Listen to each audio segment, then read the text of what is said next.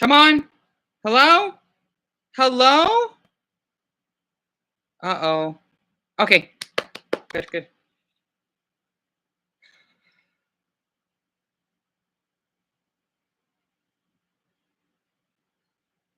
Oh my glob.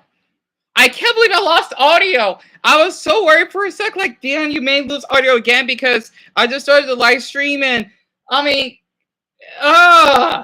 but I'm glad Lee returned. That's good. So, Lee, have a Conan the Barbarian. Conan the Barbarian? I heard a David the Barbarian that aired on Disney when I was a child, but wait a minute. Is he supposed to be like a popular, tall, gender comedian? If so, I think I have. He's tall, right? It's like he's the one that's on Saturday Night Live because I remember there's an episode of The Simpsons when Bart says, "I didn't do it. I didn't do it." Right? That catchphrase because he made like a cameo. Is that the one you're talking about? No, no, no. I don't know who that is. It sucks that my phone doesn't work. Well, I need to get a charger port because I could look it up. He's a book character? No. A swords and sorcery character. No, I have not. No, I have not. To be honest.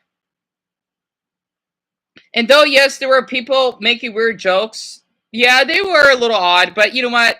I think that might be a good thing because people make it curious because we have a lot of people talking. It's like the bystander effect. That's what I wanted. By the way, for anyone that's new likers here, I know there may be bots here. Remember to like the live stream. It'll mean a ton if you do. Okay? Because we got 2. I want to let y'all know. If you, as long as you've seen bots, I know you're probably going to ignore it. Okay? I will interact with every single one of you. Don't think I'm going to ignore you. And hope to Buddha's belly that we won't have that damn page unresponsive again. Because if you do, then I'm going to lose connection. And that'll suck.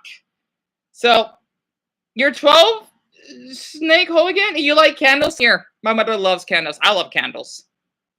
So that's pretty cool that you do. And he was played by Arnold. Really? Arnold Schwarzenegger. I didn't do that. I'll be back. I'll be back. Oh my God. I'll be back. I love that. I don't know why. Was it I'm trying to think. Oh yeah, I'll post to watch this video about some different types of depression. I'm sorry, it's amazing. We got a lot of newcomers here. Wait, can everyone say it with me? I'll be back. I'll capitalized. I'll be back. I'll be back. I love that. I can play it if you want me to. Honestly, I'll be back. Hold on, I'll play it.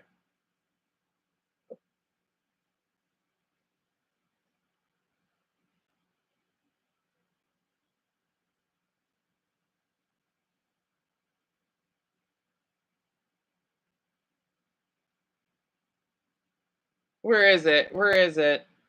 There's a compilation? Really? I'll play it very quick. There may be some ads, though. I'll be back.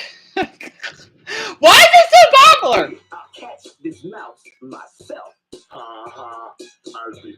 I'll be back. Oh, no, not another short. Wait, Timothy? I'll be back. Wait, who says that? For your parents? I'll be back. With weapons. Look at it. So this is it's something the critic, right? And this is by IIAFX, if y'all are curious.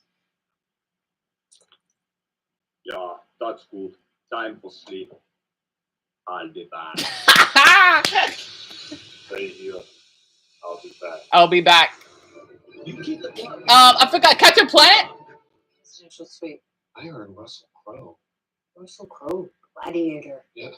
I'll be back. I'll be back. Cool. Oh yeah, Futurama. We started reading that. We'll be back for our stuff. We'll be back for our stuff. That's Terminator 3, right? I cry when I watch that. I'm back. What? I'll be back. Irrelevance this fall. Just remember one thing. I'll be back. I'll be back. Wait, what movie is that from? I'll be back, please. Oh, Phineas and Ferb? Actually a big blurry blob at the moment. But get me. I'll be back. I'll be back. I'll be back. I'll be back. What cartoon is that? I'll be back. I'll be back. I'm sweating. Perfect evening. Terminator 2 and salsa. You'll be back. You'll be back. Oh, I'll be back. Jimmy Neutron? Johnny. Hey, hold on. I'll be I'll be back. I'll be back. Okay, listen, you got a copy of Aladdin first? Let me check. I'll be back. I'll be back. Kind of like that one. I've asked you not to do that. On your marks. Get set. Join. I'll be back. I'll be back. What cartoon is that? Looney Tunes? It says Acme. I don't have a catchphrase. I have so many of them. I'll be back. I'll be back. So that's Rocky, right? I'm gonna speed this up a little bit. I'm so sorry. I just want to warm ourselves up a little bit. Almost out. I'll be back. I'll be back. Back enough. I'll be back. Wait, he's in that movie too? The one that was on Die Hard? Wait, where are you going? I'll be back. Oh, I like that one. Not to say that, did you? That's what you always say. I do. Doing, and then when the movie came out, I remember I was here in New York for the promotion, and I walked down on Park Avenue, and this one fan came up, and he said, "Just say it, just say it." And I said, "Say what?" And I said, "Say the line. I'll be back." And I said, "I'll be back." I said, "No, the way you said." That's cute. Wait, did I lose? I think that's. Movie. Oh yeah, I think I lost internet right there for a sec. I'm sorry. I just want to warm ourselves up. We're worried. Okay, let me screw up. Ah, this is awesome, honestly. So, the thing is, Female Enemy Master, it's like a random catchphrase because I kind of like practice Buddhist morals. Instead of saying like a hope to God, you know, something like that, because it's overused, I just say I hope to Buddha's belly or oh my Buddha, right? Like, oh my Buddha is something that's like, what is, Dion, it's supposed to be non-fiction means not real, right? So if it's something that's happening like in real life, I'll say, oh, that's an Easter egg. Oh my Buddha. But if I'm like watching a cartoon or there's something cartoonic, I would say like, oh my club. Like that, right? So, and plus, I like watching Adventure Time. So basically, I suddenly developed that catchphrase for some odd reason. And KHD, thank you, honestly, you know, for saying we're doing great. And Elita, you're 16. You love anime. That's awesome. And female, oh, so you're teenagers. What the hell? I'm gonna say this. When I was, since most of you are teenagers, right? Does anyone remember? Okay, who here? If you watch The Simpsons, type a yellow heart. Okay, I love this. Oh my, you probably may know what I'm coming from, right? If any of you are like, okay, if you're a teenager, you don't need to say your age if you're comfortable. Put type a yellow heart, like as in like 13 to, well, I know there's one that's trouble on here, right? 13 to 19. Okay, if you're around that age group, put a yellow heart. Okay, there's this song that I wanted to play. I love hearing it. I don't know why. Except, well, I was 19, but I want to play it. Okay? I want to play it.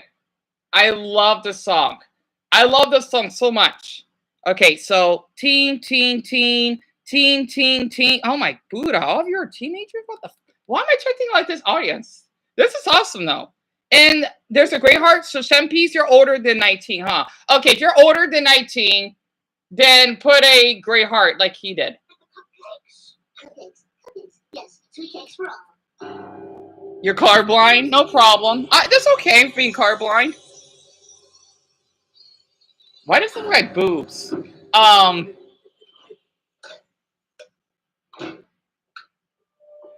beer, you've had some great times. When I was 17, I purchased very good beer. I drank Some very good beer I purchased with a fake ID. My name is Brian McGee. I stayed up listening to Queen when I was 17.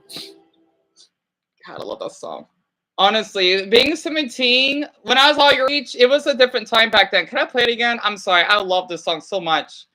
When I was 17, I drank some very good beer. I love the I song. drank some very good beer I purchased with a fake ID. My name was Brian McGee. I stayed up listening to Queen when I was 17.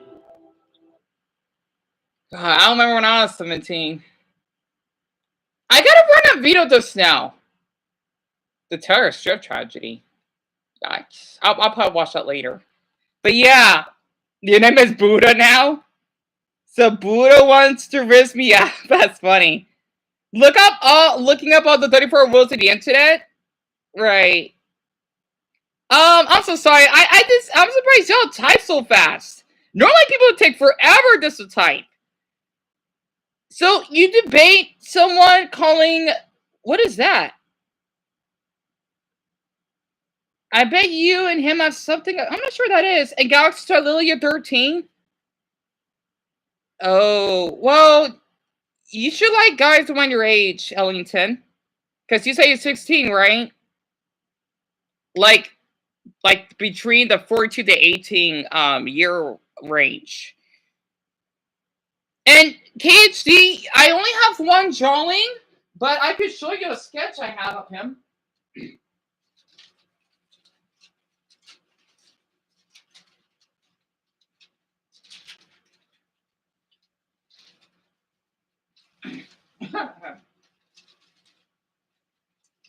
Where is it? Here it is. Oh, by the way, if y'all want to see my drawing of Poof, his name is Perry, right? From the reboot of Very Odd Parents. Type a purple heart emoji. If you could get like 4, I'll show the drawing I did of him. It's not the best drawing. I made him older, of course, because, well, I thought he looks cute. Well, obviously he's like 20 in the cartoon, so that's why I thought he's hot. So, if you want, put a purple heart emoji. If we get at least 4, I'll show the drawing. And we only got 3 likes. So remember though, even though they might be, well, maybe because they're new to the channel, so maybe that's why they won't like the live stream yet, Dumbo. But that's just my guess. My favorite type of candle, it probably the pumpkin and nutmeg. That's the one my mother basically bought. And God's Sister Lily, I do not know what Boco no Pico. I heard of it. What is Boco no Pico? About that. Boku no Pico? Is that an anime? I forgot already. What on earth is that? Am I gonna get copyright if I put the theme song? That's Boku no Pico? What the hell is that? Wait, I gotta wait for these ads. In the triple treat box for people.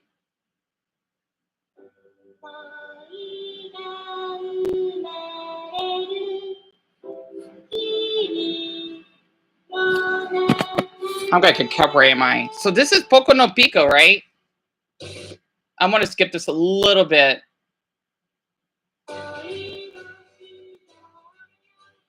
That's what it is? It looks like an old anime.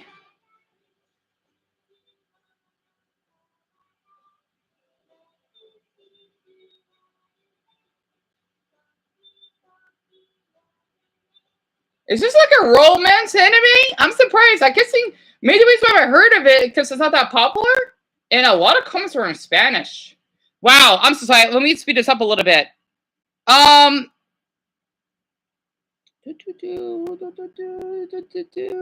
Yeah, remember to be respectful in the chat. That's what Sola says. By the way, he's 19, so he's like the elder teen. That's like, you know. So please remember that. That's why he's a mod. So it's a fantastic anime, and my favorite website, Female Anime Master. It would have to be. I don't have a favorite. I do like Kim Cartoon though. And what is it? Master Anime? Where you watch all the animes for free, so that counts. And I don't know what Ink Bunny is. I like YouTube compilations that people say they'll be back, right? Engaged. Are you gay? That's random. And no, Female Anime Master, absolutely not. Absolutely not. Hell no, I don't. That's her question. And yeah, sorry, I'm gonna do that right now. The mental disorder, yeah.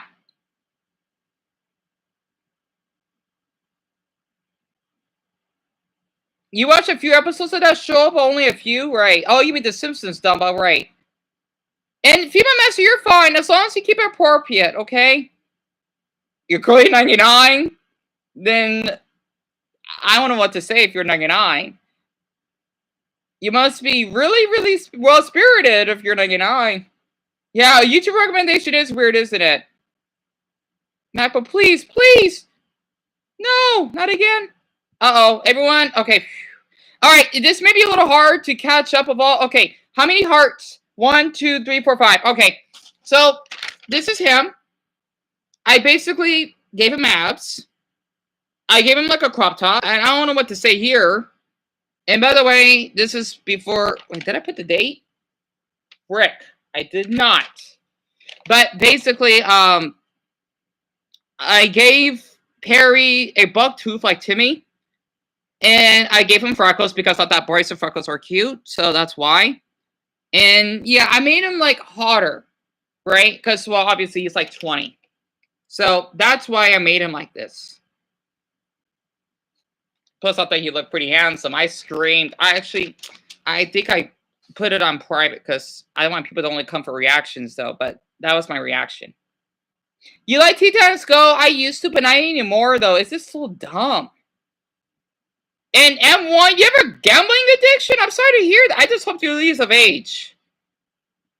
But still, I feel awful to hear that. It cured your gambling addiction? Interesting. And it's really wholesome. And it's romance. And it was popular back in the day. I like you put oops. It's very romantic. Right. Oh, you're in your 20s still. I'm so sorry. I thought you were 19. My God. I have a friend called Coolman. He loves MOP is My Little Pony, right? I never used to watch My Little Pony. I did watch I watched Bear Bears growing up, but I did watch Care Bears. Oh wow, Ling, you're tall. Goodness, 6'1". All right, I'm curious. Okay, most of you are teenagers, right? I'm just curious. I am. Maybe it's because I look young. I don't fucking know. What are your heights? I'm sorry, because I know this is a run-on topic. I'm curious. I am really curious. What are your height? You don't have to answer, by the way. I don't mind. I'm curious. Like, what is your height? I guarantee 100% of you are taller than me. By the way, Dumbo's taller than me. So, wait. So you, what are they saying? Oh, okay, because they're acting dumb. Yeah, I know who Angela is. I'm going to give you a warning, okay? The reason why Source is blocking a couple of you is because if you're, like, too off topic and you're acting a little... Yeah, I get you are teens, right? If you act so as dumb on Sororious, if you act a little dumb, okay, and unnecessary, you may get blocked. Just give a little warning, okay? So, please be respectful. If not, then you're muted. Basically, block just means... I do like to give warnings, but they're mods, right? I normally give people like a couple chances, but it's like a warning, okay? I mean, what he will do is so that this is okay. If you act dumb or if you feel uncomfortable in any type of way without me knowing about it, he will time you out. So I like to play like the baseball game. You get like 2 warnings. And if you act dumb for the 3rd time, I mean, I'm not sure if you may keep that up. It might be a little hard. You will get muted completely. I like to give people many chances. So Sempis, you're 6'5", and kids, you're not 3'6", 6'5", really? Interesting. Kind of tall. That's bullshit. That's a little person height. Okay, I know y'all are trolling here. I'm 13 and 9'11". I have a hormone defect. Interesting. Well, as long as you don't joke about 9'11", Kenneth, then it's fine. It's fine if you make fun of make up a height. Just don't joke about that. Okay, remember. Well, FEMA, or fan, that's your decision. Yeah, and so that's fine. It's like, look at your 4'9". Okay, we got a reasonable height here. So you're 4'9". Interesting. And what do you think about people hating on My Hero Academia? Wait, what does year the rabbit drawing me in? I'm confused. I remember your 9/11. Oh, so y'all see the shirt in the background, right? You see it? You see it? I still have it. And by the way, it has the fairy tale, pardon me, of Natsu and Happy, because I have a crush on Natsu. I think he's hot. So, literally, I love fairy tale. Hell, Shiki's hot. Okay, if any of you have seen fairy tale, add or type or whatever you want to say it, a comment, a cat emoji. Okay, comment a cat emoji if you have seen fairy tale.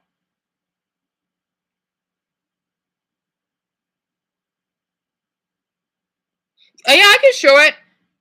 Oh, yeah, I see that all the time. My name is Yushikage Kira. I'm 33 years old. My house is I know that's like a creepy pasta, right? I see that all over the place. Where all the villas are, and I'm not married. Who did? I wonder, who's the one that... Is that like an actual person, or is that made up? I work as an employee for the the department stores. I remember hearing about this on Reddit. I'm thinking, what the hell is that? All right, cat. So 2 of you have seen fairy tale. Yes, I'm on 2 feet. And Sig Hogan, you watched fairy tale? The author did a My Hero Academia drawing of the... Really? That's interesting, Yen. And sorry, go ahead. I'll play the video, the depression video when you get back. No, it's not, Shempis. No, it's not. No, it's not. All right, so let me show it very quick.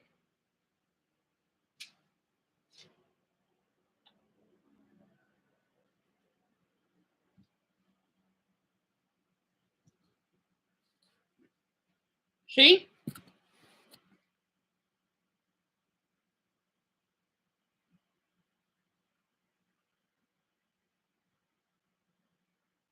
And here's her back.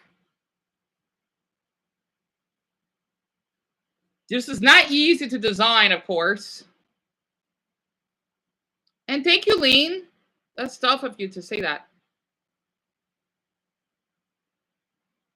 It was not easy because it's nothing but marker. So, it took me like a few hours to design it. I had a one-piece t-shirt, but I don't want to talk about it, though. Oh, we're down to 10 views, so I don't know what happened. The other live stream we had like up to 22. I think that's the most I'm ever going to get. But it's nice that we have a lot of people on here. But, yeah, I only wear that shirt. I mean, the front, right, during 9/11, and I would have the American flag because I'm sure y'all heard of 9/11. I hope you have. Of course, I'm older than all of you, but I'm like the elder on here. Let's just say when I was in kindergarten, I remember that my mother and I used to go to Orcas. It's in Washington State because my best friend Joshua used to live there. We basically traveled before 9/11, and it was quite an interesting experience because, oh, never down to 9 views now. I guess he made those robots. Oh, I'm not worried about it. But it's just nice we got more people on here. That's like the end. That's progress. Basically, back then it wasn't like, it was more carefree. You see, like, if you see like a lot of videos, like maybe I don't know about TikTok. I don't like that stupid app, but like if you see Puppet Freakouts, you see how people act like Karens and Kevins on airplanes. It's like that, right? But back when I was a child, it wasn't like that. And I remember when I used to fly a lot with my mother, I would collect a lot of like airplanes and they would make sounds, right? And the pilots there always give me like little badges. Like I think every child that flies for the first time should experience that. I was 5. I was carrying a little teddy bear, right? And I got so much attention from you that I was like, "Oh, you look so cute," right?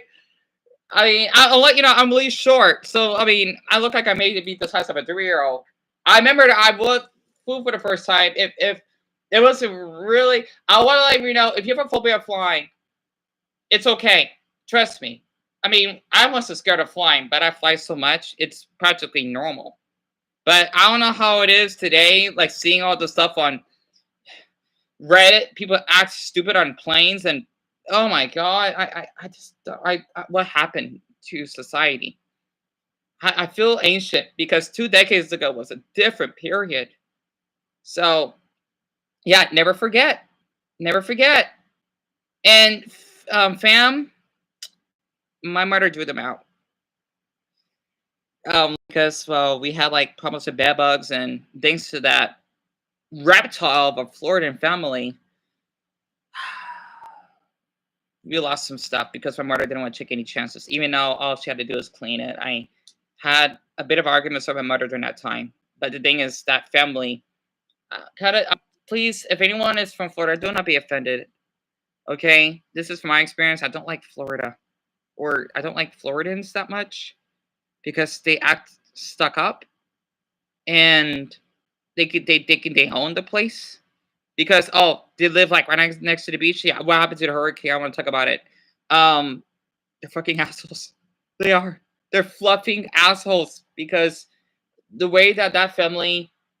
Oh yeah, because they're homeless. They don't know where to go. I knew them, and yet they thinking they could just like own the place when their name was on the lease.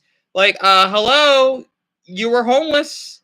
You should be grateful that you have a roof under your head. Didn't your mother tell you that? And apparently, no. Not to mention, the mother is a fat hog, literally. Maybe that's why she got like. For anyone that has acne, there's nothing wrong with acne. I'm just making fun of her because she deserves it. Like, I'm thinking, yeah, maybe if you didn't eat so much damn sausage, you wouldn't have moles on your damn face, right? She was such a bitch that, she would buy food that she wasted. And yeah, I feel guilty. I ate some of their food without asking. It's just like butter and jelly, nothing extreme, right? Plus, I already told their mother I'll pay her back, right? Because my brother and I were struggling on food. Apparently, she gets a temper tantrum out of that. Like, okay, like, yeah, you literally bought chicken that you didn't eat. You bought like a dozen pack of apples you haven't even touched, and having a pistachio ice cream in the freezer that you didn't want to eat. Like, what? Like, seriously? Like, are you kidding me? I'm thinking there are people that would die to eat that food. And by the way, I didn't eat the pistachio ice cream. I want to try it. But I literally ate, don't worry, it's not like she bit off the chicken, right? But when they left, I was just so frustrated because I was like their butler, having to clean up after them, right? Having to draw away 13 pounds. Like, has anyone seen Archie's Mysteries? It's like an old cartoon, right? I mean, Archer. Y'all too. Most of you are probably too young for that. Archie. I'm gonna say this. What's that sound? Archie's Mysteries. What is going on in this town? Archie's Mysteries. I used to watch all the time when I was a child. Plus, I had a big crush on Archie and Jughead. Not to mention, Jughead is asexual. If y'all seen Riverdale, right? Things are getting weirder, Riverdale, right? I'm gonna watch Riverdale. I have it, right? I have not, but basically think about like the Halloween episode, right? When the potatoes are being mutated, like they're from outer space. And literally, it's like, what on earth is going on with these 13 pounds of potatoes? I literally had to throw away oh, basically, I mean, she's what, an 18-year-old grown woman here, right? I'm thinking, Brianna, why are you basically like, my mother doesn't want anyone to enjoy her potatoes. So you tell me it's okay to have your mother and you acting like pigs in my own house by leaving potatoes as in rotten food? Or, oh no, we're down to 5 views. Oh god, I hope I'm not boring anyone to death. Yeah, it's alright, it's alright, it's alright. We got a lot of views at previous live stream. What happened? We were doing so good. And the thing is that I had to throw away those potatoes. I was so pissed off. I was really pissed off. And oh my god, I hated them a lot for that. I'm so sorry. I just had to share that. I hope I'm not boring anyone here. Because I want to we're down to 5 years. We're doing so good.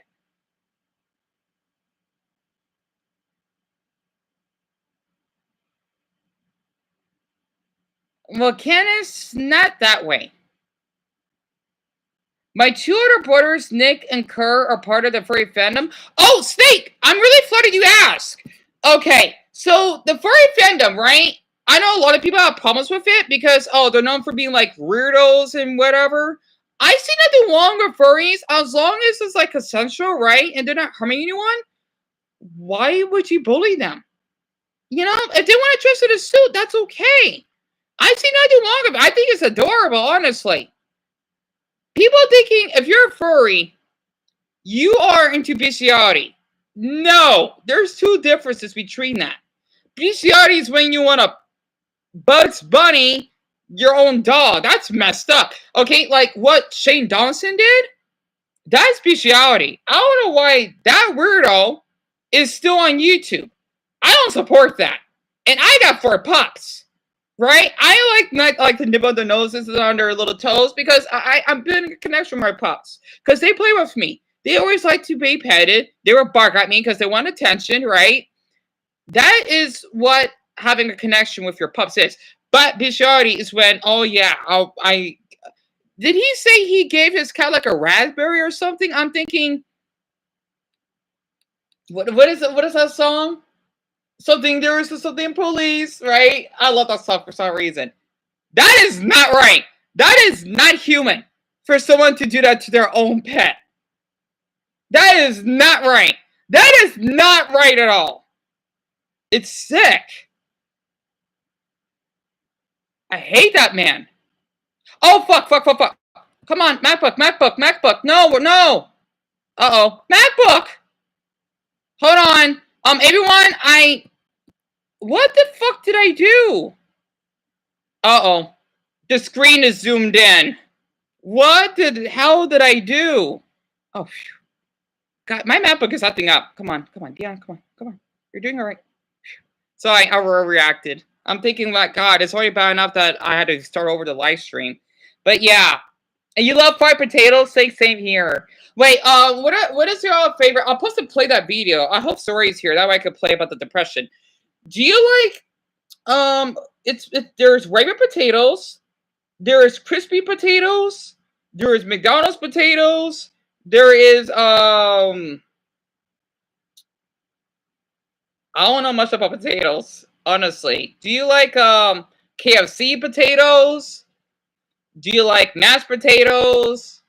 What type of potatoes do y'all like? Honestly, I thought it could be a little random because it'll bring more people on this live stream. And yeah, so as bedbugs are a pain. They are. They totally are. Have I ever played Daytona USA Lean? I have not. However, though, I did play I forgot what the game it is. It was on the N64. They have the Chuck E. Cheese. Well, when I was a child. Like when they say checkpoint. I forgot. It's like an old game, right? I think it is Daytona USA, right? I think that's the one, right? That they would have the Chuck. I don't think they have it at Chuck E. Cheese anymore. But in my childhood, we basically had that growing up. And those rat bastards from Florida, yep, Lean, absolutely. Kevin! Yeah, I love Home Alone. Wait, I want to ask you a question, right? What do you like? What do you like better, Home Alone 1 or Home Alone 2? And Home Alone 3, it's not that good. It's not that good, honestly. It's not that good at all. Excuse me, I'm hurt.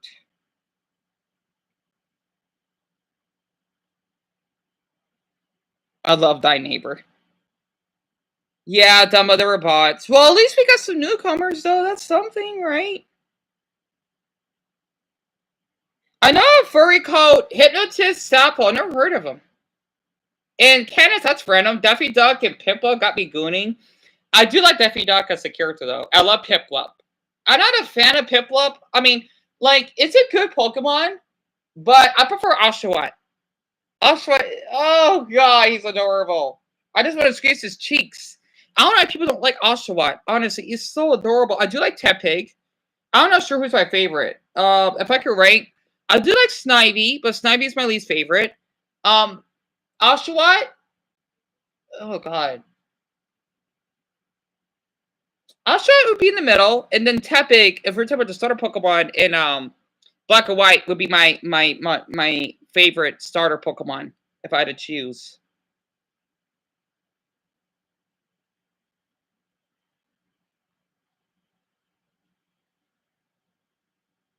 Would I go to a furry convention? Yeah, I would.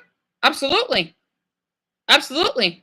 You know what's ironic about that, Lean? When I was in high school, I had a couple classmates that dressed in furries. Like, they were, like, in furry suits, but they had, like, the little furry tails. I'm thinking, like, that's cute, but, like, why are they wearing that? And next you know, I didn't know that furry was a thing all these years. So, yeah, I'll go to a furry convention, absolutely.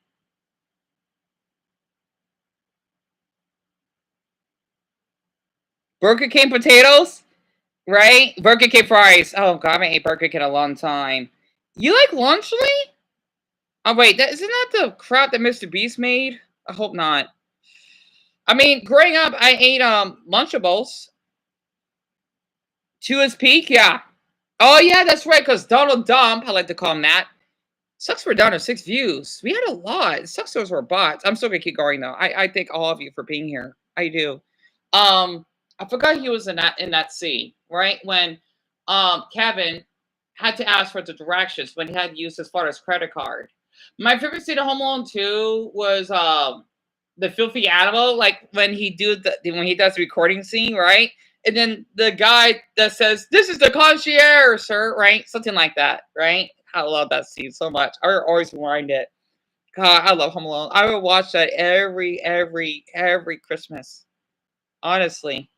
And these newcomers are suspicious, but if they are real, then I appreciate them for stopping by. Same here, Solus. It sucks, though, that they were suspicious, but it's all right. What's a Lopunny? Oh, you love it? Kenneth, that's awesome. I wonder where Sorry is. Wait, Lane. Oh, yeah, I know. The reason why, I guess that's why, well, the reason why is because people tend to do they like to bot draw my live streams. They just want to look out for me. I get it. Like, we're having fun, right? But they're just trying to make sure that everyone is safe on here. I think that I hope that's not the reason everyone left. Is so then, well, then I guess they're not meant to be here. They're just looking out for me. And they're looking out for others on here that wanted to join in. So I understand that. Honestly. Because I know how people they like to bot a lot. And I don't support that. I would have real people, but only a few. Than having so many bots, right? I don't like that. The Boy in the Striped Pajamas is your favorite? Wait, favorite movie? What movie is that, Ken? Oh, Lopati! Oh, wait, I'm so dumb. Lopati from I forgot what Pokemon generation that is. I'm thinking about Scorbunny. Scorbunny is the pre-evolution, right? If I got that correct? Right? Yeah, Double, you're fine. And so is, I thank him a lot for doing his job. Honestly. You two are doing great. I want y'all to know that. I hope Darren is here, though. It sucks how to restart the live stream because we had a lot of people on. Maybe they weren't, but who knows? I'm not going to overthink it. But yeah, I love Score Bunny. Oh God, I love Score Bunny. He's adorable. Actually, I like the one that looks like a monkey. That do you know what's his name? Go had, right? I forgot his name though. He's like my favorite. Frick. I have this shirt, but I'm too lazy to show right now. Sorry, I'm so sorry. It's so dark in here. Wait, let me open the window. I might need to air it out. Doesn't matter. She was sometimes complaining that I was smelling here because of my clinical depression and whatnot.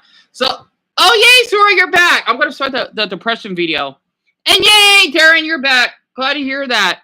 But yeah, we had a lot of viewers, but I guess it's for the best that because I guess a lot of them were bots, so it kind of sucks. But I'm gonna keep going anyway.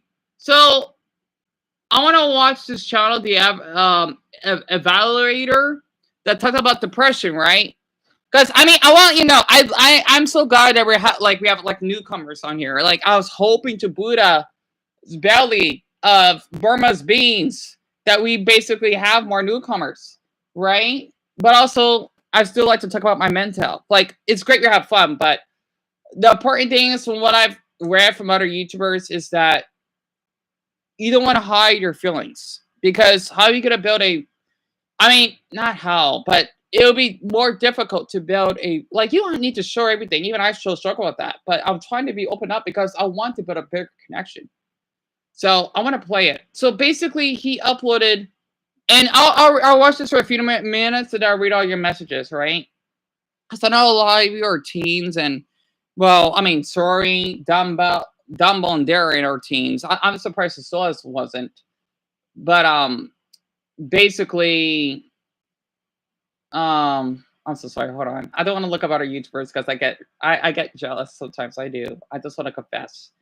I'm sorry because I see that guy everywhere playing Mario Party. He's so lucky that I grew up with Mario Party. I get jealous that he got a lot of views. So the thing is, since I'm the jealous type, I get easily influenced if I see someone's videos and my recommendations. That's why I only watch certain YouTubers. Acting gay to keep on women, that's not right. That is not right. Anyway, I gotta ignore other YouTubers right now. So basically, this is every type of depression 20 minutes. And I love this channel a lot because his stick animation figures are adorable. And since I made a video about my schizophrenia, I may have it, right? I think I do. It's fun to maybe, not to mention that Nick guy does look pretty cute. How do you think Sorry, I focus on other YouTubers. I do. I'm surprised how he looks like. So this is why I like how we get a lot of support because I do get lonely a lot. I do, and I try not to watch these YouTubers that make me feel like, oh yeah, I get many views because they're doing so well because they're attractive or whatever. I like this show a lot because it's really educational, and for people like me, even sorry that goes to depression, even Dumbo, I'm sure. It's really important to watch videos like this because as someone that goes through a ton of mental illnesses, I'm probably gonna name at least 10 on here that I can relate to. I wanted to share this because even though we're down to 5 views, even though we do have a lot of fun, right? I still want to have the serious times because I don't want to come off as a faker all the time. It's not healthy. So I just want to say for anyone, if that's a bother to you, you can view another channel, and I thank you a ton for stepping on by, but this is also important. Plus, I just love this channel. I do. You're in no mood to do anything, see anyone, or even get up from bed. You're weighed down with sadness that feels like carrying a backpack full of bricks. However, your phone rings and a childhood friend tells you he's in town and wants to hang out. Suddenly, it feels like someone opened the curtain to the dark room which has been your life for the past 2 weeks. You're immediately very excited and happy, giggling and smiling like you just won the lottery. That's basically the mood reactivity of atypical depression in action. I used to have that. Basically, it's when you're depressed, you want to get out of bed, but if you have a connection with someone, your mood goes up. I don't have that, sadly. I wish I did. Immediately improves when something good happens. One moment you're down. Well, I may have what you phrases of atypical depression, yeah. because someone gave you a compliment. You know what? Like with a lot of people that joined on the live stream, I did had an atypical depression moment. So yeah. Isn't your typical kind of sadness. You see, instead of the classic depression symptoms of not wanting to eat anything. Oh, okay. Nope, I don't have atypical then. Be a storage home for food. You could sleep for 12 hours straight and still wake up feeling like a groggy sloth. Now, because it doesn't fit the classic mold of depression, most people just associate it with feeling sad no matter what. But atypical depression is more like an emotional roller coaster. Basically, if classic depression is like being stuck in a dark cave with no flashlight, atypical depression is like being in the same cave, but every now and then someone hands you a glow stick for 5 minutes. It's not a permanent fix, but hey, at least you can see where you're going for a bit. Subsyndromal depression. Think of subsyndromal depression as the understudy of major depressive disorder, MDD. It doesn't meet the full criteria to take center stage, but it still sneaks in to mess with your mental health. The symptoms are milder than full-blown depression, but annoying enough to make life feel like a gloomy Wednesday when it's supposed to be a sunny Saturday. Now, the term subsyndromal literally means below the threshold. So it's as if the depression is lurking just under the radar. Like a Wi-Fi signal that's frustrating. You'll be persistent. God, we're down to 3 views. Did everyone left? Well, I guess I just showed the true colors. Oh, well. You know, I'm not going to give up. I'm not. Honestly. Because I want to have people that really support me, not just for all the giggles. I mean, it's great, but that's why I try not to look up other YouTubers because of my jealousy. Mood like that dull ache after leg day. Constant and mildly irritating. Oh, frick.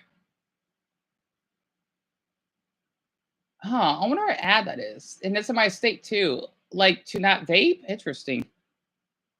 Yeah, we had a handful of people. I noticed we're only down to 4 views. What happened? You're literally always fatigued and have no mental strength to even do the smallest tasks. So every day feels like you're wading through molasses. However, this type of depression normally occurs when your brain chemistry is layered by stress, relationship issues, or lack of sleep. This can create an avenue for this depression to sneak in and mess with your serotonin levels. Who knew being a sleep-deprived couch potato could have consequences? Basically, with SDD, you're not devastated, but you're also not thrilled to be alive either. And while most people it's like meh. It's like meh. Like you're depressed, but like you're not like on the boredom of or the boards of suicide. Off is nothing. Oh, my ear. Subsyndromal depression can spiral into something more severe. Think of it as a leaky faucet. If you ignore it, it might turn into a flooded bathroom. Psychotic depression. Picture this. You're in the middle of a Netflix binge, wrapped in your favorite blanket, ready to dive into the world of fictional drama. But suddenly, you start hearing voices saying, "Why are you even watching this? You're useless." You pause the show, confused because there's no one else in the room. I kind of have that. Ouch. I kind of have that. That's tragic. And she doesn't seem judgmental today. This is basically the blueprint of psychotic depression. Basically kind of like psychosis. Oh, God. Doesn't just bring sadness, but also invites delusions and hallucinations to the party, turning your mental health into a chaotic episode of Black Mirror. Aside from the fact that you'll start seeing and hearing voices that aren't there, you'll equally experience really strong delusions, like thinking you're responsible for global warming because you forgot to recycle that soda can. There would also be an overwhelming sense that the world is out to get you. I have psychotic depression. I literally think about that all the time. Like, I mean, Dumbbell, Darren, Story, and Snows, like, basically the way I have my meltdowns, it's like that, so to speak, right? Like, even though we're doing fine, I would get this, like, moment in my head that, Dion, you're not good enough. You're not, like, this cute, like, Mexican guy that you see in the thumbnail that's playing Mile 46, right? You're not, it's like that. And then I would randomly, like, would get my meltdowns. That is basically psychotic depression, right? So, I mean, I have more than that, but, like, that's one of my symptoms. I literally have that because since I've been mistreated by so many people, right? I don't know when it developed. Like, pretty early, right? I had this for years.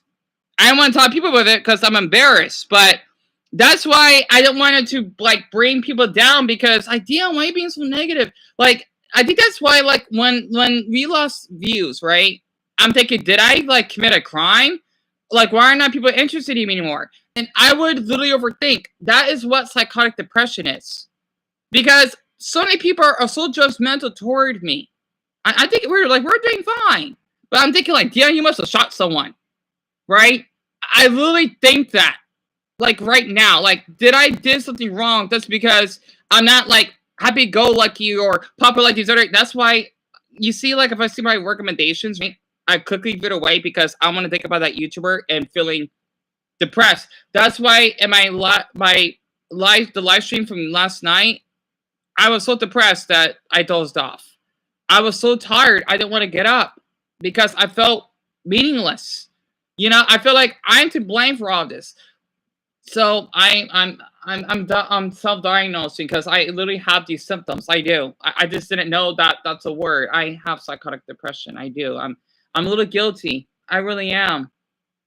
Honestly, I'm shocked that everyone else left. But you know what? Maybe it's for the best. Maybe it's for the best. But you know what? I guess they could be bots. It kind of sucks. But anyway, God, I was hoping like, yeah, we'll get Seymour, but maybe that's why they were bots because it's amazing we had a lot of them, but I only had like 58 views. So yeah, something was off. Oh, excuse me. It's kind of disrespectful. They all left when Dion began. Yeah, I noticed that, Stolas. I noticed that. God, that's heartbreaking.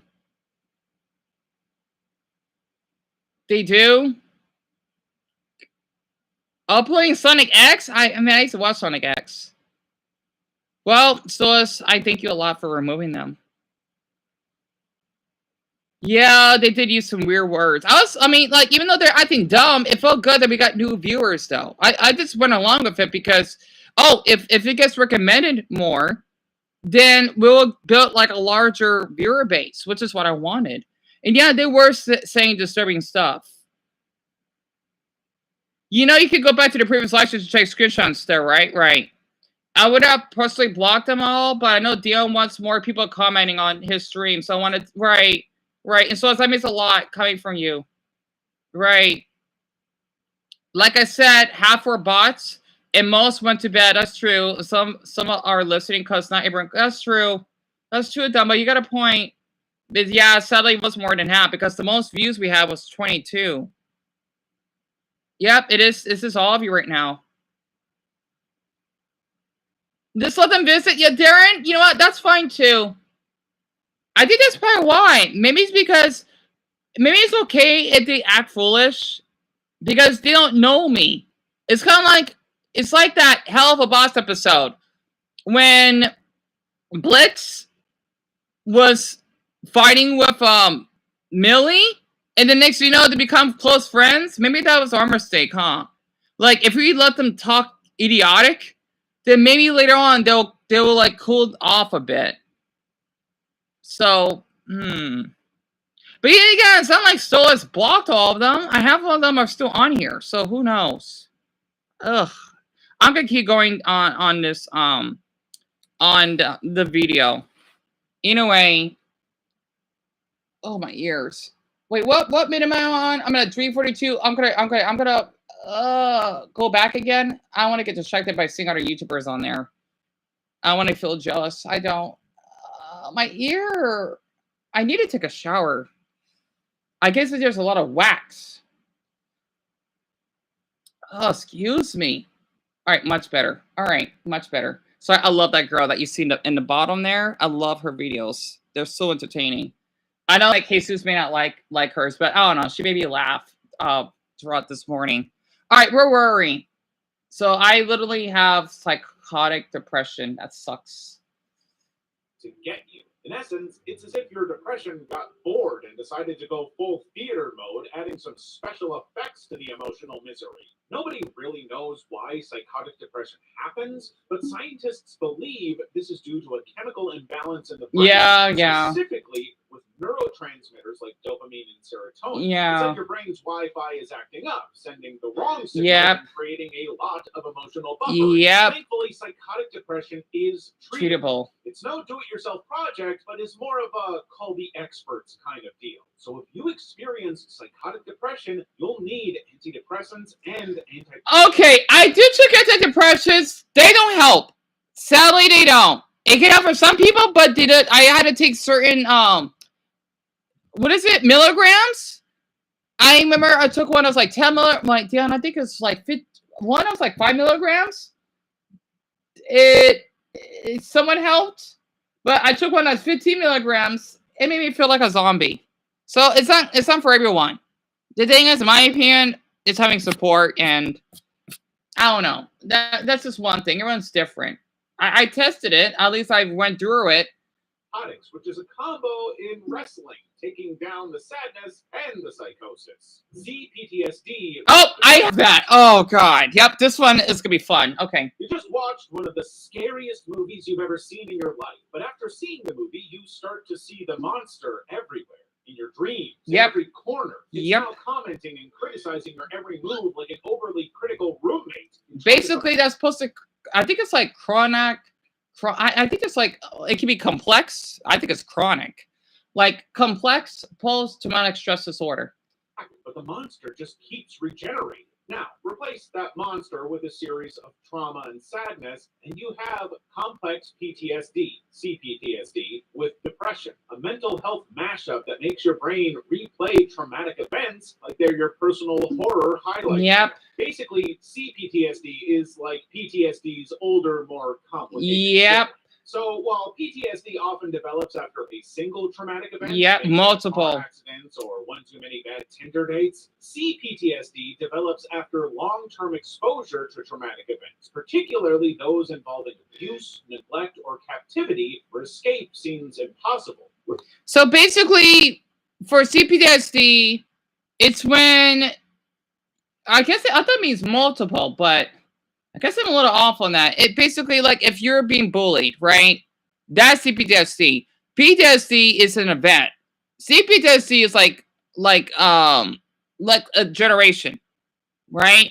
You will go do that for like days, weeks, whatever. PTSD is like that afternoon, right? So like if I'm thinking about when I see that poor chihuahua that basically got hit by a truck, that's PTSD, right? I still play that in my mind. But CPTSD is when I get bullied by someone and I constantly have those thoughts.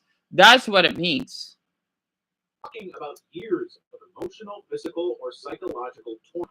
Now add depression to this mix, and it's like someone handed that monster a microphone and a playlist of sad Adele songs to Yep. play on repeat in your head. Yep. It's not a one-time scare like a bad roller coaster ride. It's like living in a haunted house where even the skeletons have skeletons. Now, this prolonged enduring exposure would rewire your brain's emotional and stress systems and your survival. I'm a little shocked that everyone left.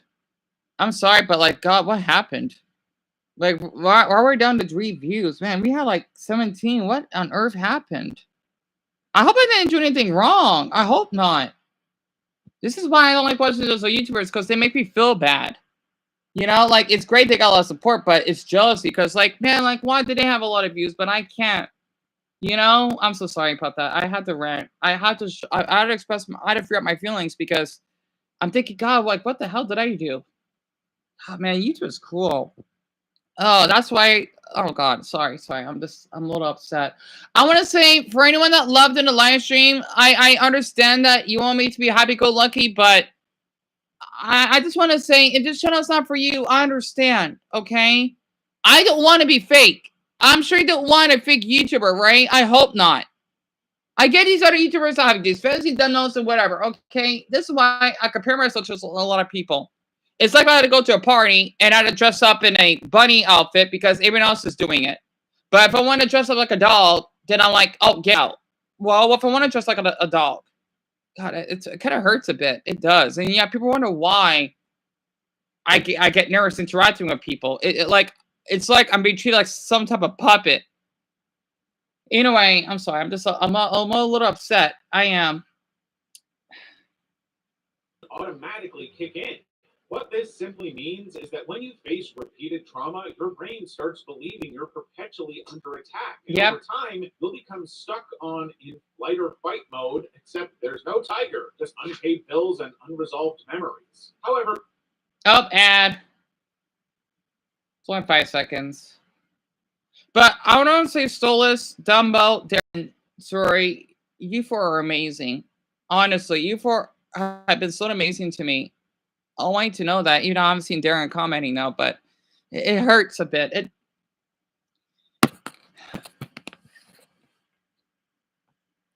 And I was hoping that we get more viewers on here, but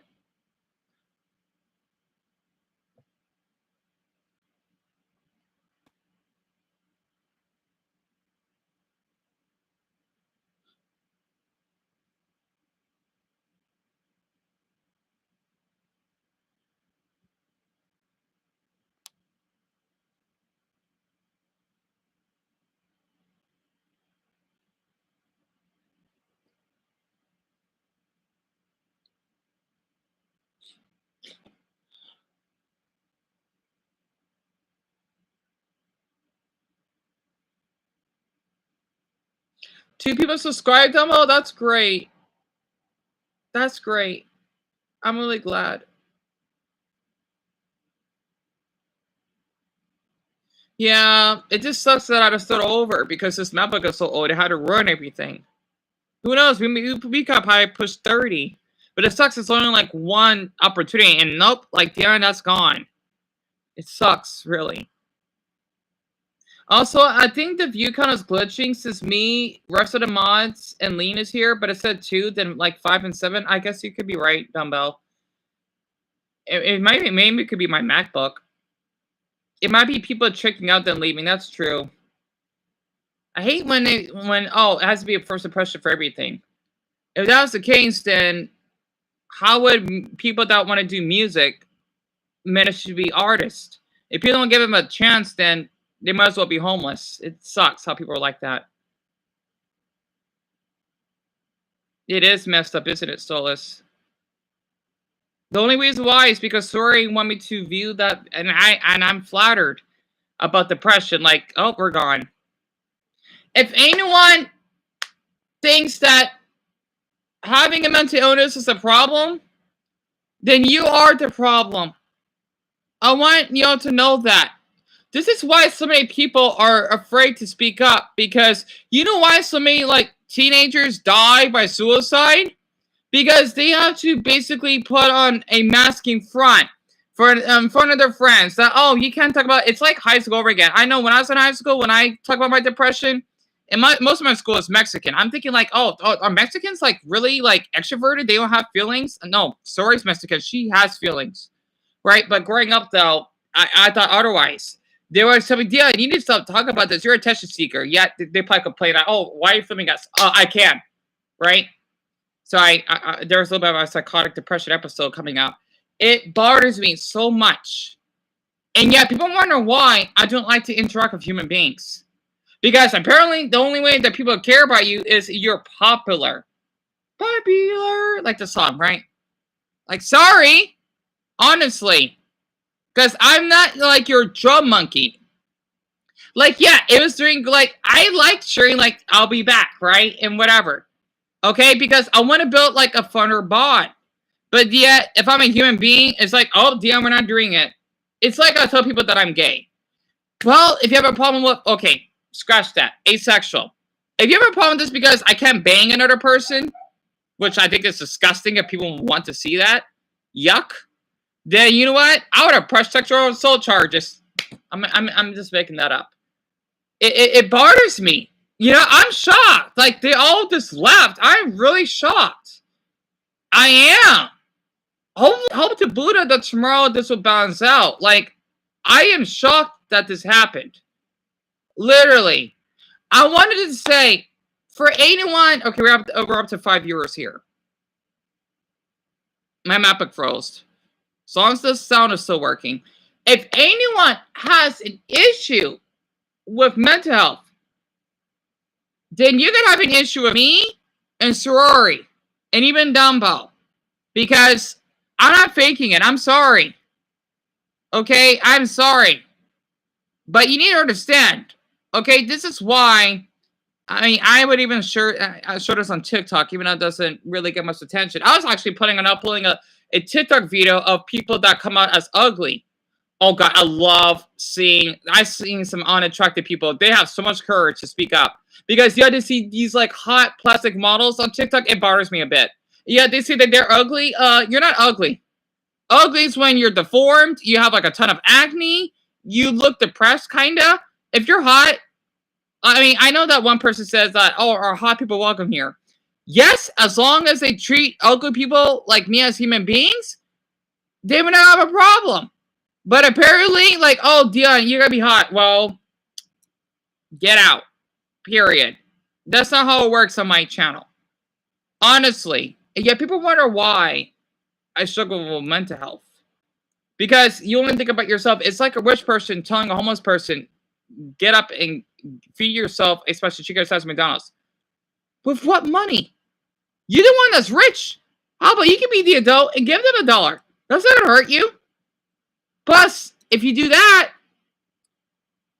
people would think that rich people are not as awful. This is why I don't like watching a lot of YouTubers. They get me jealous. It makes me thinking why they're here. Who's Shaquem? Well, Shaquem, you're gone. So, and I'm the one that does the bum here, not them. So don't basically comment on misinformation that you don't know about. Please don't.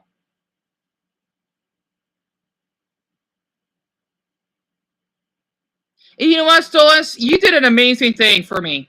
You know what? I mean, I think I'm kind of glad that this happened early, because if we're talking about a long time, it probably would balloon even worse.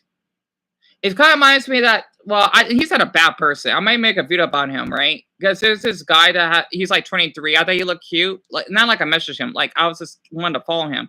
He has his bio that, oh, if you put your age, you're blocked. Well, I get it. Like, that's great that you don't want to talk to anyone that's underage. That's great. But if that bothers you so much, just put it on private. I think he blocked me, and he had people that were following him that doesn't have their ages or their faces, right? But he would block me. I mean, I gotta check my other account, right? He has autism and he's non-binary. I don't care. But the thing is, I know he does OnlyFans. He seems a little bit hypocritical, but some of his posts doesn't even get like more than, well, one that probably got like 100, but some of them probably don't get more than 30, and yet he's following like 900 people. Okay, like I get it, you're autistic, like the rest of us, like me, like Dumbo and Sorry, but doesn't mean you can be an asshole. Honestly, autistic people could be assholes just like the gay community. Absolutely. And I know my experience because gay guys want me to push me to have sex. How about I could call the police then? You're not gonna make me do anything. Just because I'm part of the gay community doesn't mean that, oh yeah, I was banged. No. You know, God, people are fucking weird sometimes. God. And you know what's ironic? Except for, so I just thought this was 19, but I was wrong. All three of you are teenagers, right? Dumbo, Sorry, and Darren. And yet, they're like, all of them are like, maybe a little younger to you. It's kind of shocking to me. It's like if I would have like 4-year-olds that act like them. And I'm 29. Like, we're all adults, right? We're like in a like same or similar age category. Like, what? Like, you know what? At the same time, those are not teenagers I want on my channel. Honestly. And you know what's ironic? I guess their attention spans are really concerning. All three of you, though, have great attention spans. But for them, no. They kind of, I mean, I know there are great attention spans for alphas out there, but they kind of don't act like it. They kind of act worse than alphas. So, yeah, we don't need those people here. Exactly. And so, as you're a sweetheart, hon, for saying that I'm the sweetest YouTuber. I never feel that way. That's why I made you a moderator, because I don't feel that way sometimes. I'm blocking them because I'm reading back their messages and they acted disgusting, right? I was able to, I kept track of most of them. And yeah, I think one person that said that me and Dion love the numbers 9-11. Yeah, I may mention that number, but the thing is, I make like a reference of it. It doesn't mean like, oh, I love it. No, because that's not something that should be make fun of. Yeah, I'm thinking like, are you not an American? I'm sure you are. You want to be talking like that. And I don't care if God, I like how I like the spelling errors. And so apologize. You didn't do anything wrong. You're looking out for me. And honestly, I'm glad that you have. Also, I noticed I could look up I noticed that my gray hair is showing. I don't care if got the stream more views. We rather have a small amount of carrying people than a large amount of figures. Exactly. Like the thing is, for me, I want to get to the point that it's like I so stupid about, yeah, he had a lot of viewers, but you see what happened to him when he went to Norway? His viewers act so psychotic. I feel bad for him. You know, I do not like him. I feel bad, though, because no one should be treated like that, even if they're an awful person. The way that his hair just got, like, snapped like that. Like, that's assault. That's assault. And maybe attempted battery. That is not okay. You know, I felt awful for him. I did. Like, I don't want to have viewer base like that. Hell no. It's crazy. You're about to be 20 double, right? But like, yeah, I get where you're coming from, right? I'm just giving like an example. You know, because all of you are still much younger than me. You know, you're about like you're basically adults, right? You know, for them, they're not that young. One said is 16. Like 16-year-olds don't really act like that. Like you act foolish, but not like you're acting like you're 10. There's a big difference in that age gap. So, and Darren, yeah, you are a young adult. Like, you're still a teenager, right? I'm just giving, like, an example because you're 19, right? Otherwise, I want, like, if that wasn't the case, I want to tell people that I find 19-year-olds attractive. Like, there are 19-year-olds that look much older than me and that could drive, that have tattoos, that do porn.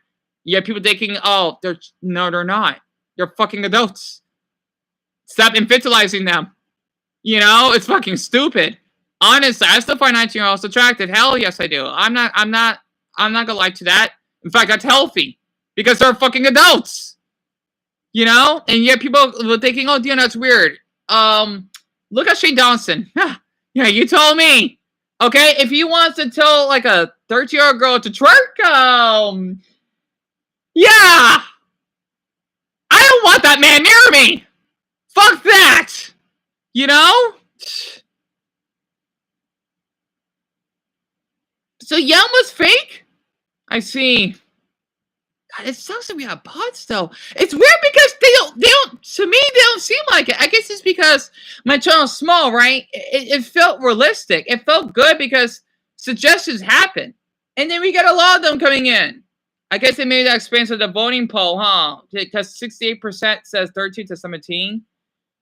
And well, we got a couple that are older than me, but they're not here, which is weird. So I don't know what the hell is going on. I expect more for the 35-year-olds. Like, they would stay around, but I don't know. Yeah, sorry, Dumbo, Stolas, Darren, yeah. They were acting off. It sucks, really. And I guess they didn't care about people that have mental health. Like, okay. Like, yeah. Well, now they know why they've been muted, a couple of them. But if they're changed their mind, then they're welcome back. If not, well, like I told them, they're gonna be muted. Because I'm in charge of this channel. Like, I'm in charge of who I set as mods. So, you know, it's ridiculous. It really is. Oh, yeah, let me continue the video here. The trauma and the depression, but with the right support and interventions, survivors can regain control, rebuild their self-worth, and find meaning beyond the shadows of their past. Substance-induced depression. Substance? So oh, yeah, drinking? Any sort of substance like alcohol or drugs is that your brain releases a higher dose. Yep, Casey went through that. That make you happy. So yep. The regular natural being an alcoholic supposed to get, the substances would alter the prescription, and a lot of dopamine would flood into your system, which is basically what gives you the high euphoric feelings. Yeah, since I don't drink, I don't need to rebut that. That's not on my mind. I don't drink. Thank Buddha I don't. Well, the next phase is depression. Seasonal affective. Yep. Let's imagine you're a sunflower, and all summer long. Yep, I have that too. Radiant and thrive.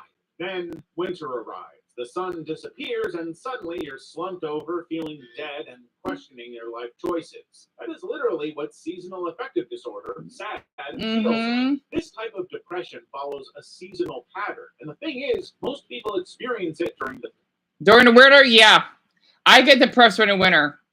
Even though how cute. Oh, it's Blippy though. Oh, he's a weird YouTuber. Well, if kids like it, what's the harm? They look adorable. Basically, here in Arizona, since it gets really hot here, right? We get depressed when it gets too hot. A lot of people don't know that. It's a thing, actually. Like, for me personally, I would get depressed when it's too hot because I like to go out for my walks. I like to stay inside. So, in Arizona standards, I hope to boot up the live stream didn't froze. Please, MacBook, please. Damn it! It did it again, didn't it? The timer froze. No, we're 4 minutes behind. No, come on. I cannot. If I had a decent MacBook, we wouldn't have to go do this. But yeah, I'm so sorry, everyone. Honestly, the stream is doing it again. Wait.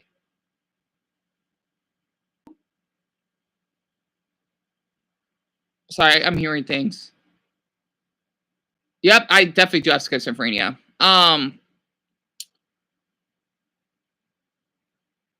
Why is the timer? Okay, I think all of your messages, they're coming up. They're just a little delayed.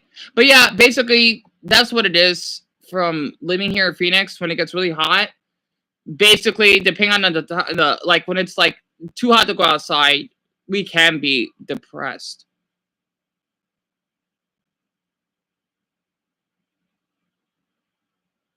No, I hear my brother though. I thought he was calling me. So yep. Oh, Darren, go ahead and eat dinner. Go ahead. And you're going to be turning 18 in 3 months, sorry? And there's nothing wrong being 18, trust me.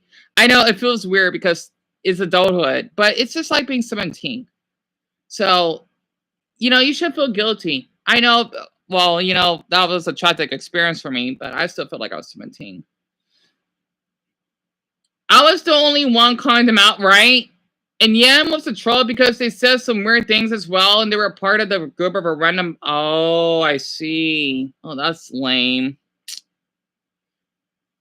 Yeah, they were stupid. I mean, it's like a mixture, actually. And bots, trolls, whatever they were, disturbing. Yeah. And so I'm so glad you saw why the bullshit. And yeah, people wonder why I do prefer older audience. I don't mind teenagers though, but like basically sororities age and up. Right? Like 17 to 19 range. 16, I'm somewhat fine with, but not younger than that unless they are mature for the age when it comes to mannerisms. They're fine. I think all your messages are still coming a little bit late, but they'll catch up because it's 8:25, so it's a little bit in delay. I need to eat something myself, but I'm too depressed to eat though. All right, it says 1 hour and 17 minutes and 15 seconds. I'm going to continue. Yeah, right, Stolas? I'm so glad. And along with, Dumbo, Story, and Darren. That's the case if you weren't here. Honestly. They would react the same way. I usually give people chances, though, because I don't want to just block everyone just because I'll just say one word. I don't want to be like that. It's like I'm like the Walmart workers. Oh, you know what? You look suspicious. You're gone for the store. No, that's not how it works for me. If there weren't some second opportunities, then many people would give up their lives and be homeless, and who knows what would happen. Hopefully the live show will catch up. I think this is 4 minutes behind in general. Yep, it's catching up. We have 6 likes? Didn't we have 5? Oh, I can't even think right now. So I didn't realize you were also saying... Yeah, I noticed that too. Hey, Lean. Oh, you passed out? Lean, don't worry. I understand. You're tired. Yeah, Lean, go ahead. I hope you rest well. I don't mind. I don't mind at all. So see you later. See? That's what I like about Lean. If he's tired, that's fine. I like how when people wanted to tell me that, oh, if they want to go, you know, that's fine. That is fine. I'm glad they're telling me in advance. That's really respectful. It is. It's like if you're meeting up with someone and they say, "Oh, I gotta go back home. I gotta take care feeding my dogs." That's great. But like when people just leave and they never return, that's like straight up ghosting. So yeah, I think all your messages are in delay. Maybe that's why the view council. I don't know. So someone voted, so that at least we got something in the live stream. So I think y'all can still hear me. It's just the messages are in delay right now. It's like my live stream is lagging, but it's not lagging. That's what it is. 826. Okay, good. So I think Lean is innocent. Absolutely. Yeah. All right, where were we? And gloomier. However, for some people, it shows up in summertime too. Think of it as a bad mood that synced to the Earth's orbit.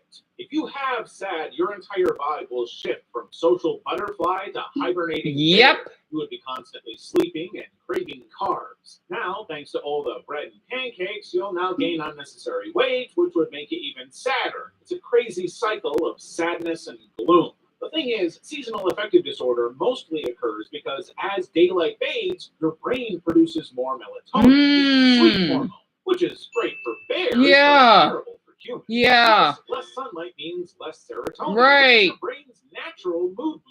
So it feels like someone stole your emotional Wi-Fi. Yes. Also, the fact that the days are suddenly shorter throws off your body's internal clock, making you feel like you're permanently jet lagged. Yes. Postpartum depression. Oh, that's for women that are pregnant after they give birth.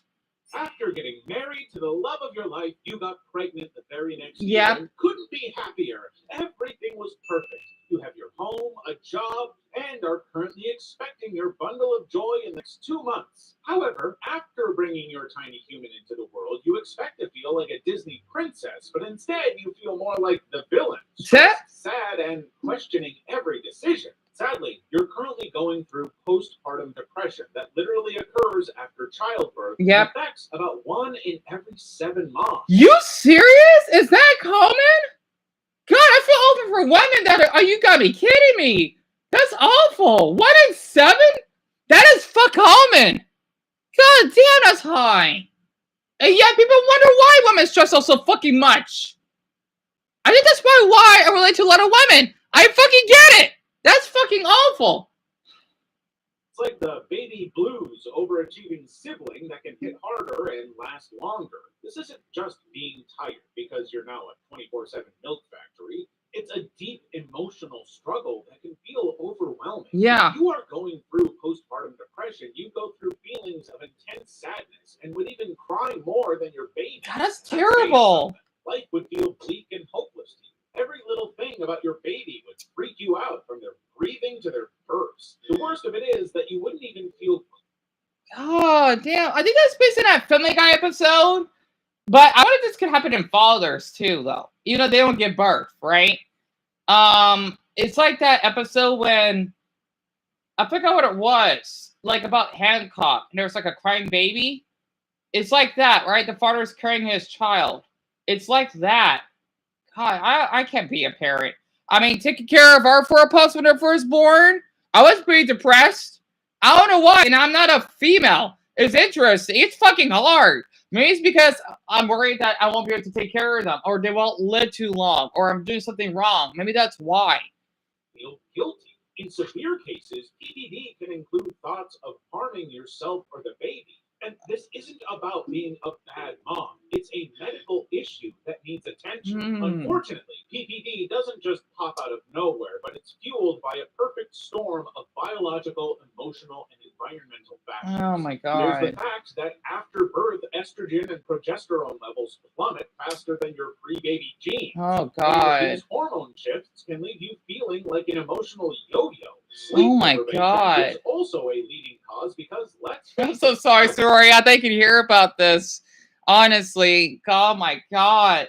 Is their best self after weeks of 3 a.m. feedings and diaper changes. The sudden pressure of going from a human to a human nurturing machine overnight can also increase your chances of getting PPD. Oh my Finally, God. if you battled depression or anxiety before, PPD might be more likely to join the party. Premenstrual dysphoric disorder, PMDD. PMDD is a severe form of premenstrual syndrome, PMS, that messes with your mood, body, and overall sense of peace. While PMS might make you crave chocolate and roll your eyes at slow walkers, PMDD is the emotional equivalent of setting the whole grocery store on fire because they ran out of your favorite snacks. Right. It's intense, disruptive, and often Wait, that's misunderstood. when women go on periods, right? That's what it is. Your mood swings, where 1 minute you're sobbing over a puppy video, the next you're yelling at your plants for growing too slowly. Right. You also feel depressed, anxious, and irritable all the time. To make matters worse, there would also be physical symptoms like big-ass pimples popping out everywhere, cramps, headaches, bloating, and tender breasts. It's like PMS invited its extended family. Now, PMDD symptoms often show up in the luteal phase, which is about a week before your period, and vanishes shortly after menstruation starts, like an emotional tornado passing. Right. Researchers believe it's a hypersensitive reaction to normal hormonal changes. Essentially, your brain's chemistry and hormones have a falling out, and you're stuck in the middle of the drama. However, not everyone with periods experiences PMDD, and it's estimated to affect 3 to 8% of menstruating individuals. So Wait, what? You're more likely to deal with PMDD if you have a history of depression, anxiety, or other mood disorders. Your family tree has branches of hormonal havoc, and if you really went through some really stressful life changes. Disruptive mood dysregulation disorder, DMDD. So you hosted a birthday party for your son's 6th birthday and invited all his friends from class. There are tons of balloons, cakes, sweets, and food everywhere. Right. And all the kids are having a blast. Well, except for one kid who's just been having a moment.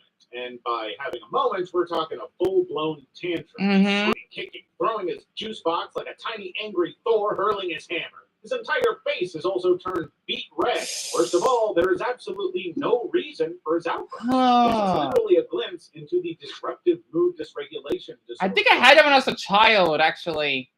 Kinda. I remember, like, my teacher always told me to cool it in the 4th grade because I think one of the other classmates didn't like to be around me or demand me to do, like, work and whatnot. And there was some, like, being the teacher's pet.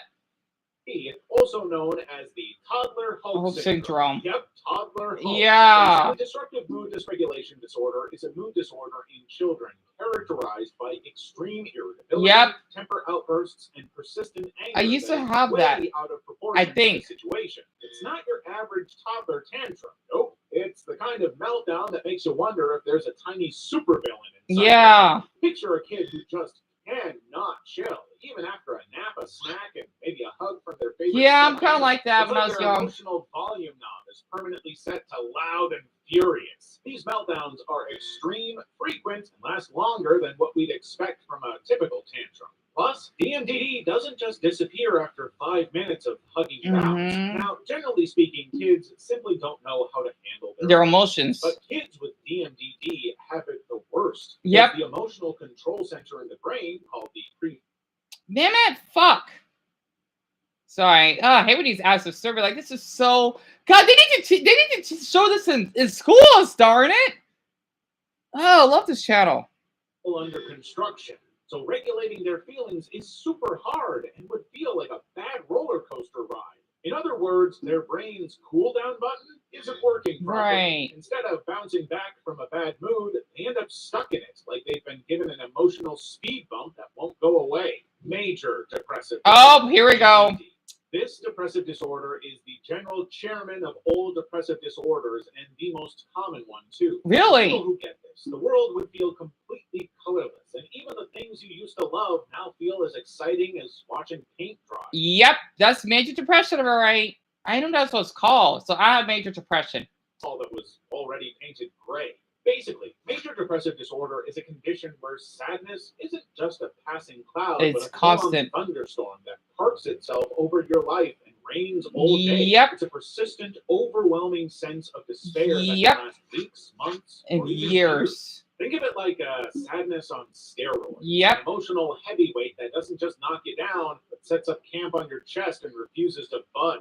This disorder also comes with a long list of uninvited symptoms. You'll constantly feel drained. Yep. Your energy levels have been stolen by a particularly greedy vampire. Yep. Sleep becomes becomes a battleground, so it's either you can't get enough or you Yep. can't catch a wink. Yep. Even eating would turn into a strange game of extremes Yep. where you either forget food exists or find yourself munching on everything in sight, including that questionable leftover pizza. Yep. This is accurate. Like, if I want to eat a Nutri Game Bar, I'm thinking this is gross.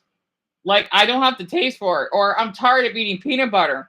That's major depression, all right? Or major depressive disorder. I have that. Because it tastes like cardboard. Like, gross. I don't want to eat it. Right? That's major depressive. Yep. Here's the biggest bully of MDD, which is the complete and utter feeling of worthlessness. Yep. You'll convince yourself you're a failure, Yep. even when you've done absolutely nothing to justify that thought. Worst of all, for some people, these feelings spiral into thoughts of self-harm or suicide. Yep. Making MDD a very real and dangerous condition that requires attention and care. Yep. The good news, though, is that MDD is treatable, and It is. no, the solution isn't just cheer up, as if that ever works. Thank you. Yeah, I swear, if one person does it, it's your well, snap their neck. Oh. I mean, antidepressants are for everyone. Like, for me, I took them, right? The only thing, like he said, with care, it'd be like emotional support. That is treatable. But man, like, what people don't get, like, oh, why are you depressed? Because they need someone to talk to. They need that support. But if you don't want to give it to them because you care about yourself, then how are they going to get better? God, I'm so glad he mentioned that. There's my remote. I love that. God, when they say, cheer up, it'll get better. Yeah, thanks. Like, how long will I wait for that? Do I need to wait in purgatory for that? Seriously, how long is the flight for me to leave depression? Like, I'm waiting for the flight to take off. But it's like, oh, we're stuck in turbulence. You gotta wait 1 year until you can actually fly to Paris. Like, I'm gonna wait that long? So I'm gonna be stuck in my seat for that long? That's major depressive right there. And Dumbo tell me about it, not a Christmas ad, right? And I did also notice that 2 people sub, right? And again, what the view count? I do not know, Dumbo. I have no idea. Major depression. Right, sorry. Oh my God, it sucks. We both had to go through that. Seeing Dion's hope leaving his eyes as they all started. Oh, so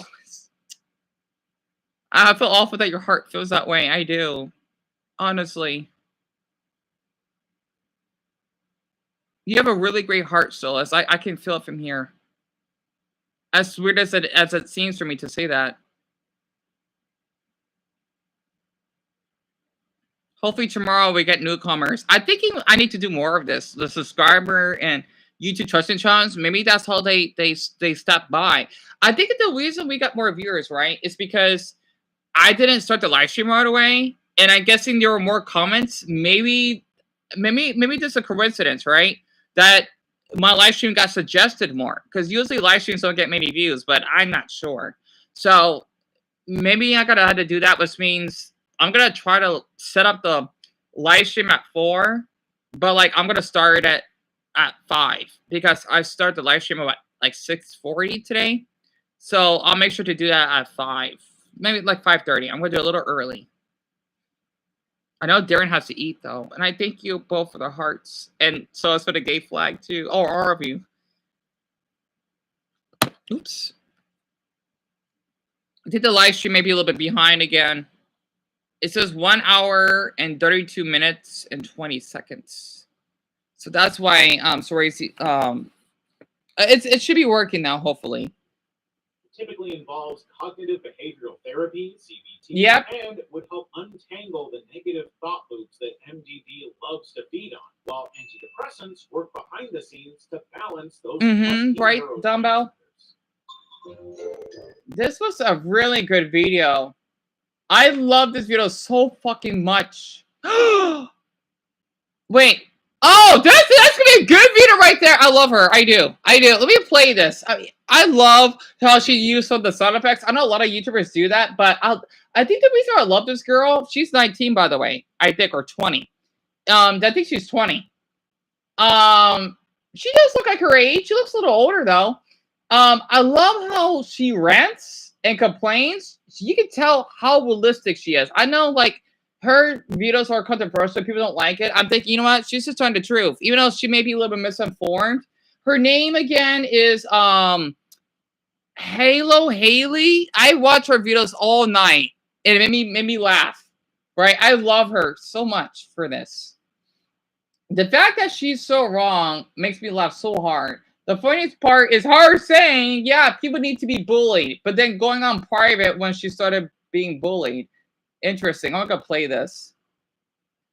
Woman who woke up 2 days ago and decided to be like, you know what? Today, I think I'm going to justify all the bullying I did in high school by saying that if you're still thinking about it, then you're a loser who needs to move on. Proving that because I'm still thinking about high school, I as well am a loser who needs to move on. And I'm not over-exaggerating. In fact, I would say what I did in that sketch, so I literally downplayed what she said in her original TikTok video. Because at least I'm joking about it, but she's being dead serious. I mean, it's no wonder why after uploading this TikTok, she literally had to turn her comment section off because of the incredible amount of deserved backlash she was receiving. But she then just straight up had to take the video down. It's no longer available in the app. And then she had to private her account entirely because people wouldn't leave her alone over the video that she uploaded. I'm sorry, but rightfully so. And I know that there's going to be a few people confused as to what I'm talking about and are thinking to themselves, oh, she couldn't have said anything that terrible. People are surely overreacting, okay? So just leave her alone. But after you've watched her 5 minutes I love that explanation as to why she believes it's essential for kids to be bullied while they're still in high school, you will then begin to understand why she's almost had to completely wipe herself off the app entirely. I mean, it's even gone so bad to the point where there are hundreds of different creators on the app who are making their own parody videos of what this girl Liana said in her Get Ready With Me plus story time. I was a mean girl video. I was a mean girl in high school. Let's talk about it. It was a comment someone made, and it basically said something to the effect of, I'm so glad to see that me, I'm still the same mean girl that she was in high school. What? So used to the youth. I went to high school over 4 years ago, so it's really been a minute. It's kind of crazy to me that someone like even still cares about it. Wait, what? You say that like I love the background. I love the background. I'm sorry. Oh my gosh. I love the question marks. You say that like 4 years is a lifetime. Why is it so surprising to you that somebody who only just recently graduated high school still remembers something terrible that happened to them in high school? You know that when you bully someone, your words and your actions don't just disappear. Exactly. You know that. They stick with you for many years. They do. For the rest of your life. They and do. You may not still be thinking about it because you were the one doing the bullying every single day you went to school like it was your daily routine. Bullying people was a part of your everyday life. So of course it means nothing to you. Of course you're not thinking about it. I wish I could ask them like what they mean by that because I wasn't like outwardly mean to just like anyone I went to school with. Well, she's in North Carolina. Good to know. People that like did me dirty or that like, you know, were rude to me or something. I don't know. Now you know that's that you weren't only mean to people who did you dirty. I didn't really care about people when I was in high school. I was just busy doing my own thing and dealing with my own stuff. I had a lot going on when I was that age. Yeah. Yes, I know I wrote you should unalive yourself in red spray paint on your locker, but I was just going through a lot of the time. Bullshit. Bullshit. I'm sorry, but just because you're going through a hard time doesn't mean you project that onto others. Exactly. Do a damn thing to you. I really Exactly. I could have commented or I could have like seen who they were so I would like know more of the story. My high school life was very strange. I was pretty smart, like I am pretty smart, so I was in a lot of the like higher academic classes, but I wasn't friends with any of the kids in those classes. So I always felt kind of like out of the loop. Let's see. Right, yeah, still is. That's what I'm thinking of too. I think earlier streams would be beneficial, and I do think it is common that the streams will get right. The thing about earlier streams I might be late, and that's totally fine. That is totally fine, honestly. And well, what's important is that more people are likely to join. That's true. Yeah, that's like what Dumbo said. And stick around longer. Right. Yeah, that's what I'm thinking as well. Because it's like Darren, right? Because he was here earlier, but he has to eat. Tomorrow, for sure, I'm going to sleep at 5. And what's ironic, because not only that you 4, right, or 3, can interact with each other while I'm gone, but it really helps me catch up on what you have to say on your mind. So basically, we're saving much more time that way, and the live stream we can see even more. So it works both ways. The only downside is if the map book will glitch up, though, but it helps. I think it made us how, they were bonding or whatever, though. It encouraged them. So hopefully we won't have that same set of people, but we have other people as well. This is them not like bullying about mental health and whatnot. Honestly, that is all I care about. Literally. I love this girl. I do. I swear, she needs to keep making more videos. I love watching them. Filming strangers, I'm going to have to check that. And might need to check that one too. God, love her so much. I love her voice. I do not know why. Wrong with any of those kids, and they never really And yeah, Dumbo like him on 5, give or take. So that might have the way to do with it. Sorry if this is mean, but honestly, at this point, I don't care. If somebody needs to keep saying, "Oh my God, I'm so smart," chances are they probably aren't that smart. Because smart people don't need to let you know that they're smart. That's true. Roasted. But secondly, I just find it so comical how you say, "Oh, I just never got along with the kids in those classes," and then go ahead and say they never made an effort to hang out with you. Mm-hmm. You can't just expect to sit down and have people bow at your feet because of your heavenly presence. That's not how the world works. Right. But secondly, did you ever stop to think about the reason why these kids probably never tried to spark up a conversation with you? Maybe it's because your vibes just genuinely suck. Yeah. And after all, you didn't say you had an RBF. So if you're consistently radiating this type of energy, then why would anybody want to be near you? Exactly. I'm very outward spoken, I'm pretty extroverted, and sometimes I say things before I can think them through. So okay, here's a secret for everyone. Anyone who says that they're outwardly spoken is literally just somebody who's going to put you down for anything and everything that you say. Yeah. You're not outwardly spoken. You're just incredibly rude and were raised in a barnyard because you're I just don't think before I speak. It's never an excuse to say whatever you want to people. Exactly. Bullying innocent people isn't being extroverted either. You're just a bad person who can't keep their thoughts and opinions to themselves. I can definitely see why people would think I was mean, but I really wasn't mean unless you were rude to me. I've traveled a lot in the past 4 years. I've met a lot of different people, been in a lot of different places, and learned a lot of lessons. So I don't really think about high school anymore. And if you're still focused on me in high school, then you clearly have no purpose in my life, because you would definitely have a different opinion if you actually knew me. Do you honestly hear yourself? You made this story time because you wanted to. So for you to say, if you're still focused on me in high school, you clearly have no purpose in life, is the most hypocritical shit I've ever heard. Agree. Because you're still focused on high school. People who don't care about high school aren't actively talking about high school for 5 minutes in a TikTok. So actually, going by your words and your belief, you actually have no purpose in life. Hey, she said it. Her words, not mine. If you're still someone who's focused on high Why did school, she become me likes? You must be chronically online and need to get a life. What? Speak for yourself. Talk to people. Go make money, y'all. Okay, let me just say this. Why are you acting like these people still can't be heard about what happened to them in high school, while also still thriving successfully in their lives? Those two things can coexist at the exact same time. Why are you assuming that they're chronically online, which, by the way, you have to be be chronically online to even know what the term chronically online is. Right. Why are you assuming that they don't travel, that they don't meet new people and make new friends, Mhm. that they don't have lives, that they don't have jobs, and that they don't make any money? You got one single comment, and so you think all of that about the people that you bullied? Mhm.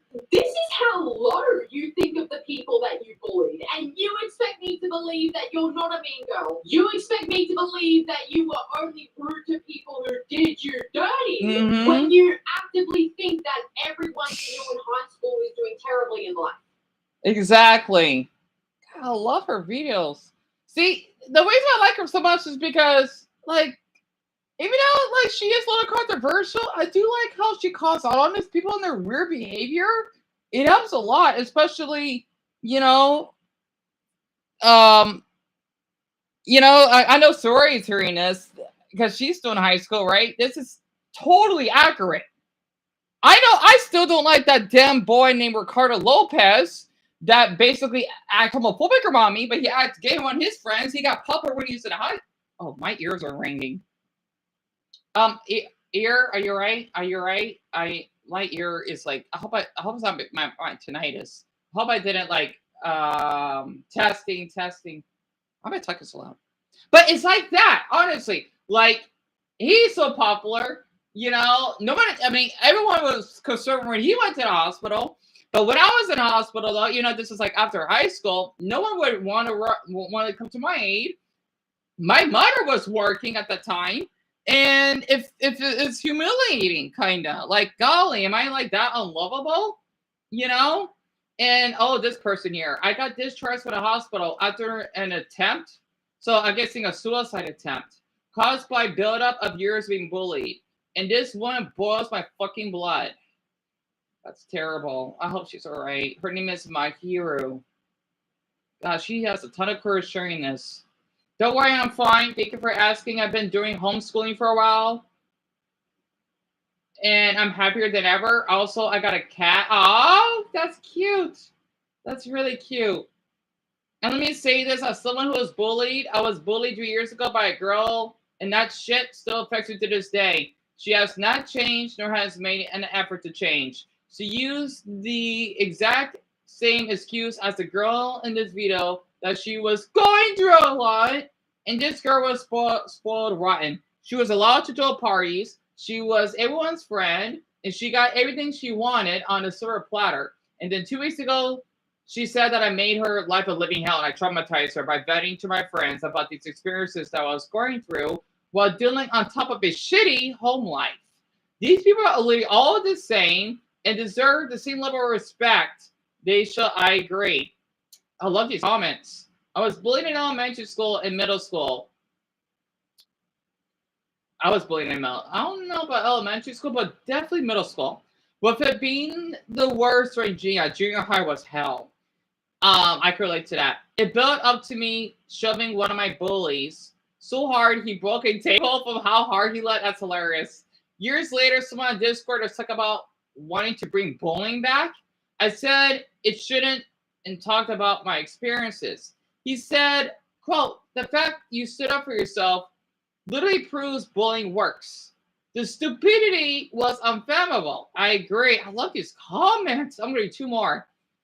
Here, let me show up the screen. I love these comments. The fact that she refers bullying and K-dramas made my jaw drop. Thing is, there are a few K-dramas which comply with stories to show the... Where am I? Viciousness of Korean bullying. I know certain stories where people are almost killed or disfigured due to bullying. You can't just say there are worse things, so my actions are justified. Both are terrible, but one being worse changes nothing about the first. Bullying still inflicts so much anxiety. It does. It does. It does a lot. Bullying in Asia in general is just the worst. Like the fact that she had the audacity to bring that up. So many people killed themselves because of it, or died by the hands of bullies, even in the West. Like, bullying is still bullying. Exactly. And disgusting. Recently, Brazil, this is by Bonifacio 607. There's a case of a young 13-year-old boy. Oh, you can use a slash. Interesting. I just put yo for a year old who was bullied at school by a bunch of his classmates. God, I remember when I was 13. It was hell. He told his parents about it, yet they didn't care. That led to the worst possible outcome. Oh my God, are you kidding me? Oh my Buddha. 5 kids jumped him, breaking his bone. Oh my Buddha, you gotta be kidding me. And killing him brutally? It's all the parents' fault. Oh, they got the name. I might need to do a video about that. Rest in peace, Carlos Teixeira. Oh, I'm glad this person mentioned this. You gotta be. I'm gonna make a video about that. Are you fucking kidding me? I'm gonna write that name down. That's awful.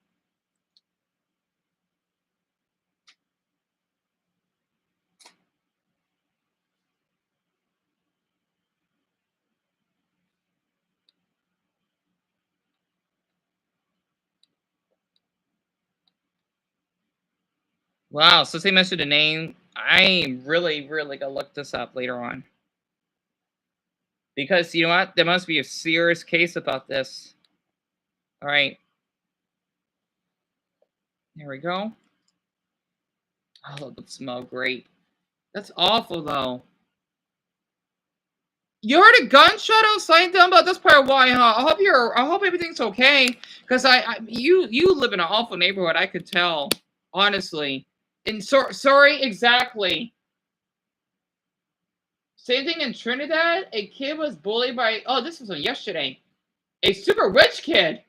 Until he suddenly, died by suicide. It's heartbreaking since the school is a really prestigious school that I myself had as a choice to attend, and seeing the school never dealt. Good. I'm gonna. Oh, that's another one I'm gonna write down. Is this from yesterday? I love how these comments are brand new. So the person's name is Jaden. I love that name. I don't know why.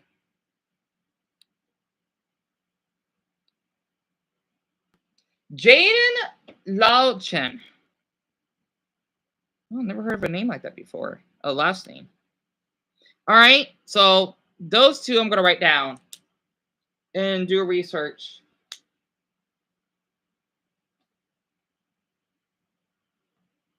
So because parents were really rich. That's awful. That's awful. And you went to look up every mental... Yeah! Sorry. Let me finish this video up. I would love to. I think bullying is something that has to happen when you're young. Bullshit! Bullshit! I've always felt this way, and I will probably continue to think this way. If you're someone who's being bullied, you kind of like to learn to stick up for yourself, or like learn to have more confidence. Fuck you, bitch! America, or like the Mean Girls of America, bruh, it's really not that bad. Have you ever seen K-dramas? I don't know what happens in other countries, what bullies are like. Oh my god, guys, you think I'm it? Wait till you see a K-drama on Netflix. There is no way in hell you just made that comparison. There is no way that you are comparing what's currently happening in the real world to a fictional scripted TV show. Can you imagine being somebody that this girl bullied, watching this video and hearing her say, well, you're lucky that you got me as a bully. You could have had a purposefully exaggerated villain from a K-drama as your bully. What the hell? Like, She plays on a lot. Smart. You should be able to tell what's fake and what's real. But more importantly, why am I not surprised that a literal bully thinks that they're doing you a favor by making you cry through constant harassment? Because anybody who's being bullied, who's been on the other side, Yep. knows that it does nothing but make you feel small, Yep. insecure, Yep. self-conscious. Yep. Well, I mean, I remember when I was in high school, every time Ricardo would go in class, I would get scared. My heart would race. I would cry because I'm scared of him. And he would give me that mean look. I mean, I thought he was cute, but like, oh my God, I'm scared of him. Like literally, like even like after he graduated, he was still a fucking asshole. Peachy Madre. He was on my whenever I would comment on one of his posts, he would be so nice to everyone, even the girls, and then he would just be an asshole towards me. People don't really change after they leave high school. Some of them still act the same way. Ricardo, though, oh my God. If I would see him, I'm telling him, like, you owe me an apology. Like, I would tell him in Spanish. Like, literally. Like, Ricardo, ¿por qué? ¿Por qué? Why did you act like it, pinche madre? Honestly. Toward me. Like, what the hell did I do? Like, ¿qué diablos? And people laugh about it. I'm like, get out. Fuera. You're doing well in life now, so obviously my bullying helped you in life. That's how she's trying to convince herself that she did something good for you. American teenagers have gotten so soft these days. Bullshit! Literally anything affects people and makes people think, oh, I'm being bullied. Like, if you are being bullied, it's going to help you grow up and be a stronger person, have your foot in life because of your experience. Unless you dwell on it for 4 years after high school, then that's just going to suck. And then if you are someone that's bullying people, you never know what's going on in someone's life. Don't take it too personally. If someone's bullying you, they probably have something going on. Mostly those people probably have some things that they need to work on themselves. Maybe that's all they know. But it's going to teach them too how to treat people. A lot of people that are bullies do end up having like higher social. Yeah, I wonder why. Ricardo Lopez. Within like I feel like there's some psychological backing to this stuff. Oh, American teenagers have gone soft, have they? Well, why don't you put your video back up? If you want to dish it out, you can be able to take it. You think offense is a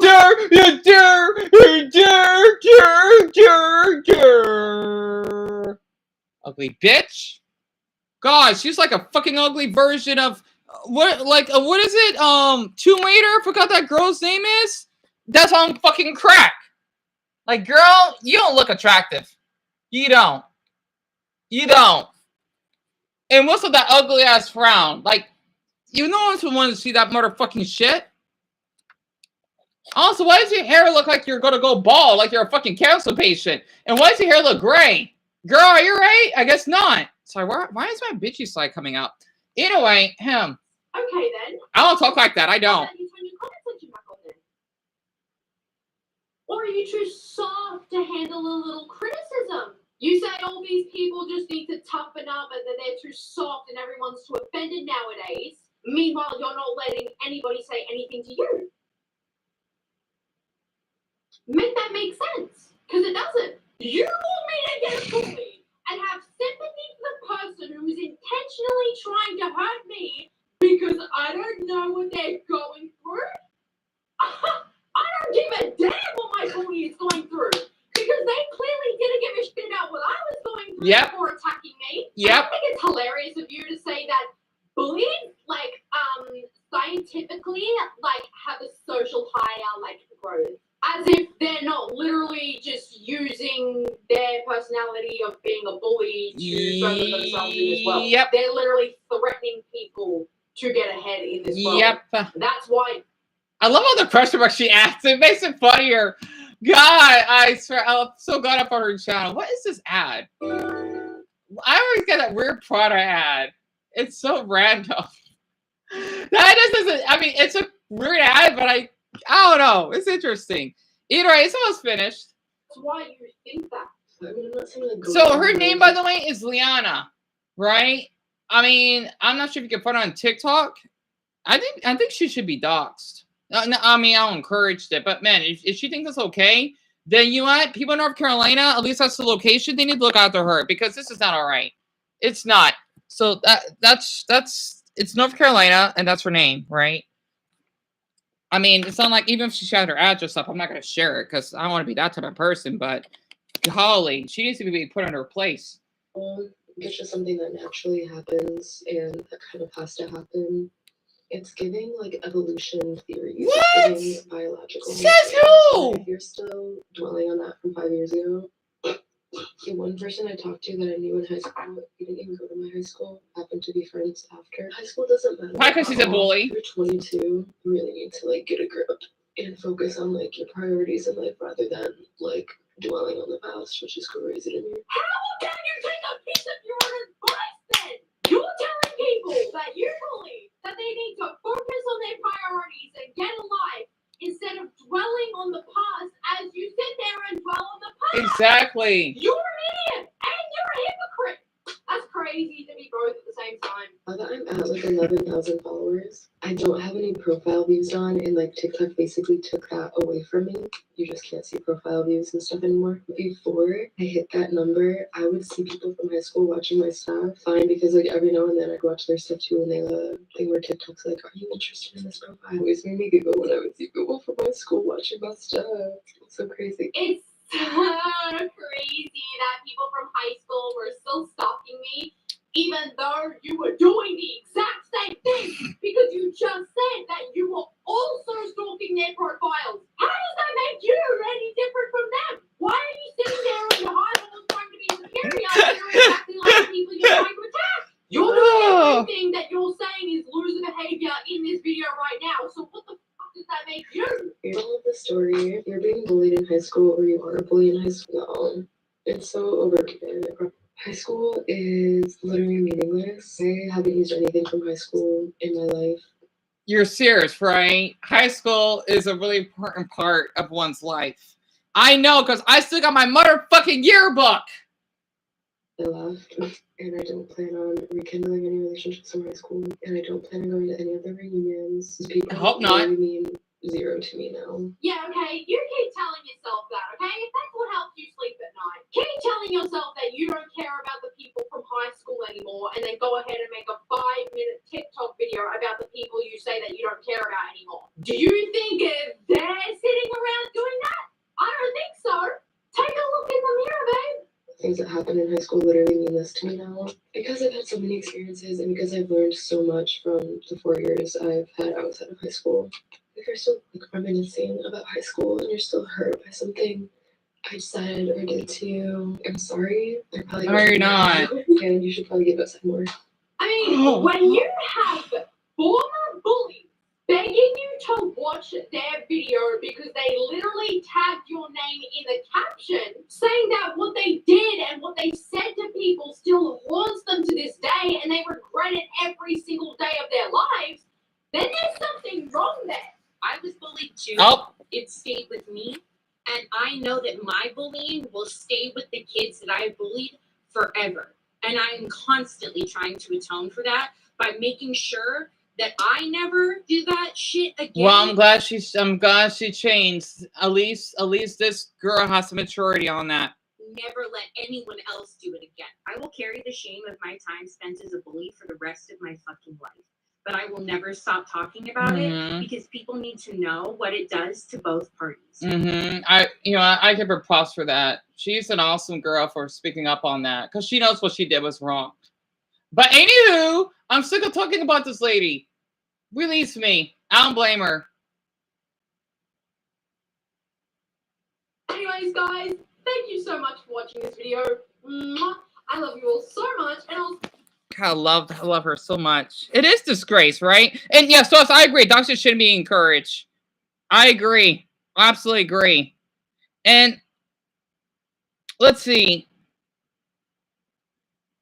720? And she's a disgrace to the state of North Carolina. Yeah, Darren, absolutely. And how would they focus their priority if the children are going to get harassed? Anyways, exactly. That's stupid logic. And TikTok nowadays are just cruel monsters. Absolutely. Sorry.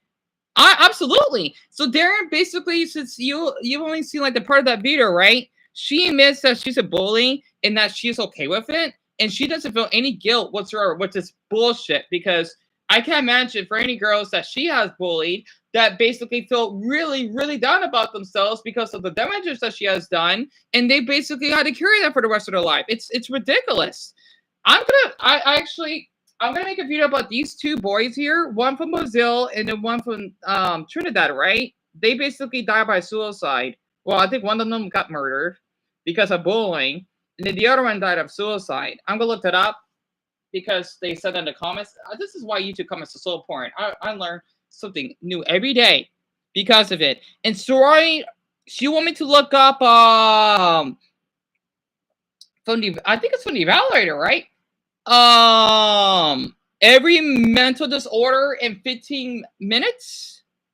Every mental disorder. I hope I didn't watch it yet. I mean, I can rewatch it though, absolutely. Let me check his channel. That's personality disorder. We're talking about mental, right? I love this channel. Oh yeah, I was supposed to look up the gender identity. I'm gonna look that up. Probably after this. I know maybe I forgot it's getting a little bit late, sadly. I definitely got a live stream at 5 tomorrow. Anxiety disorder. I already saw that, right? Mental disorder. I hope I can find it. Yes. Wait, I haven't seen this one yet. Didn't I? No, I did not. Oh, this would be fun. Okay. I bet I got like 10 of them on there. So not that I'm not saying I'm proud, no, because it like I'm not afraid to like share that I have those. She is a retard monster. And yeah, Dumbo, that's what I'm gonna do after all of you go to bed for sure. I just shocked that everyone left. PTSD. It's been 6 months since you came out PTSD? of the coma after surviving the car accident that took the life of your wife and 2 kids. And after what feels like an eternity of hospital beds and rehab workouts that would make even the Hulk break a sweat, you're finally free to go home. But the mere thought of hopping into a car sends shivers down your spine. It's like your brain is staging a horror movie marathon complete with screeching tires and broken glass. Forget entering the car, even hearing the sounds of cars driving along the road feels like someone is holding a grenade over your head. And that is what we call PTSD, post-traumatic stress disorder. It's like your brain's way of saying, hey, remember that thing that happened? Let's relive it over and over again, just for kicks. PTSD doesn't just happen out of the blue. The disorder only starts after you have experienced a major traumatic event and starts anytime you see, hear, or even smell anything related to that event. You immediately break into a sweat. It's kind of funny because it's like when people mention like cartoonshi, I react that exact. Damn, it's got 4 million. That's awesome. I have the exact reaction. I'm thinking, don't say that name. Don't say that name. Right? That's PTSD right there. And oh, someone said here, autism is like you just landed on another planet in another galaxy, and you hear a crowd speaking a different language. Thank you. But you're interested in their conversation. Thank you. I'm glad that got a lot of likes on it. As someone with autism, I can confirm that that's true because if my family member comes over and I'm playing a game to stay calm because I might have ADHD, I've always listened to the conversations my family is having. And the video's right as well because I have things I know way more about than other people who like it too. And I honestly like that. But it comes with a price. Absolutely. That comment got like 6,500 likes on it. As someone who suffers from PTSD, I can say that the way you explain it is very accurate. Mine's not from cars, but it's definitely the same way. I got certain trigger words. I watch one of my loved ones die in front of me. So hearing the word uncle or the name Dave triggers me. Yep, relatable. Like, I don't like when people say the word cartouche. Like, it makes me sick. I don't know why. Man, there's more to that, though. God, there's a lot of people out here that have autism. Oh my God. I'm so grateful we didn't just say every single person with it swings their arms around. Yeah, we don't. Too many people think like that. Exactly. For some people in the spectrum, but they're like more lower functioning. That's what it is. But since I'm high functioning, I don't do that. Honestly, a lot of people don't know that. Every teenager, after hearing that depression isn't just you being sad for a while, is something right now, right? Let me continue. I love the video already. Rapid breathing and even faint sometimes. 1 minute you're minding your own business, and the next you're having flashbacks and nightmares that make you feel like you're starring in your very own horror flick. Bipolar disorder. Yep, I have that. If you've ever gone to an amusement park and gotten on a fast roller coaster ride, then you might understand what it feels like to have bipolar disorder. It's like that. It's like that character from the Digital Circus, right? That basically like has, you know, like when you go to like a play, they got that mask, right? Like I'm joyful in this part, but like I'm not in this. In like 5 minutes later, that's bipolar. And Dama, your comment went through, or at least I can see it now. I think the live stream may be a little delay again. Is not the fun kind of ride with happy screams and cotton candy. This type of roller coaster ride would feel like you have 2 different people living inside your brain. Literally. First person would be the manic phase, which is the crazy, extremely hyperactive phase. During the manic phase, you would feel like you just won a lottery ticket and drank a double shot of espresso. You'd be extremely happy, energized, and ready to take on Mike Tyson in a boxing match. But then, just when you think you've got it all figured out, the depressive phase hits you like a ton of bricks. Like someone just threw ice water on you. Yep. Suddenly you're like Squidward from SpongeBob SquarePants. Yep. Grumpy, pessimistic, and convinced. Yeah, Screw is definitely bipolar. He would be happy one part, but like a sponsor's around his move. When being new is starting to get old. We're with Tara. During the holidays, when she misses home the most.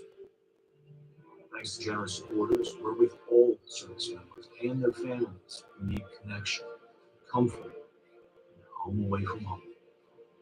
You with them? Learn more at uso.org. Oh yeah, if you're prepared to join the army, right? Anyway, I forgot. That's what us Americans do. Can happen quickly and without warning. And for some people, aggression and violence are thrown into the mix. It's like your brain is playing a cruel game of ping pong with your emotions. Scientists and research have shown that bipolar disorder can be linked to genetics, brain chemistry, and life experiences. And it affects around 40 million 40 million people? What the Wait, that's it? That's worldwide? Well, actually, I guess that's not bad enough. Well, actually, wait, he said 40 million, right? That's, oh God, that's pretty low. Because 75 million, that's like 1%. Are you telling me that my bipolar is that, oh God, is that rare? It's a lot of people, but you talk about, in general, the whole population? If you talk about the US, that'd be different. Oh God. So I'm extremely rare. Well, that's just great. Oh God. It's not something you can catch like the flu, and it's definitely not something you can just snap out of. Schizophrenia. Oh, here we go. As a child, you probably had that imaginary friend who always seemed to be there. And Yes. nobody else could hear, see, or even Yes. talk to him except you. Yes. However, as you got older, you realized that the imaginary friend was just a trick in your mind, and they were never actually real. Now, for someone with schizophrenia, that imaginary friend is as accurate as a living, breathing person. This means they can see, hear, or talk to that person even when nobody else can. A person with this disorder also has very vivid delusions and would sometimes make up another reality. For example, they would believe that they are a secret agent on a mission to save the world. It's like being stuck in a game of two truths and a lie, but you're not sure which one is the lie anymore. It's like their mind is a radio that's constantly changing stations. One minute you're tuned into reality, the next you pick up signals from a completely different universe. You know what? I kind of like that. It's like when I go for walks, I act like a totally different person. I don't know why. Maybe it's because I watch a lot of Marvel. I kind of act like a superhero. I don't know why. So this is kind of accurate. Like the way I dress, I think because of the heroism I believe in, like I mentioned up, right, in that video, that's, oh my God, maybe it's schizophrenic. I don't see or hear things that are not there, but it's hard, you know, it's hard to explain it. Like, I respect my Deku plush. I respect, like, certain things around me. Like, they're living creatures, and they're not. I don't know. Maybe the saying it to feel special, but throughout my childhood, I would talk to, like, my stuffed animals. I'm sure a lot of children did that, but like, I would respect Deku like he's real. Oh God, I could be schizophrenic. Unfortunately, this mental disorder is the fate of about 1 in every 300 people, and there is no cure for it. Still, early diagnosis, therapy, antipsychotic medications, and self-management techniques. That's a lot for us. Manage symptoms and That's a lot for us. Depressive disorder. Yeah, Dumb, I was shocked you said 40 million. And yeah, that was a military ad, right? And I see the little black cup emoji, so that's cute. Depression. It would feel like you're constantly stuck in a world that is entirely black and white with no single color. Every day seems like a terrible case of bad Mondays. However, depression isn't just about feeling sad for a while or just having a bad day. During a depressive episode... Damn it! It's just your mind. It's drinking water. That looks interesting. I should try that. It's like 9 krill, but I would love to know what the story it is because my stupid insomnia. And sadness that you would feel like someone used a giant vacuum cleaner to suck out all of the joy in your life. You lose interest in everything you used to love, pizza, ice cream, the dog. And even That's watching major YouTube depressive videos disorder, on your right? favorite channel. The evaluator. Losing interest in everything would also mean that you'll just spend your days sleeping or not sleeping at all, eating everything you can find, not eating at all for days, and your energy level would be the same as a sloth's on a lazy Sunday. This disorder affects roughly 280 million people. Wow! 280 million. Okay, so at least this one's common. 280 million. Okay. I'm glad it's not good, but at least I am far from the only person that goes through that. 280 damn million? That's like more than the population of Indonesia. So that's a lot of people though. Wow. The anxiety one is so real. People ask me plenty of times, why do you get nervous about that? Just go on and do it. But they don't really understand. Even the simplest thing like a teacher calling my name and everyone suddenly looking at me, relatable. Makes me flinch. My heart actually starts beating. My palms get sweaty. My body temperature actually goes down. My hand begins to shake and I can't breathe at all. Yep, relatable. Sometimes I don't even need to be doing anything and suddenly I find it hard to breathe, but I can't stay at ease. Surprisingly, while it's so hard for me to talk publicity, I'm known for anchoring, giving speeches, and explaining topics. I do get praised a lot for it. It's really ironic, but before I go and actually do it, I feel nauseous and I feel like I want to go to the bathroom. Relatable. And also while presenting, the nervousness can easily be seen through my face. Yep. Oh God, that is so relatable. I should comment on this. As someone with major depression, anxiety disorder, oh God. This was the best explanation for others to get an idea on what it feels like. Yep. I love these comments. As someone who's lived with OCD for 18 years, I can't describe it better. Right. I have OCD too. And most people who have depression may not even realize it. But if you're constantly feeling sad and tired, you may want to see a therapist who can help you work through your feelings and learn different coping strategies. Anxiety disorder. Yep, I have that. Anxiety is the stomach-churning, sweat-inducing cocktail of fear and worry that's as unpredictable as the weather on a spring day. With an anxiety disorder, you would literally feel like you're constantly being chased by a giant grizzly bear with an axe. You would feel like your heart is literally trying to jump out of your chest. In addition to this, you'd also experience sweaty palms like you were holding a water balloon. And soaring, autism, PTSD, bipolar, and maybe schizophrenia. Yeah, so far. And double, I don't know why there's so many ads. And yeah, 280 million people. You heard that right. Your stomach is doing somersaults like an Olympic gymnast. Now, a little anxiety in small doses is helpful because it's your body's natural response to danger, which helps keep you alert and sometimes motivates you to do your best. But when anxiety starts to interfere with your day-to-day living, it may have just crossed the line into disorder territory. Yep. This means that you'll be getting loads of anxiety that makes your brain spin faster like a hamster on a wheel. You'll literally be having a very great day, but would suddenly just feel an overwhelming sense of terror for no reason at all. You'll be stuck worrying about stuff that hasn't happened yet. Yeah. Playing past mistakes like a broken record and second guessing yourself so much you'd give a magic 8-ball a run for its Exactly. money. Anxiety disorder affects about 301 million Wow. people worldwide. Even more? And yet people want to shame someone with anxiety? That's a lot of people, right? Is anxiety doesn't have to be your roommate forever. Proper cognitive therapy, deep relaxation techniques, and medications can help you lead a full, vibrant, and happy life. Eating disorder. Now, an eating disorder is like a mean bully that convinces you that there is seriously something wrong with your body, but this time the bully is inside your head. It's like your brain just develops an unhealthy relationship with food, similar to what you've had with your ex. For instance, some people with an eating disorder might become convinced that they need to be stick thin, no matter how skinny they already are. So their brain tells them to restrict their food intake or go on severely extreme diets, like eating just one egg every day. On the flip side, others might go through cycles of binge eating, where they'll inhale massive amounts of food in one sitting and then feel so guilty that they try to get rid of the food by forcing themselves to throw up or abusing laxatives. Their brain is that crazy party buddy who keeps encouraging you to go too hard and then you regret it the next day. This toxic relationship with food is often rooted in deep emotional issues like anxiety, trauma, depression, or low self-esteem. It could either lead to anorexia, which is going on a hunger strike against yourself, or bulimia.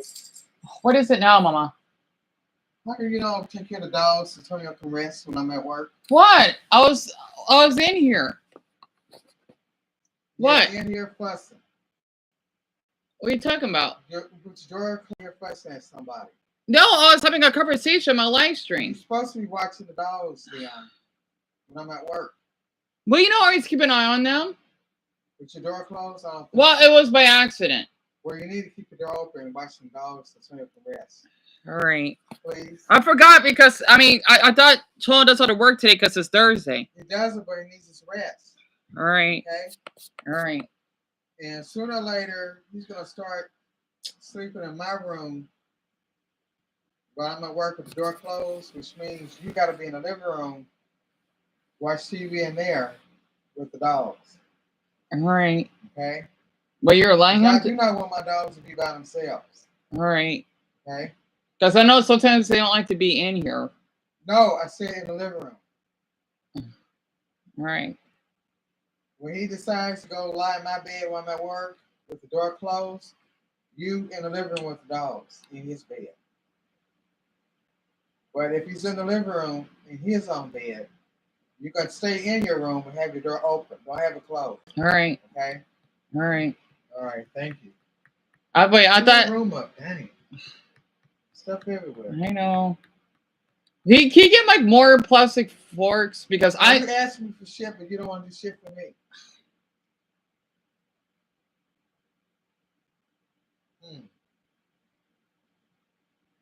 I get some plastic forks from over at Shelley's. Because no, because the thing is, I mean, sorry about that. God, my brain can't think. Because the thing is, my brother, he's off today, right? And normally, since he's in the living room, our dogs are fine. But when he's at work, of course, I've got to keep an eye on them. You know?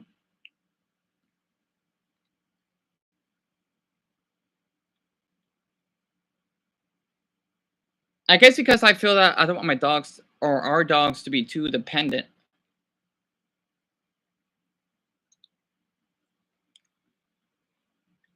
Yeah, it is a lot, isn't it? Sorry. Sorry for being quiet.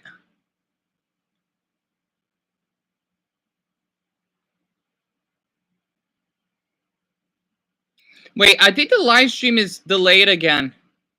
It says 2 hours and 20 minutes and 21 seconds.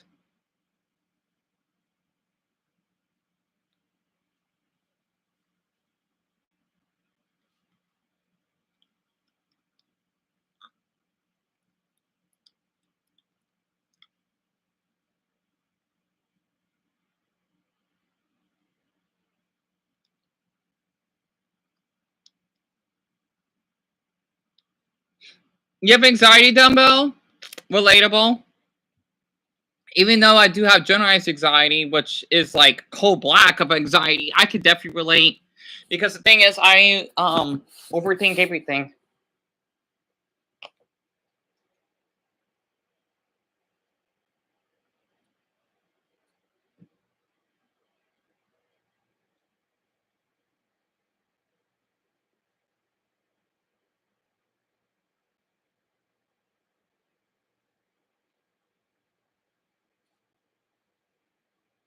My mother's changing. Because she just got back. Wait, hold on.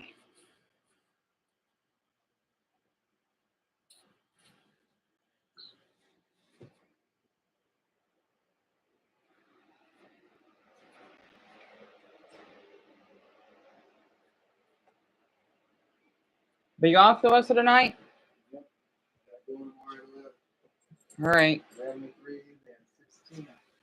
All right. Oh, the thing is, I know you don't want me to, but I do sometimes sneak and give them like a piece of cracker because they like eating it.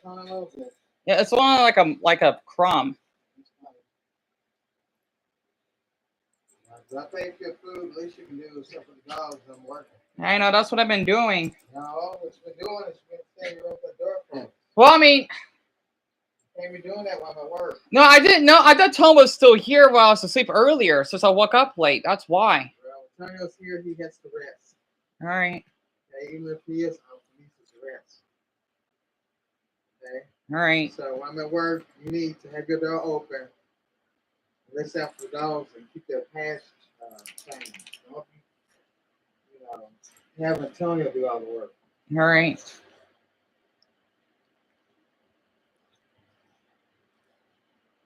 I'll be working Saturday and Sunday night. So the weekend? You'll be here along with the dogs. Well, I like sleeping in here anyway. Okay, I'm saying you'll be here with the dogs all night, Saturday and Sunday night. All right. This week and next week. Okay. So you get a chance to be alone. All right. The reason why I want plastic forks is because I don't like the taste of metal. Well, I'll get some from Shelly. She got plastic. All right. I don't know why it makes. Yeah, I get you. It's like I'm eating like, what is it? Like mutant food or something. I forgot the term of it.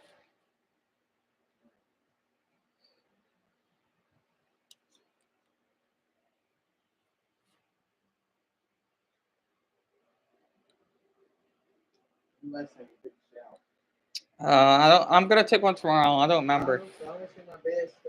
I know. Well, that's why I wasn't in here because I haven't took a shower yet because I woke up late. All right.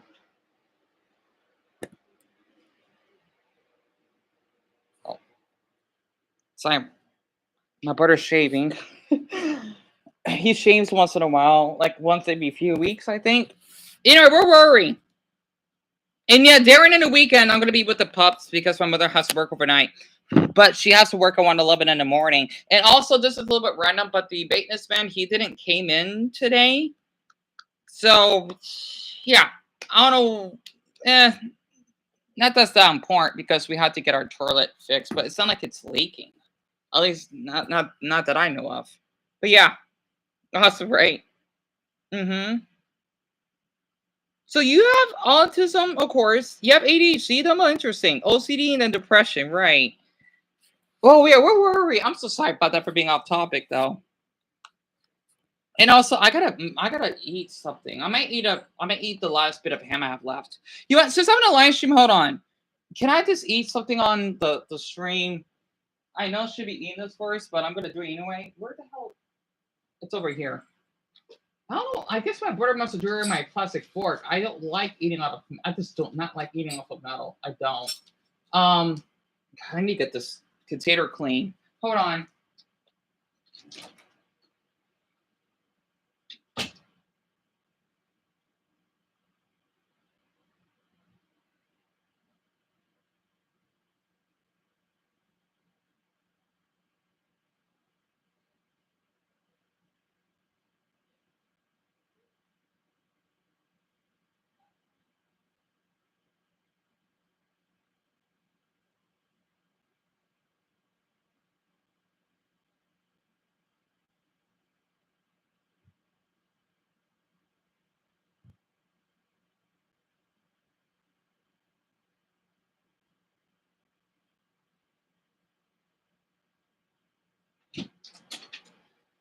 All right, I'm back. Oops, damn it! I meant to send the door. See, I mean the rest of my pumpkin pie, and I hope the maintenance man will be. We're not sure, Darren, because my mother. It's like in our other house, right, or apartment, so to speak. It's kind of like that here too, because my mother she wanted to get that repaired because I'm guessing with like the glue, whatever that needs to be replaced, but we're not sure when. I mean, it's not like it's not like anything's like broken or anything. You know, we just had to get that like fixed up. And it looks delicious, Dumbo. I'm glad you think so. The purge cycle. In the United States alone, over 14 million people suffer. I should have microwaved it. Attention deficit hyperactivity disorder. ADHD. Imagine you are at a circus where something new and exciting is happening everywhere you look.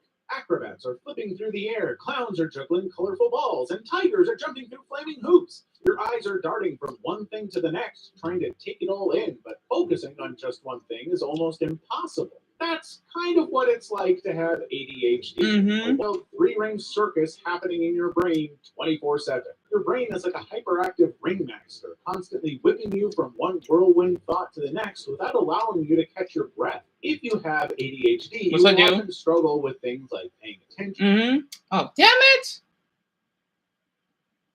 Oh, there's that ad again. What is that ad? Weird. They got a lot. I don't know why. And also the pumpkin pie. It tastes like I'm eating like gummies or something. Really, it's good, but I think I need to microwave it.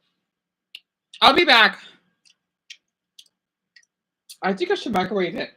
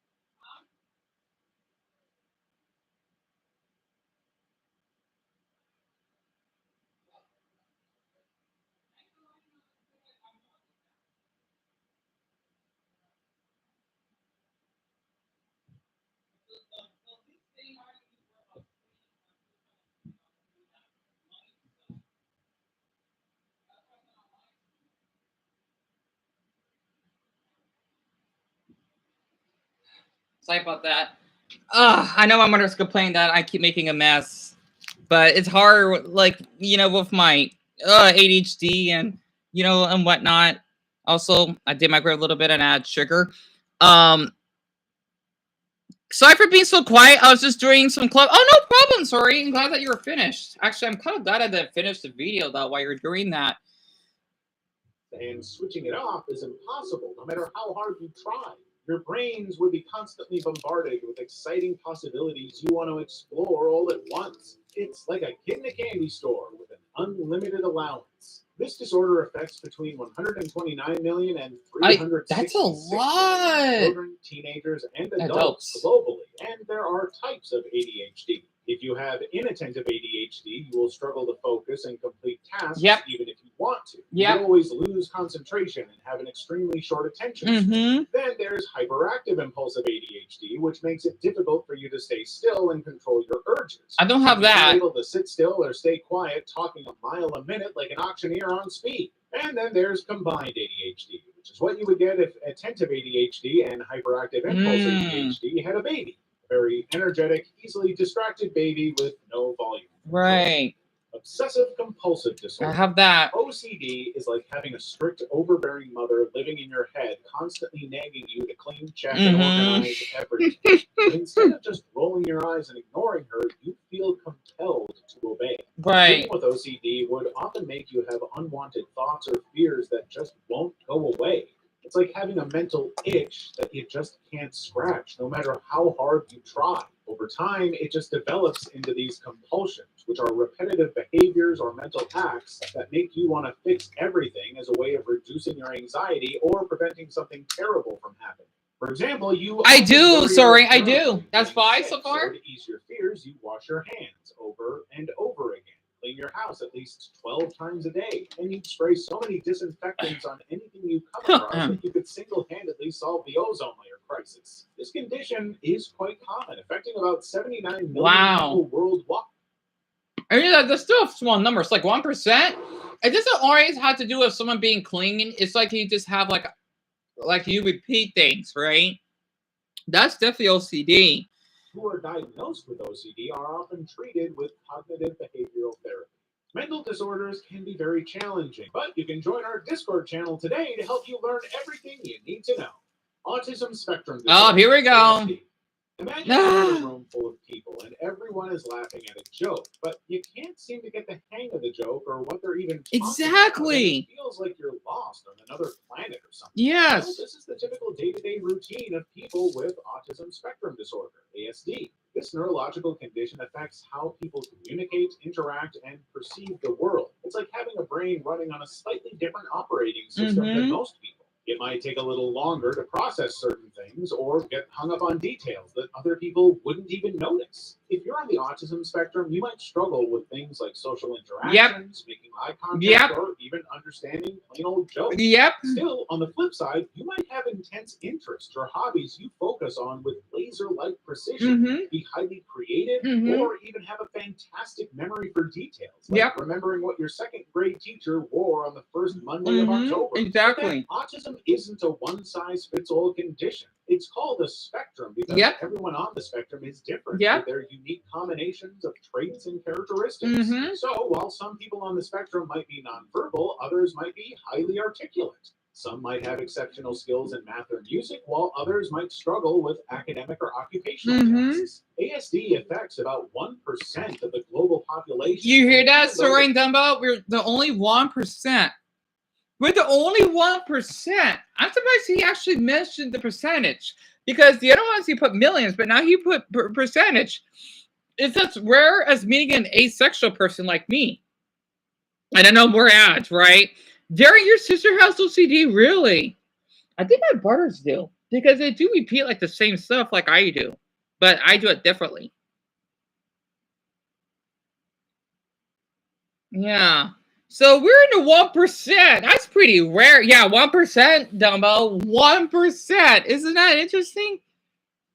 A medical procedure to reverse the condition, it can be managed through behavioral therapy, educational... Wait, I like how you said there's no cure, right? Because there isn't. And there's no shame in that. ASD affects about 1% of the global population, and even though there's no medical procedure to reverse the condition, it can be managed through behavioral therapy, educational interventions, and medications to help with the anxiety, irritability, and hyperactivity that often accompanies ASD. Sleep disorder. Oh, boy. According to the World Sleep Society, about 45% of people globally suffer from a type of sleep disorder. What? One of these disorders is insomnia, which is a condition where you just can't drift off to dreamland no matter how exhausted you are or how hard you try. It's like your brain is having a house party and forgot to invite your body. Aside from insomnia, where you spend more time counting sheep than actual sleeping, some people have to deal with narcolepsy. With this delightful disorder, you can't stop falling asleep, even if it's in the middle of the day and you slept like a log all night. You can nod off anywhere, driving, cooking, or even during a job interview. I'm really excited about this opportunity. I don't think I have narcolepsy. This could be a huge problem. And there's sleep apnea. Oh, God. Like having a built-in alarm clock Oh, in your God. throat. With sleep apnea, your breathing literally stops for short periods during the night. And if this continues, you'll essentially begin to snore louder than a freight train. It's kind of funny. I did have sleep apnea. I didn't snore, but the thing is, I would like suffocate my sleep. It's terrible. Like, I'm surprised it's not considered deadly. It is so terrible. I kid you not, I think that's when I was going through like puberty, right? It could be because of growth spurt or anything. No, just like puberty. I feel like I was going to choke my sleep. Pardon me. And I hated it. It's hard. It really is. That's why for some people that have sleep apnea, they have to wear those like oxygen breathing ones. It's like that. It's terrible. And you have a childhood friend who has OCD, and my middle school wasn't so kindly because of the way my classmate. Oh my God, sorry, that's terrible. That's terrible. I feel awful to hear that. I don't understand why people want to bully someone for being different. I don't get it. Be pretty fatal if left untreated, kind of like hitting the snooze button one too many times. Sleeping disorders can even make you sleepwalk, sleep talk, or even sleep eat. Okay, I don't do any of those two, but I do sleep talk every now and then. That's kind of creepy. I do that every now and then. I do, actually. Like if I'm thinking about like a cute guy in my sleep, it kind of happens. I'm guilty of that, but yeah, I definitely have sleep disorder besides insomnia. Secret life you don't remember in the morning. Just hope you don't sleepwalk your way into an embarrassing situation like raiding your neighbor's fridge naked. Paranoia. Oh, here we It is go. very normal to get scared and suspicious of people sometimes, especially when there's a valid reason to be. But for a person with paranoia, that fear and suspicion is multiplied by 10,000. Let's say you're at work and see two colleagues talking quietly in a corner. You probably think they have personal matters to discuss. But a person with paranoia would believe that they're plotting to get her fired or even killed. Mm-hmm. It's like your brain has literally turned into a suspicious detective that sees threats everywhere. Yep. Even when there's no real reason to be scared. Yep. You'd suspect and think everybody and everything around you is out to hurt and Yep. get you. Coupled with your irrational fear and mistrust of everybody, you'd also get easily offended and defensive and be very hostile, argumentative, and aggressive. It'll basically be a game of how many bad habits can I have? Yeah. This mental disorder can be caused by genes, traumatic life events, and extremely stressful life events. Yep. Dyslexia. I don't have Now, that. Imagine a classroom where kids are learning to read and write. Most kids would pick up reading and writing after some time. My science teacher, though, however, when I was in middle school, had that condition, which is kind of funny for me to think about. The child with dyslexia high school. find it much harder to even recognize the letters, talk more about reading the words. It's like their brain is on a different learning adventure that needs extra time and help to find the correct part. Dyslexia basically affects the part of your brain that processes language, making it more difficult to learn how to read, write, or spell. Words and numbers always appear like a jumbled mess they can't understand. If a person with dyslexia were trying to make pancakes using a cookbook, the recipe would say, add 2 spoons of sugar. But they'd probably see, add 2 spoonfuls slack. Writing down their thoughts or even copying a text may be very slow, challenging, and full of spelling errors. However, dyslexia is not about intelligence because people with dyslexia are just as smart as everyone, but they are just taught differently. Right. People with dyslexia use tools like phonetics programs to help break up words into sounds, audiobooks, and speech to text. Huh. Oh man, shit! I was hoping to be more interesting. I think I met a couple of people in the past that have dyslexia because the thing is they'll take like a longer time to talk or to like comment. Right now, I understand why. You come and get blood to give them. I don't know why that keeps happening. And I haven't seen my childhood friend for a long time, ever since she was moving out after we graduated middle school. I hope she's doing okay. Right. I'm sure she's doing well, sorry, because I know OCD is really, really tough, but she has a lot of courage to go through it. It's difficult. It is because of how we have like constant habits.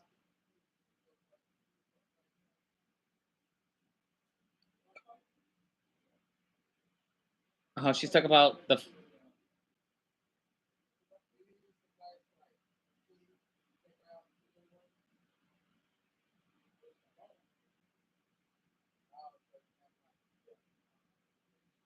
Oh yeah, basically my mother's telling my brother like how to use a flashlight if we had to take them out to pee or poop.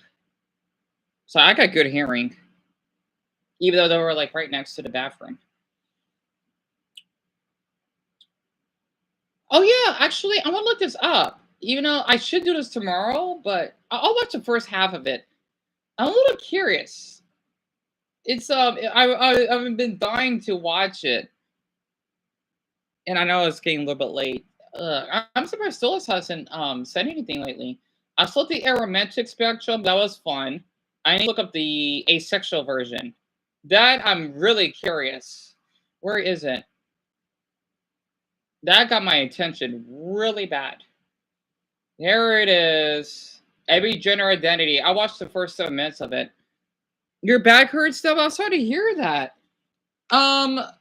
Like when you view my video or my live streams, do you like sit up, sit on a chair, or do you like lay down like what I'm doing? Or because I mean, if you've been sitting up, you should feel free to lay down. What the hell? How to find your sexual orientation? Oh, okay. How can humans? I should drink more water. That person came out as gender fluid. That's awesome.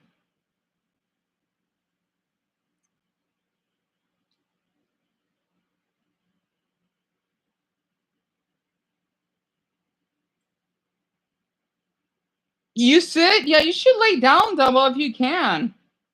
Because I can't imagine you to sit for so many hours when, you view my live streams. I do that. Well, I sit up. So I can relate. I guess it's because I'm used to it. You sit in the entire live stream? Well, yeah, I guess a lot of people do that, huh? As long as you're not hurting your back, that's all I care about.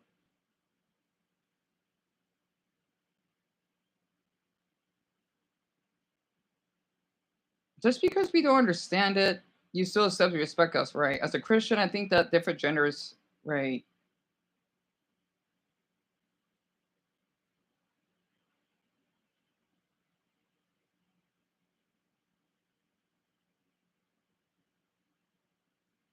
Penguins were one of the Giga species? Are you fucking kidding me? I didn't know that.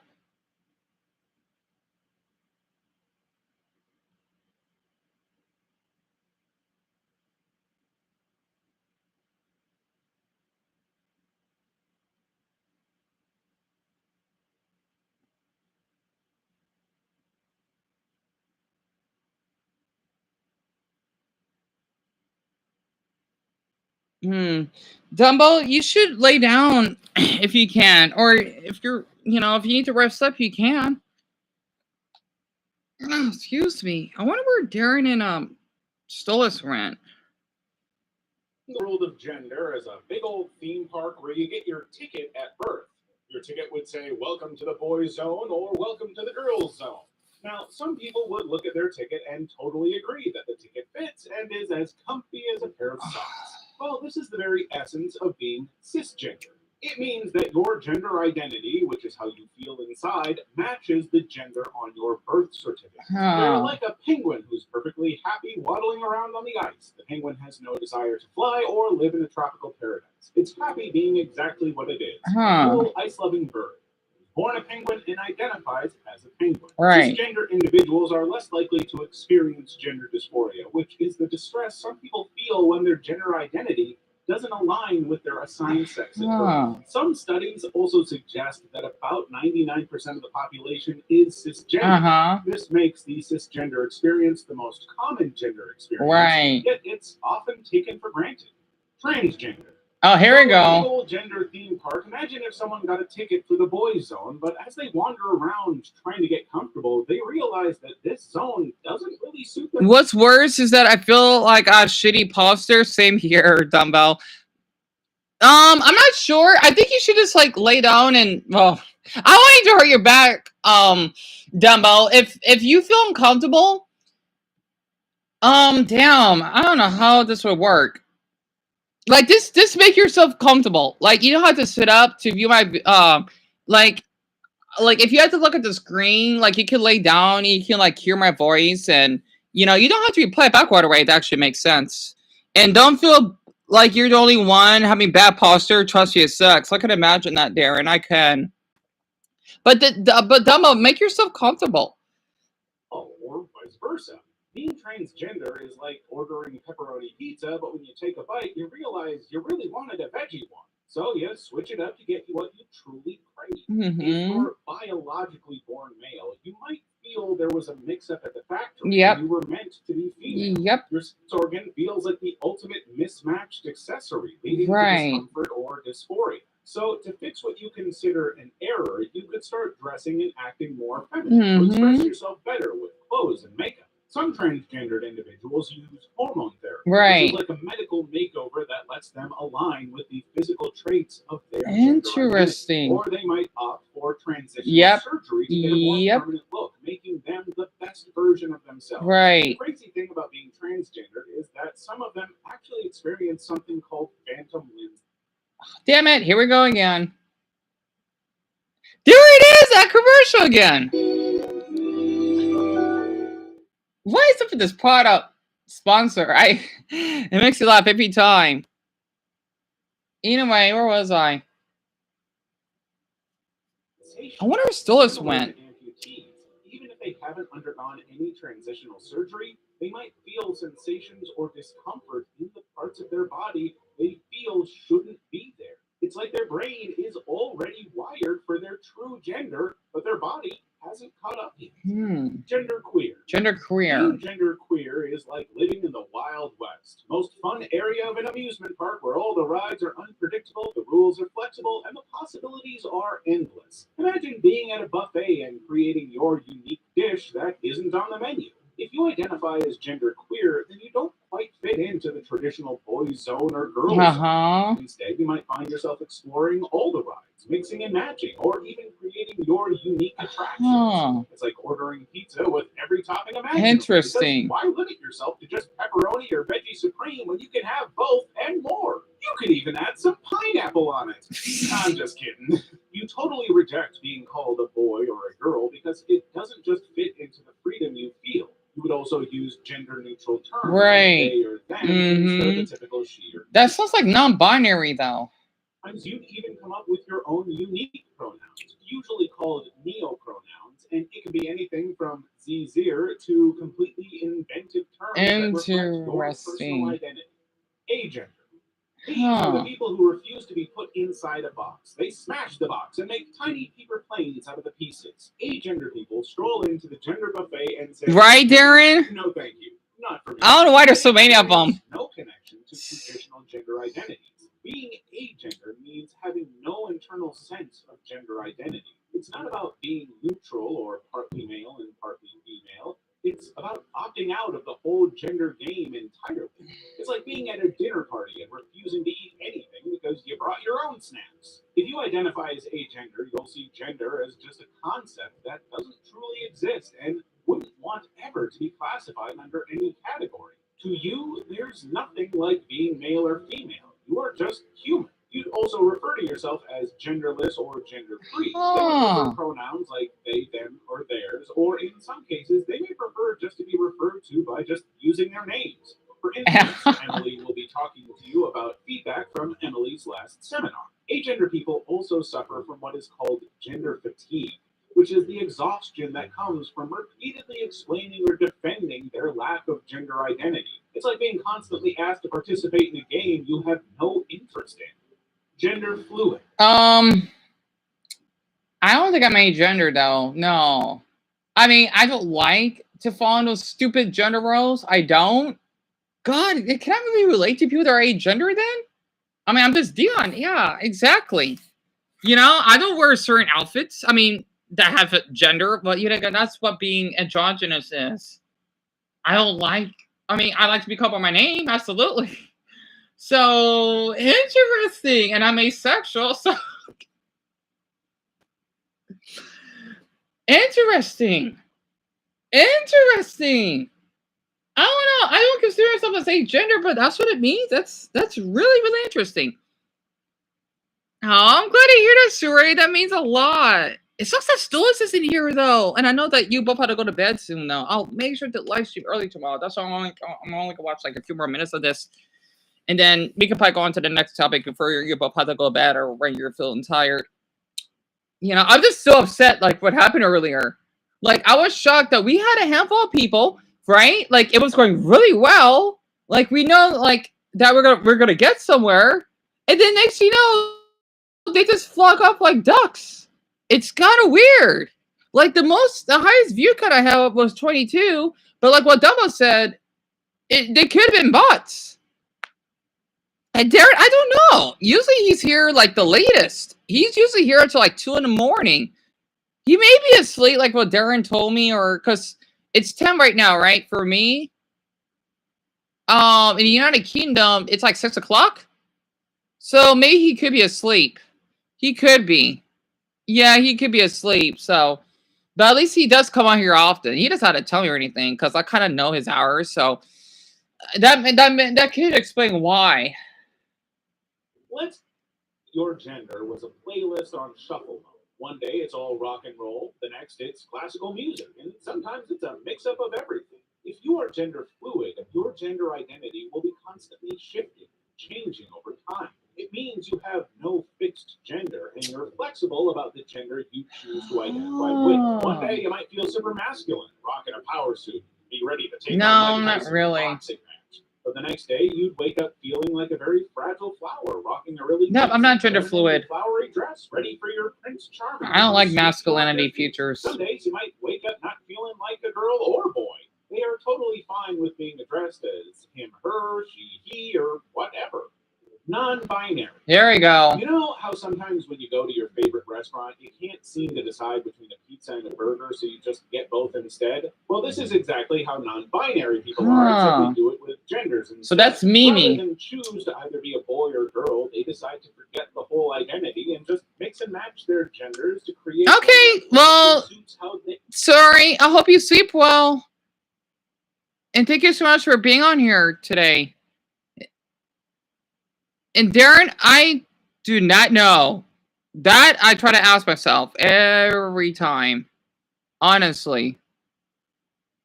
Yeah, I think so's a lot for being protective. I'm going to watch one more minute of this. Feel inside. Think of it like an artist who hates all the colors in his box of crayons, so he smashes everything together to create the coolest rainbow color. Non-binary people have this flexibility with their gender and can get to choose any gender. Well, here we go again. Look at that. 20 damn seconds. But it's a different... Oh, that's cute. Sabrina Husky. Oh, gorgeous Husky, though. Oh, that's a cool car. Lexus.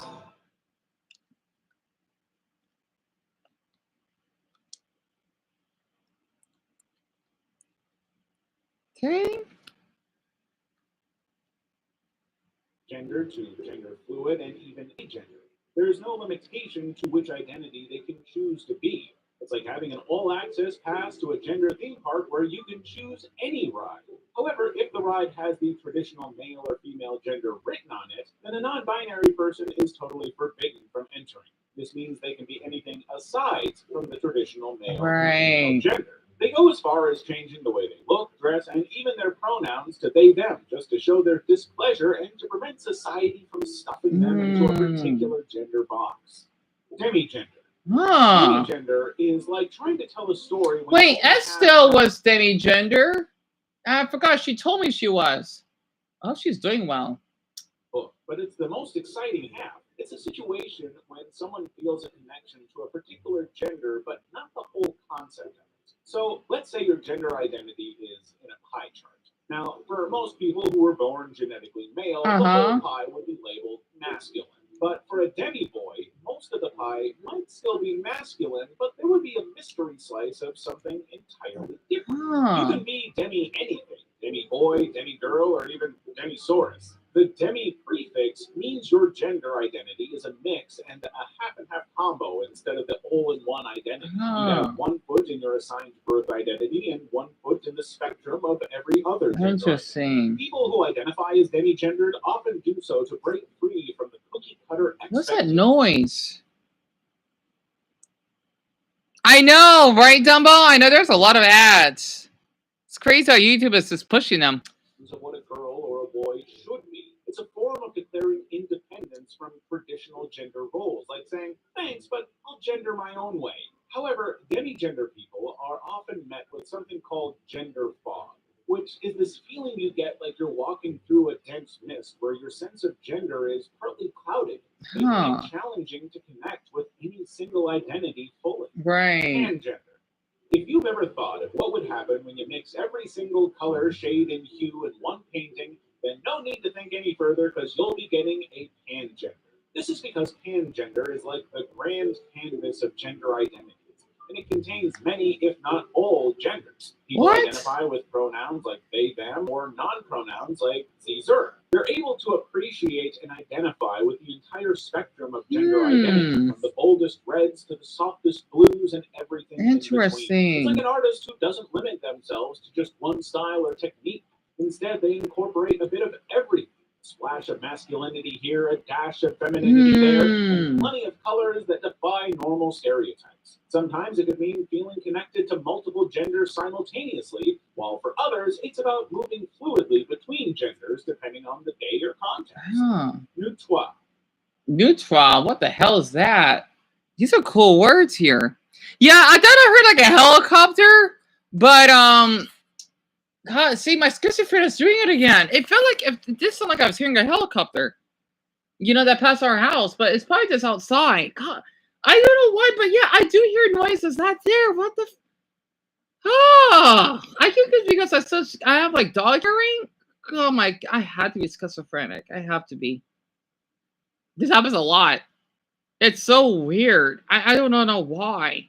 Now imagine you're in a world full of Neutral? colorful lights. While some people are comfortable in the bright blue light of masculinity or the warm pink light of femininity, people who identify as neutral prefer the cool, serene white light right in the middle. They are gender-neutral people who feel like they do not fit into the traditional categories of male or female. Although some might feel a hint of connection to both masculinity and femininity, it's not enough to identify as either. It's like having a pinch of salt and a dash of pepper, but no need for the full spice rack. Neutral prefer non-pronouns such as ze here or they, them, I don't or use whatever those. pronoun they think would fit them the best at the present moment. They basically want to enjoy life as they are, free from the segregation in society. You just have to plug in your shitty computer. Women can or can't do. It's like saying, I'll take my gender without the side of stereotypes, thank you very much.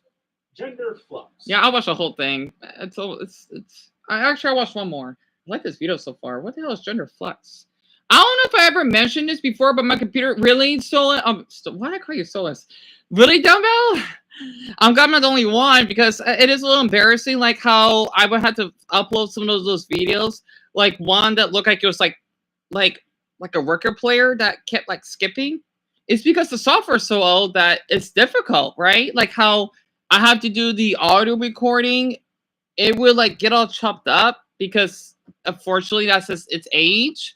And also when I use a QuickTime player, which without the iMovie Maker trademark, I had to do that little testing, right, to make sure it goes through because it lags when I press the play button.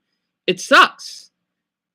Darren, if you're asking me, I think it's like 2 years old. I think maybe 2.5. Because we had, I'm sure you remember, well, you've been on my channel when I had this MacBook, but I have 2 unibody ones, right? The older model, like the original model ones that have the that has the removable lithium battery. I have those 2, but they don't work. Well, I can still like download or like transfer my photos or whatever, but someone is right next to my door is creeping me out. Ah. She's wagging her tail. She's wagging her tail. Hold on. Hold on.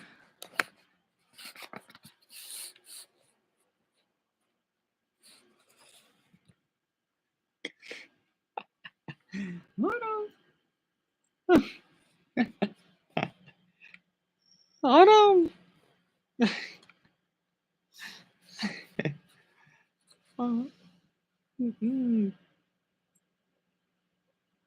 She wants in. She wants in. You want in, mamas? What was I saying? I'm so sorry. Autumn distracted me. You probably just gonna leave. But what are you doing? Like sniffing your nose underneath my door? Ow! Ow! Ow! Ow! Shit! My earphones. But yeah, basically, they like the MacBooks don't like when I turn them on, Darren. They would like the loading screen would turn on, but the thing is though, it would just shut off, right? Because I guess it's so outdated, it doesn't work. But I still have like my photos and videos. Like it sucks that my mother wouldn't allow me this. When you have to go to the that third-party cell phone store because they do repair MacBooks for free, I get a free diagnose, right? And the man said that there's no way that there's nothing that he can do to basically repair it, right? Which means the MacBook is gone, but I know I still got like my videos and photos on there. But the thing is, I have to transfer that to like another MacBook of that model, so it kind of sucks. I told my mother I want to do it, but she won't let me, so that kind of sucks though. Yeah. So Darren, I don't know what's the lifespan for MacBooks. I think it depends. Like since I use this frequently, that's probably why it doesn't work though. But if I just like leave it up, it probably will last much longer. We did have the it's like the unibody one, but it's like a smooth. It's not square, right? It's more like a round. I can't explain the shape. It's like if you it's like if it's a circle, but it's still kind of pointy, right? That model, I think my brother must have sold that at the pawn shop. Unfortunately, I would have used it. Otherwise, I wouldn't have any issues on this MacBook. So it really, really sucks that I got to put up with this because of how much it doesn't work. Like I know a decent amount of MacBooks.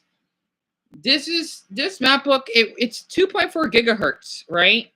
So that's not that good, and it has 4 gigabytes of RAM, which I was hoping to use the Final Cut Pro X app to, like I do my old YouTube videos, but my MacBook is not capable of the model because it's like 10.13, I believe. It's all Capleton, so I have to use like Yosemite and higher, which really sucks. So basically, the youngest model or oldest is a mid 2009. If it's older than that, it's not gonna work. So it sucks though because I looked at the other MacBooks. I think we did bought one that I thought was a decent condition, but it says it's not capable of it because they had to upgrade everything or better update, right? So basically, I'm screwed. So it sucks that Apple. I forgot because you live in California. They're known for having Apple, right? It sucks how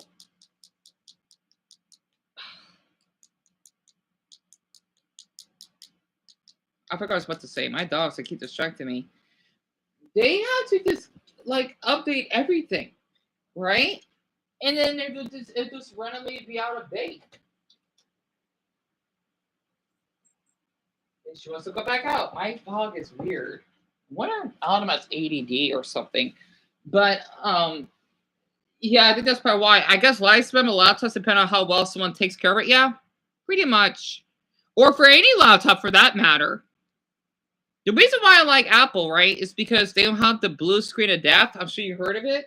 Like if you have a Dell, if you have a Windows, you would get that, which means you lose everything, right? My youngest cousin that I told you in Dumbo about that's so good at computers, he had to reinstall everything, right?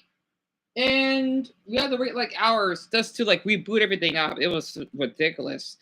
That's why I don't like Dell. That's why I don't like Windows anymore because they have those. Now, Apple have their own issues. I want to use that because we don't have the blue screen of death. Because normally when you have that, it means your laptop is dead. Unless you can hire like a really smart MacBook technician, you're out of luck. We went through so many of those. It sucks, really. I think that's why I like Apple so much. And I know not everything, but I know a decent amount of it, right? Like if someone would give me a Dell, I would somewhat know how to use it, but not as much. It has to be Apple. Like any year of Apple I can use, right? But so we got 4 viewers now because no story went to bed. Like this model, I have no problem using, right? I'm sure I have no problem using the newer ones. So if that actually makes sense. Flux is like your feelings are on a light controlled by a dimmer switch. Turning it up makes you feel more connected to a particular gender, while turning it down weakens that connection. That's what gender flux is? For... Well, here we go again. More ads. That was only 5 seconds.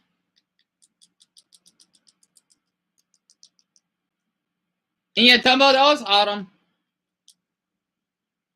Surprise! Imagine this. Some days you wake up feeling like a neon sign, bright and bold, and other days you're more of a nightlight, subtle and soft. Gender flux is all about using that dimmer switch throughout your life, adjusting the intensity of your gender feelings. Being gender flux is all about experiencing your more ads. It's only a 5-second one. Sometimes intensely, sometimes gently. Basically, if you identify as gender flux, you'll constantly experience an ever-changing nature of your gender identity. These changes can happen frequently or infrequently, and they can also be gradual or sudden. One day you might feel strongly connected to a masculine identity and dress in a sharp suit, be him.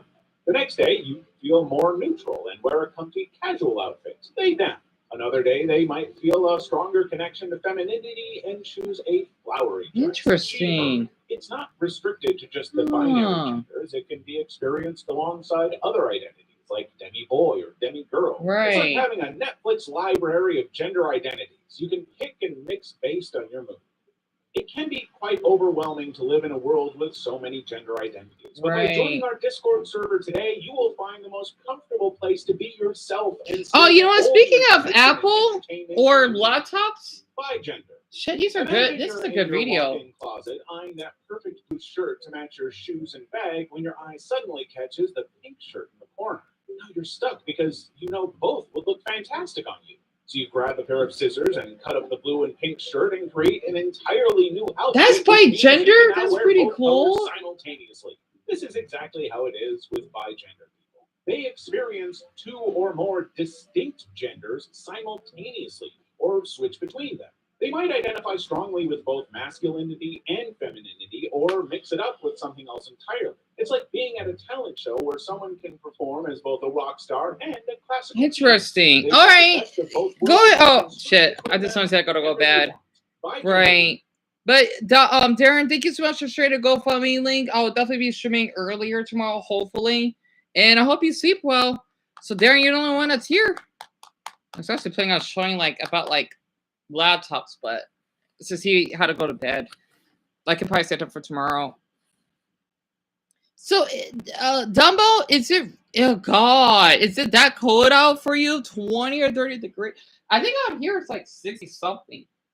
So I feel awful that it's freezing out there or frigid. Golly, that sucks.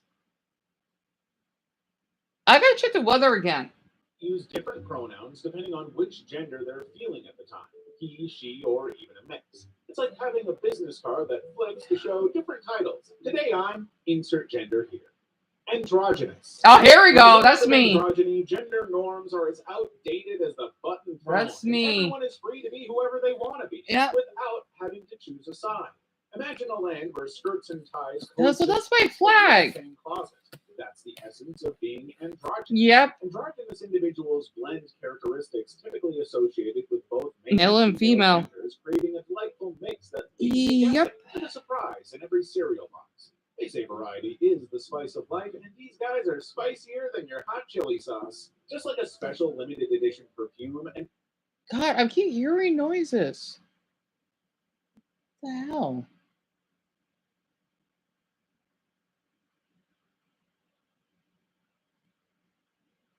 So I knew it'd be, I'm glad androgynous is on here.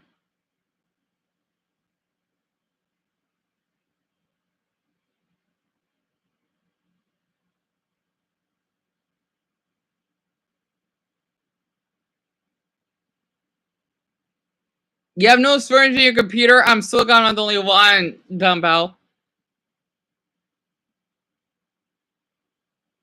You heard it? Oh, good. So I'm not going nuts.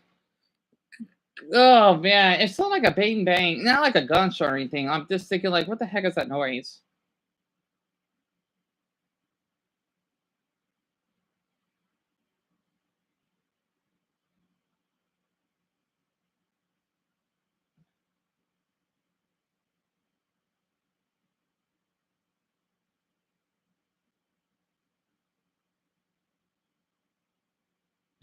Just maybe or some shit. I don't like how people type that in.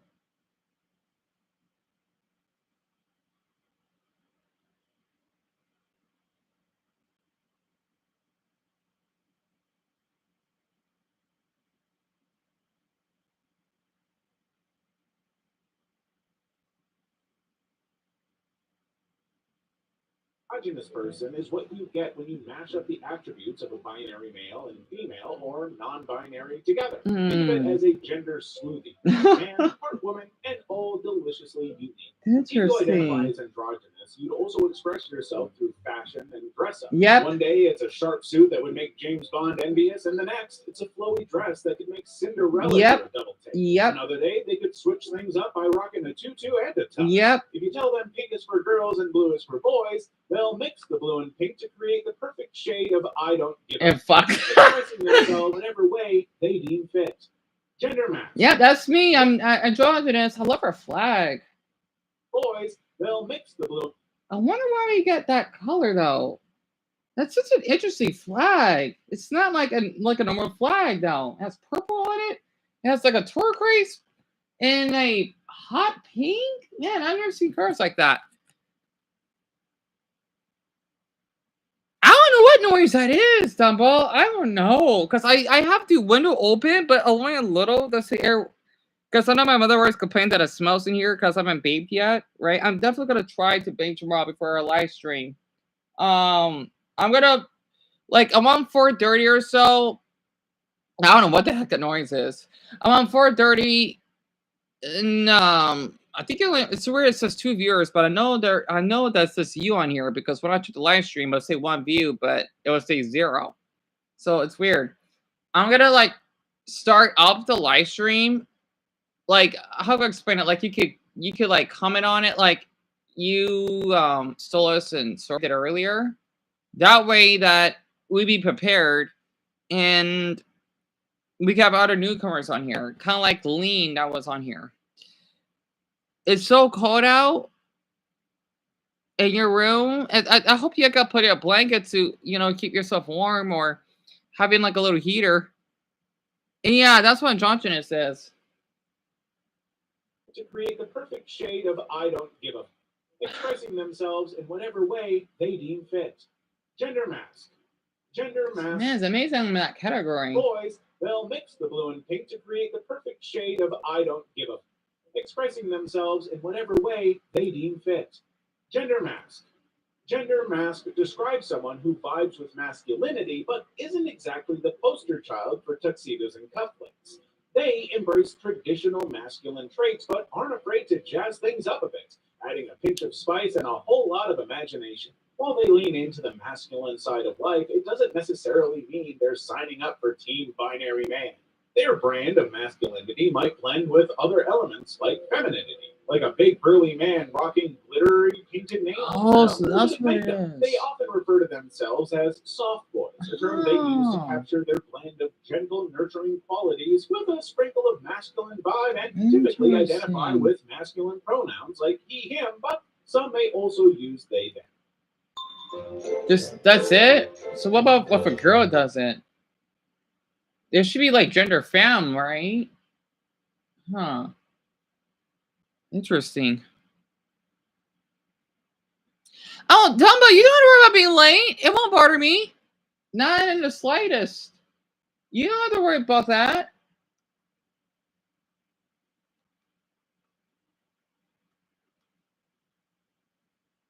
So I'm definitely androgynous. It's amazing. I think our flag is different than everyone else.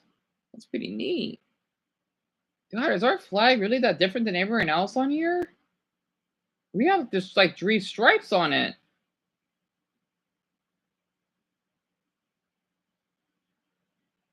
God, theirs is just like a normal horizontal design. Oh, another ad. Yeah, we just have 3 stripes. Interesting. So ours is really simple. I like that. Wow. Who knew I'd be androgynous at at least a younger age, but... Ooh, excuse me.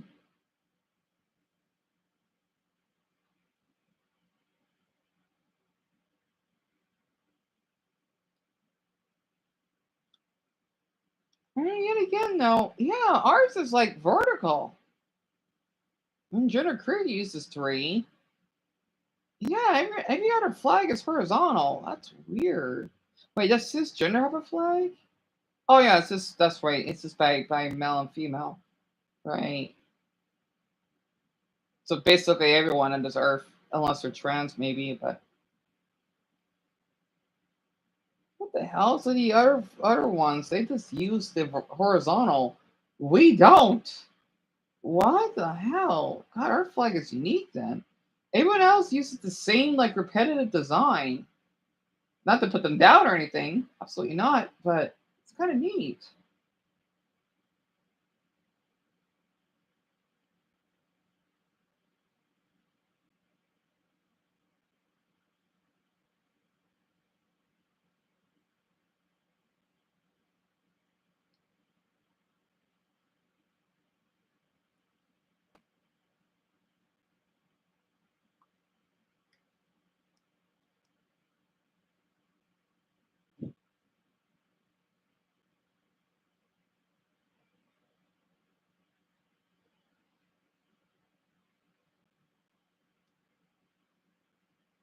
Yep, I'm definitely androgynous. Man, I love her flag.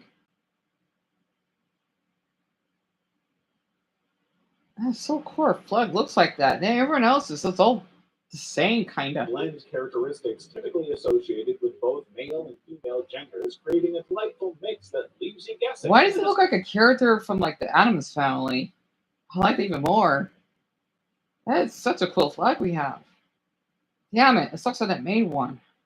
Oh well. Either way, I'm getting off topic. But yeah, I know there are so many ads. So many Dumbo. It gets out of hand sometimes. Oh my. Oh, this channel. Oh great. So there's another one like this? You talk about dreams, huh? So he's like the evaluator, but a little different. More drinks. Dreams about falling.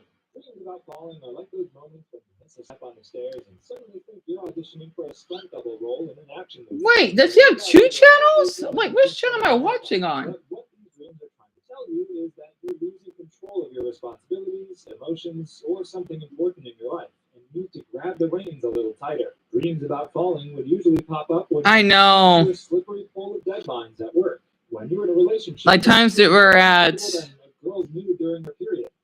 I am just joking. In the scientific community, dreaming about falling is called a hypnic jerk. It's just your brain's way of being dramatic, you know, to make your nap more Oh, exciting. no subtitles. But it can be uncomfortable and sometimes scary. If you want to avoid it, then you need to start grounding yourself emotionally to tackle those stressors head on, like finally facing that looming deadline at work or having that awkward conversation with your partner. Also, avoid caffeine, scary movies, or that existential scroll through social media right before bed. Dreams about flying.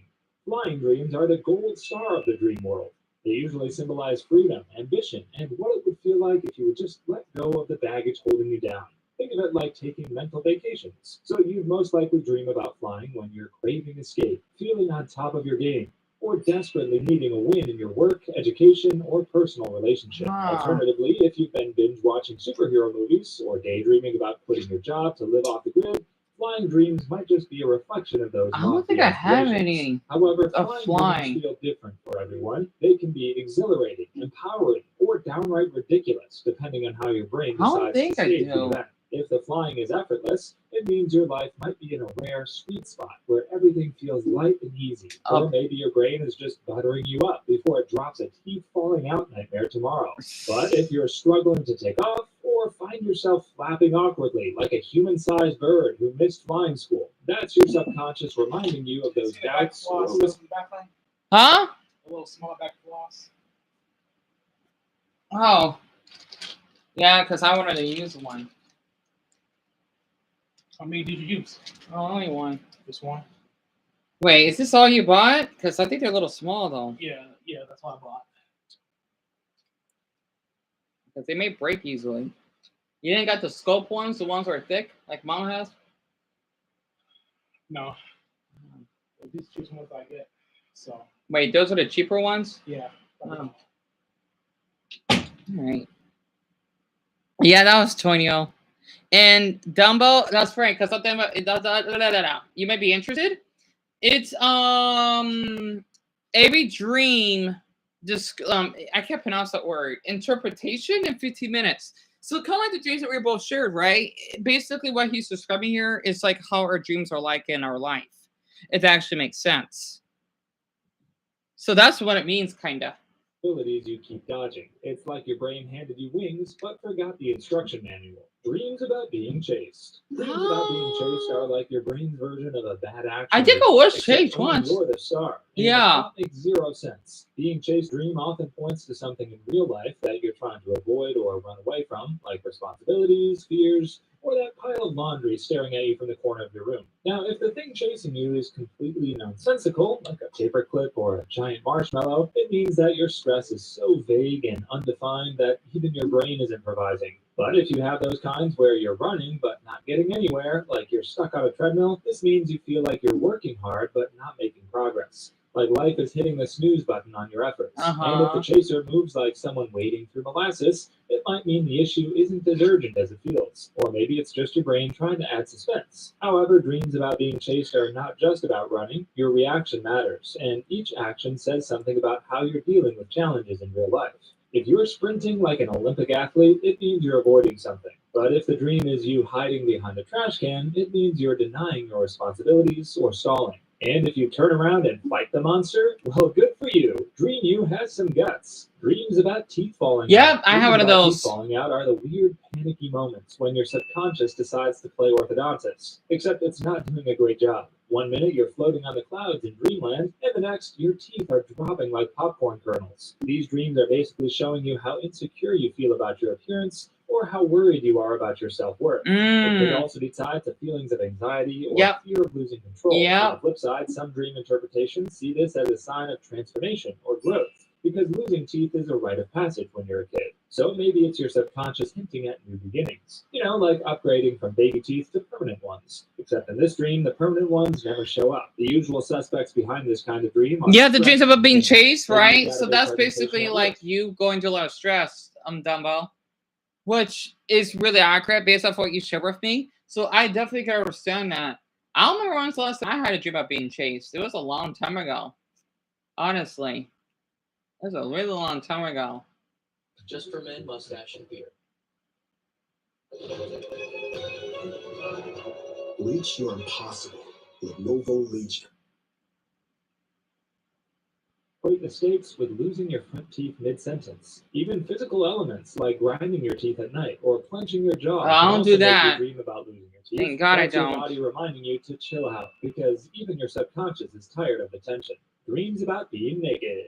Dreaming about Nope. being naked is the mental equivalent of stepping into a spotlight. It could mean you're as confident as a rooster in a room full of chickens, or finally coming out of your shell and embracing your true self. Maybe you finally gather the courage to ask your crush on a date, or smash that goal you set for yourself at the beginning of the year. But it's not always about being confident. Sometimes this naked dream would come when you're worried about how others perceive you, especially when you just started a new job, shared a big secret, or opened up to someone emotionally. So your fear of being vulnerable or exposed would basically make your subconscious present you in your birthday suit in the dream world. But if we're being honest, Dream You could have chosen literally any other metaphor. Dreams about being unable to speak. Dreams about being unable to speak are like your brain handing you the mic for your big solo and then cutting the sound right before you start. No matter how hard you try to yell, whisper, or even grunt, Oh, I your think I voice have will one of come out. those. It's like running a race with your shoelaces tied together. No matter how hard you try, you're just not getting anywhere. Yeah. It's frustrating, bizarre, and makes you wake up wondering if you should book a dream speech therapist. Mhm. These dreams are all about feeling powerless or unheard in Yep, your real life. yep. They often swoop in like a hawk when you're in a situation where you feel like your opinions don't matter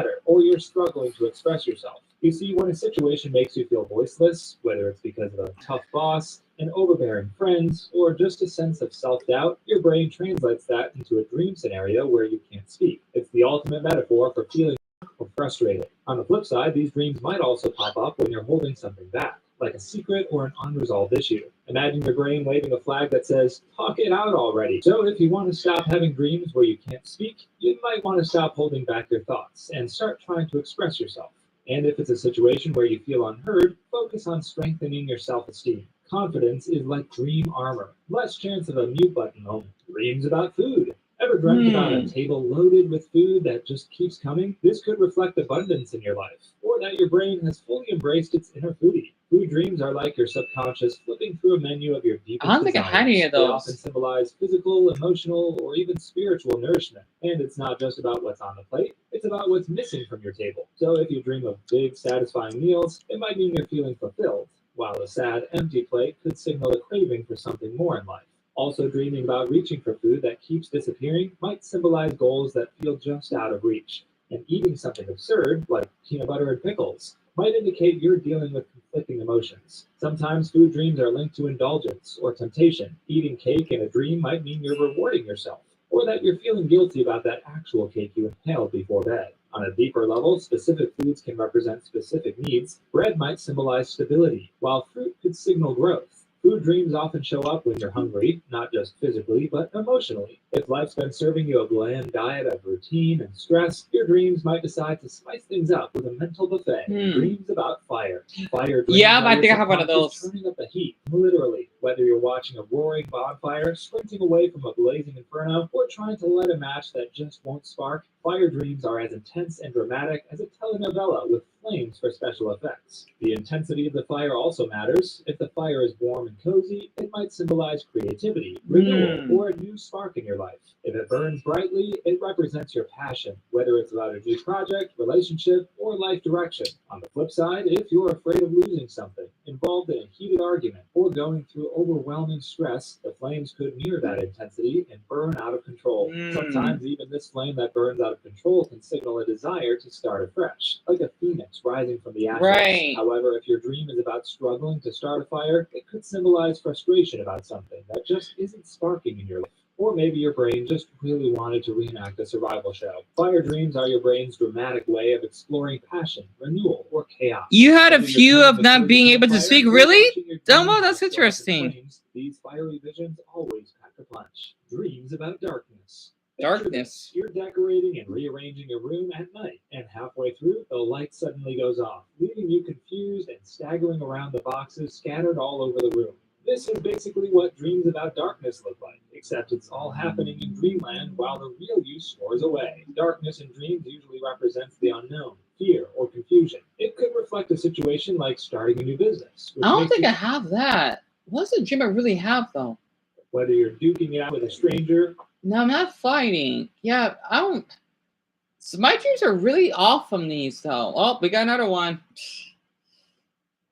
Oh boy, that's McDonald's though. Nothing tastes as good as that first bite. And it just got better. Get a double cheeseburger. I want to. Only 50 cents? That's it? That's awesome. An emotional cruise with no icebergs. Dreams about and water. smooth sailing ahead. I don't know about that one. It's a little complicated. Your subconscious Dreams sending about you a water? weather report for your emotions. If the water in your dream is calm and clear, it means you're on an emotional cruise with no icebergs in sight and it's smooth sailing ahead. But if the water is muddy and turbulent, then you're probably dealing with a situation that's troubling you emotionally. Essentially, the state of the water is like an emotional mood ring for your subconscious, except way wetter. Water might also crash your dreams when you're going through changes, just like rivers flow and tides shift. Or if you're also drowning in emails, deadlines, or just existential dread. But if you have a dream where you find yourself floating in calm waters or lounging on a dream beach where even the seagulls seem chill, it means you're at peace with your inner self. It could also represent your subconscious telling you to go with the flow of what's currently going on in your life. If you're fighting against the current in your dream, it might mean you're resisting something in your waking life. And if you're caught in a flood, maybe it's time to acknowledge those emotions you've been avoiding before they burst through the dam like a high-budget disaster movie. Dreams about seeing a mirror. Dreams about a mirror is like taking a selfie, but without the... Yep, I don't have that. Man, I'm shocked that I don't really have most of these dreams though.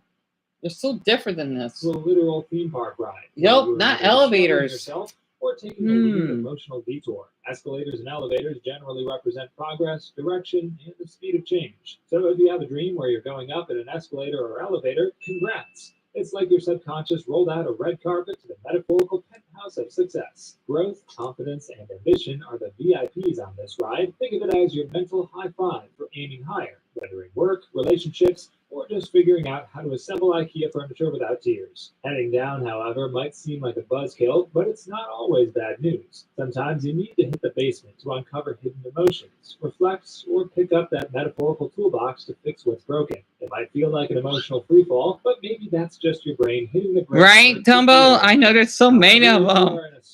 I think you could also make a video about some dreams that you... I probably think about that, Dumbo. You know, not many people are interested. I still want to keep that one in mind, to be honest with you. Actually, that's right. I did watch this channel before. Sahara Desert Snow. Oh, that sounds interesting.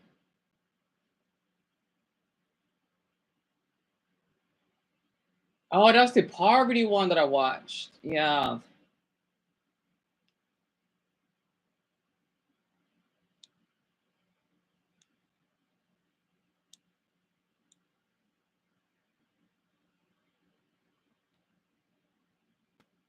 It's a good channel though.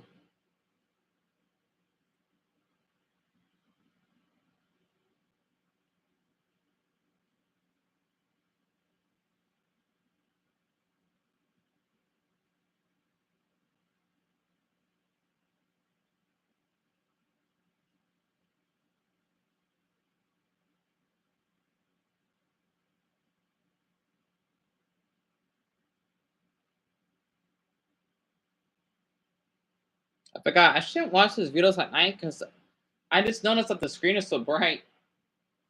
I don't know. My eyes are not used to seeing like white for so long. It's weird.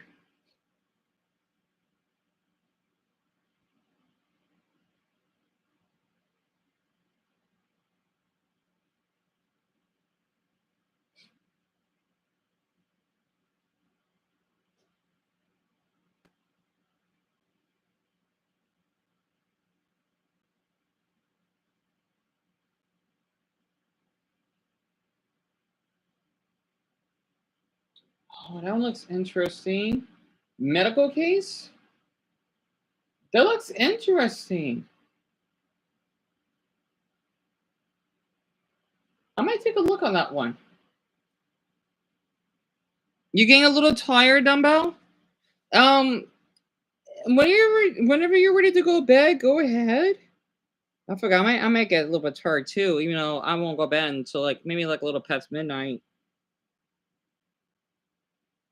If you want to go to bed, go ahead.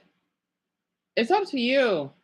Feels any pain, but if your body decides to Because I know you've been sitting the whole time. You're probably going to rival Superman. But the best part is that you're the only person immune to the pain of stepping on Legos. This condition is called congenital insensitivity to pain. Basically, it gives you the seemingly superhuman ability of being too insensitive to pain that you can probably pursue a career as the world's greatest stuntman. What happens here is that your brain overproduces endorphins, also called your happy hormones. So if you're too happy, you'll never feel pain. It's like your nervous system is a broken alarm system that doesn't sound off no matter what danger lurks. If you're suffering from this condition, you'd probably be happy at first because you don't have to worry about stubbing your toe, but the downside is that without the ability to feel pain, you're more prone to injuries. It's like you don't mind cooking food with your bare hands, not knowing that you've already burned yourself. Treatment for this condition is tricky because doctors can't treat you if you can't even tell them what's wrong. You probably already have 10 broken bones, but your doctor won't know it because you can't feel anything. You'd have to be painfully aware of how different you are to make this condition manageable. Fish sense. Try imagining waking up one day to discover that no matter how much you scrub, Because it's getting late, right? If you want to go to bed, Dumbo, you can. I'm getting a little tired too, actually. But maybe it's because I got a lot of energy when I'm alone. Like when I talk to you and the others, I get like really relaxed. I should have told him that, but because I'm so introverted, right? I feel so calm and like I could sleep and rest when I'm talking to someone. It's weird. But when I'm alone, I get a lot more energy.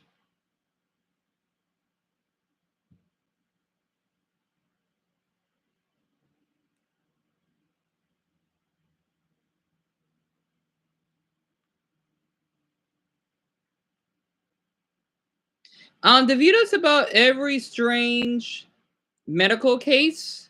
It's supposed to be like certain disorders or something. Like throughout your body and how you're born. It's interesting.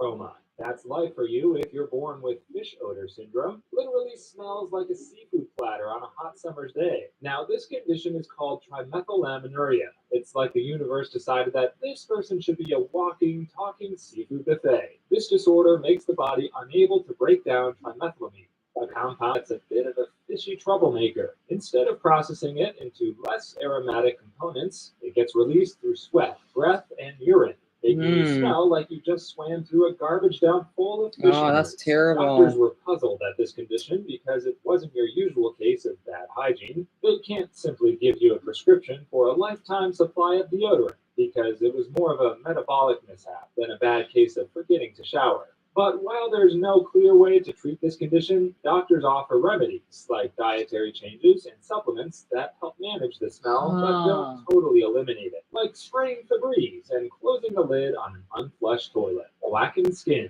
Put yourself in the shoes Blackened of someone who believes he has found the secret to long life. You decided to give silver a starring role in your wellness routine, but instead of turning you into a shining example of health, it turned you into the man with the blackened skin. You started out fair-skinned and all, but ended up becoming a big fan of colloidal silver, a substance with tiny silver particles suspended in liquid because you think it's the secret to good health. But colloidal silver is known in the medical community as a dubious Okay. I just want to make sure. Elixir. Still, you drank it like it was a healthy fruit smoothie, until you soon found yourself in an unexpected makeover. Colloidal silver can actually turn your skin into a darkened shade of blue that would make the Smurfs jealous of his complexion. This condition is called argyria, which happens when too much silver has accumulated in your body. Really? This condition makes you look like you decided to switch careers to become the star of the next Avatar film. However, from blue, your skin can also turn into a permanent slate of gray, making you look like a walking statue. So, believing you found the secret to long life, you become the world's most intriguing statue, or the human equivalent of a silver screen star. Universal germ allergy. If you were born with an allergy to every kind of germ A on germaphobe? Earth, it's like you were born with a do not disturb sign on your body. This happened to David Vedder, a boy who had to live his life encased in plastic, becoming known as the plastic bubble boy. Suffering from this condition means that you have a severe immune deficiency that makes it challenging for your body to fight off anything bacterial. It's like your white blood cells are too lazy that they simply allow every germ to pass through them without putting up a fight. So instead of living a normal life full of scraped knees and That sucks. Man, I can't imagine living with that condition.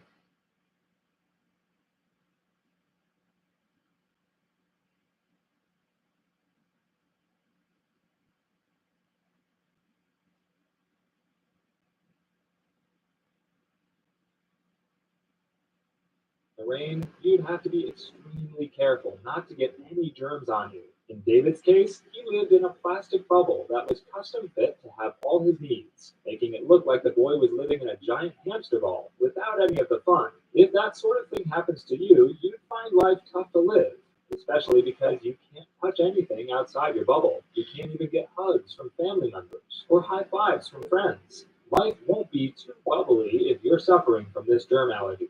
There aren't even any treatments to this disease, except for the possibility of transferring bone marrow from a willing donor to help improve your immune system. But in the Bubble Boy's case, he died soon after his body rejected the bone marrow as a deadly disease got transferred to him from his donor. That's terrible. Sickness epidemic.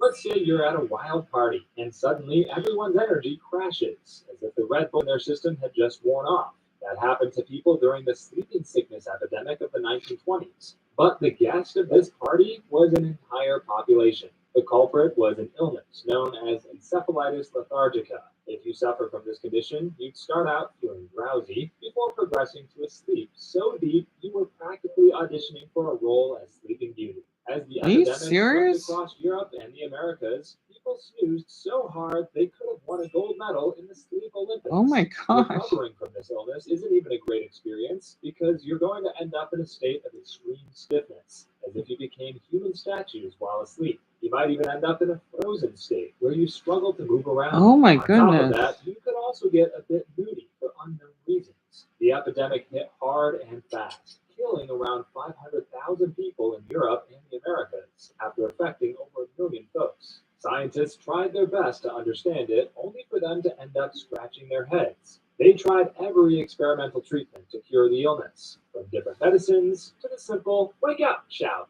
None of them worked. They didn't even know where it came from. But the popular belief is that it was a side effect of the Spanish influenza. This sickness disappeared in the 1930s as mysteriously as it appeared. To this day, there are no clear answers to what caused it. No cerebellum. You've probably called someone brainless in an episode of Annoyance, but there's an extremely rare condition where you can be born without a part of your brain, specifically your cerebellum. This is the part of your brain that acts as your personal assistant, managing your balance and movement. Now imagine if that personal assistant resigned from their position. You're going to end up less coordinated, often losing your balance. However, there is a chance that you can live a normal life without your cerebellum. Of course, life won't start easy for you because you might struggle with your movements and speech early on, but as you grow older, you're going to function like a normal adult without generally not looking like you're perpetually drunk.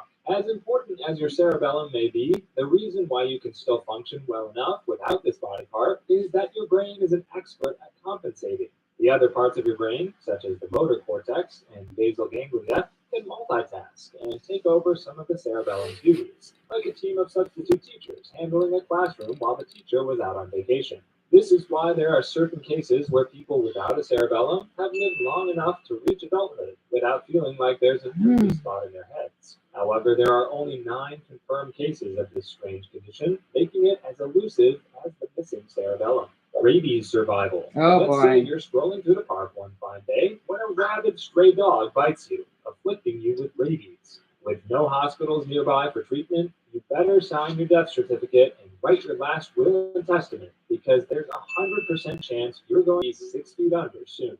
But there's a rare case of rabies survivor who went untreated but still lived to tell the tale. Normally, when you get infected by rabies, you have to get immediate treatment before some of its early signs appear. Once you get rabies without treatment, that's basically it for you, because you're at the point of no return.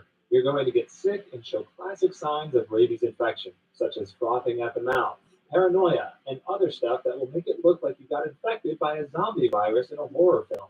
But in the case of Jenna Geis, the rabies survivor, doctors didn't throw in the towel when she showed symptoms of rabies without treatment. They placed her in a medically induced coma in the belief that this could reset her brain. If you were in her position, you're basically turned into a human vegetable. This treatment works by shutting your brain down and slowing rabies' effect on your mind. This allows the body to build enough antibodies to fight the disease off. So at this point, the only way to survive a full-blown rabies attack is to pull that kill switch on your brain to give rabies a timeout. A double uterus. If you've got 2 uteruses, you're the ultimate multitasker of the womb world, like Kelsey Hatcher and about 0.3% of the globe. You're not just prepared for one baby, you're ready for a whole litter. The condition is called uterine didelphys, which is a fancy word for, I want more storage space. It's like your uterus decided to follow your gloves and shoes, in the sense that there should be 2 of everything. Your reproductive system wanted to double the fun. This only happens when 2 ducts, called the Mullerian ducts, which normally combine during your development, don't fuse, resulting in 2 uteruses. Some women are even born with 2 vaginas and cervixes as a result of this condition. Doctors discovered this condition through ultrasounds and routine exams, realizing that there was something unique going on down there, but there's rarely anything wrong with having 2 uteruses. Some women with uterine didelphys have had perfectly normal pregnancies and deliveries. If you were the infant inside your mother with this condition, it's like you have the best time ever with all the space you have. Instead of a studio apartment, you basically have a 1-bedroom unit to yourself. Human magnetism. As cool as this medical condition may sound, it doesn't turn you into Magneto and give you the ability to fight the X-Men. Instead, human magnetism is the supposed ability to attract various objects to your skin.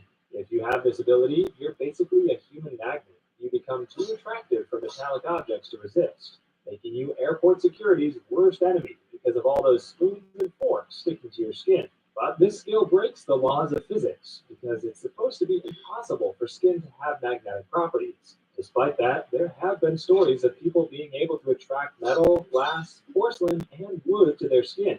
This makes them look like walking and talking refrigerators with all those objects sticking to them. Because of this, scientists commonly believe that this has nothing to do with magnetism, which should only affect metals. If that were the case, every compass nearby would be pointing at you. Biologically, humans can't produce magnetic fields. That's why the most likely causes of human magnetism are friction and sticky skin. If you have skin rougher than a rocky cliffside, it's easier to stick objects on it. Likewise, if you haven't taken a shower in days, your skin might get sticky enough to look like a Christmas tree with just about anything and everything clinging to you. Tears of blood. You might think this is the title of the next drama film, with lots of crying between 2 star-crossed lovers. But it's actually a medical condition that's far from an overly dramatic soap opera. Crying tears of blood is as literal as it sounds. It's what happens when you're suffering from a condition called hemolacria. This is a rare medical case where your eyes go full goth mode, turning you into a scary sight that could very well give anyone a few nightmares. But there's a perfectly good explanation for this condition. Normally, tears are made of water, a bit of salt, and a tiny splash of sadness. But when your eyes start producing blood, various factors make your tears more dramatic and emotional. Some of them can be quite ordinary, while others are bizarre. Something as simple as an Jen loved her game plays. Then Brad showed up with game. Man, oh my god, I must have dozed up again, didn't I? Crap. Man, because I was so relaxed with you being here. What's worse is that the humidity is making it really. Oh, that's awful. Because I know you live somewhere that does have higher humidity, huh? So normally when there's like a place that has low humidity, oh my god, I definitely did those off. Oh my god. Usually with low humidity, you'll feel much colder. I might need to stop sharing the screen. Now I could pay directly towards you. There we go. Plus, I'm just too close to the screen. Oh. Here we go. Sleep Olympics. Recovering from this illness isn't even a great experience because you're going to end up in a state of extreme stiffness, as if you became. Because the thing is, even if it's like a cold temperature with humidity, it'll make you feel a little warmer. Unless I was wrong. Survival. Let's say you're strong.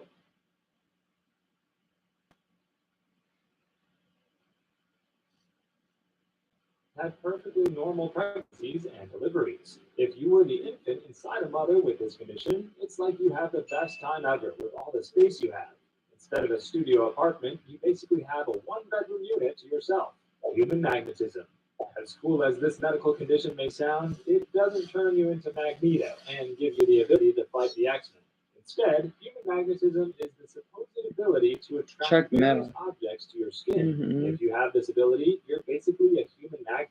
You become too attractive for metallic objects to resist, making you airport security's worst enemy because of all those spoons and forks sticking to your skin. But this skill breaks the laws of physics because it's supposed to be impossible for skin to have magnetic properties. Despite that, there have been stories of people being able to attract metal, glass, porcelain, and wood to their skin. This makes them look like walking and talking refrigerators with all those objects sticking to them. Because of this, scientists commonly believe that this has nothing to do with magnetism, which should only affect metals. If that were the case, every compass nearby would be pointing at you. Biologically, humans can't produce magnetic fields. That's why the most likely causes of human It's going to get colder, right? I just hope that you do your best to stay warm by coming up in the blankets. It's easier to stick objects on it. Likewise, if you haven't taken a shower in days, your skin might get sticky enough to look like a Christmas tree with just about anything and everything clinging to you. Tears of blood. You might think this is the title of the next drama film, with lots of crying between two star-crossed lovers. I'm sorry to hear Actually, that. a medical condition that's far from an It sounds like I can donate a soap blanket opera. to you. Crying tears of blood is as literal as it sounds. It's what happens when you're suffering from a condition called hemolacria. This is a rare medical case where your eyes go full goth mode. I hope it's a dip one. Scary sight that could very well Kind of be like mine anyone over with here. nightmares. But there's a perfectly good explanation for this condition. Normally, tears are made of water, a bit of salt, and a tiny splash of sadness. But when your eyes start producing blood, various factors make your tears more dramatic and emotional. Some of them can be quite ordinary, while others are bizarre. Something as simple as an infection, or as deadly as a tumor, can cause you to cry tears of blood. But stress can also make it seem like your tear ducts are having a meltdown. Sometimes it could be linked to conjunctival or retinal blood vessel issues. Simply explained, it's as if your eyes had a minor plumbing malfunction that may have connected the pipes in your blood vessels to your tear ducts. And then there are the cases where it's just plain old mysterious. Treatment for this condition can vary because it all boils down to the root cause. If it's a tumor, you deal with a tumor. But if it's stress causing it, you might want to try a relaxing hobby, such as going to the gym or watching television. Just ensure you're not watching anything dramatic, because you might fill the room with bloody tears. A raging immune system. If you're looking to start a metal rock band, it might be a good idea to call it Raging Immune System. But this is also the name of a medical condition that's as dark as any hardcore music group.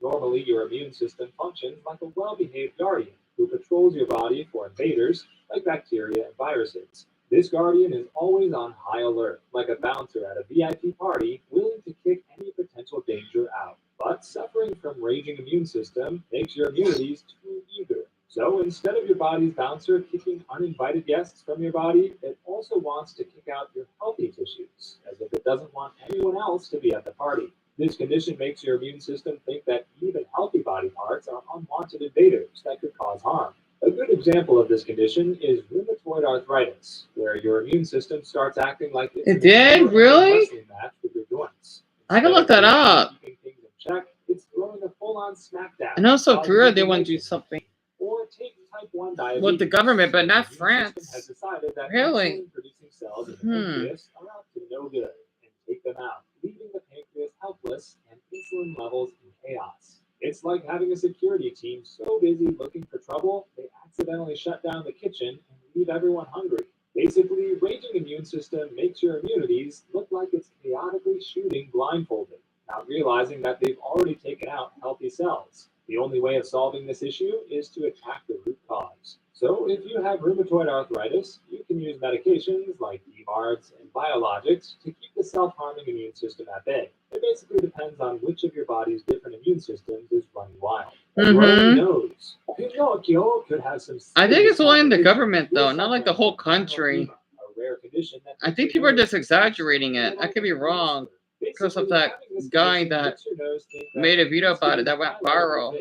Allowing it to grow into uncontrollable sizes. But the problem is that it doesn't make you look like you're a puppet who came to life and always lies. Instead, it turns your nose into an oversized tomato, swelling and becoming red. It also comes with the texture of overcooked pizza. It's needless to say that it's not something you'd want happening to your nose. This skin condition, however, has no clear cause. It's thought to be a combination of chronic inflammation sprinkled with a bit of bad luck.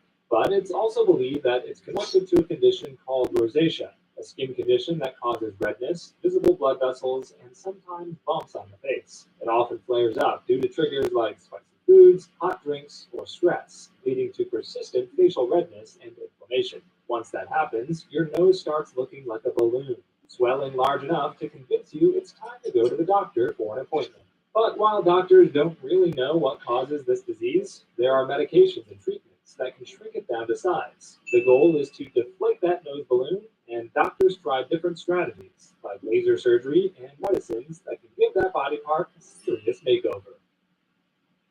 That's it. That's a good video.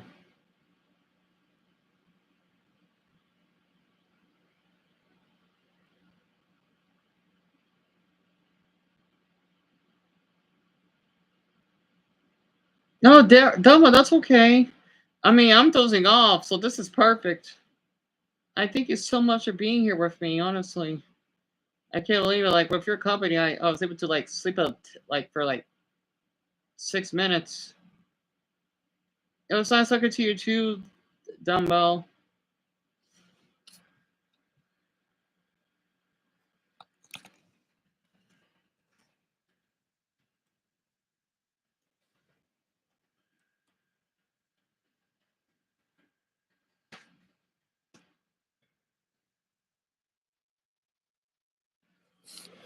I'm going to live stream it late tomorrow.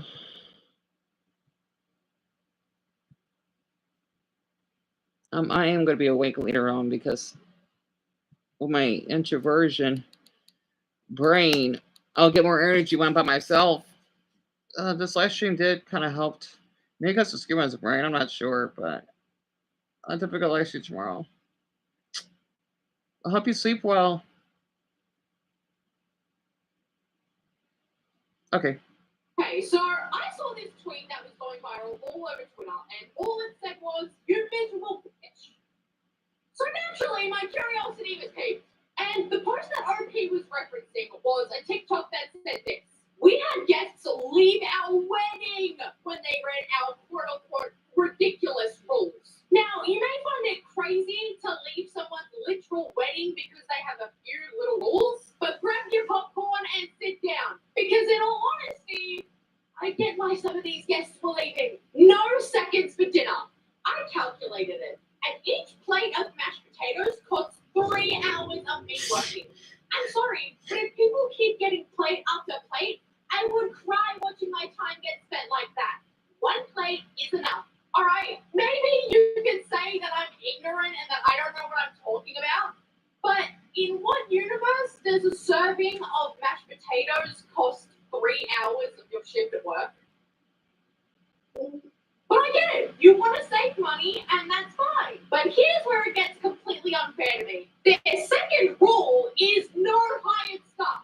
Everyone does their part, no matter what age. We had kids as young as 5 washing utensils, and my grandparents were carrying chairs. It was just magical to see the family come together. You got 5-year-old children working. I need you to process that. So explain this to me, okay? Because I'm failing to understand. You want to cut costs by not hiring a singular staff member, so you force your family to take on the burden of that labor instead. But you're still going to forbid them from getting more than a single plate of food in reward for helping you.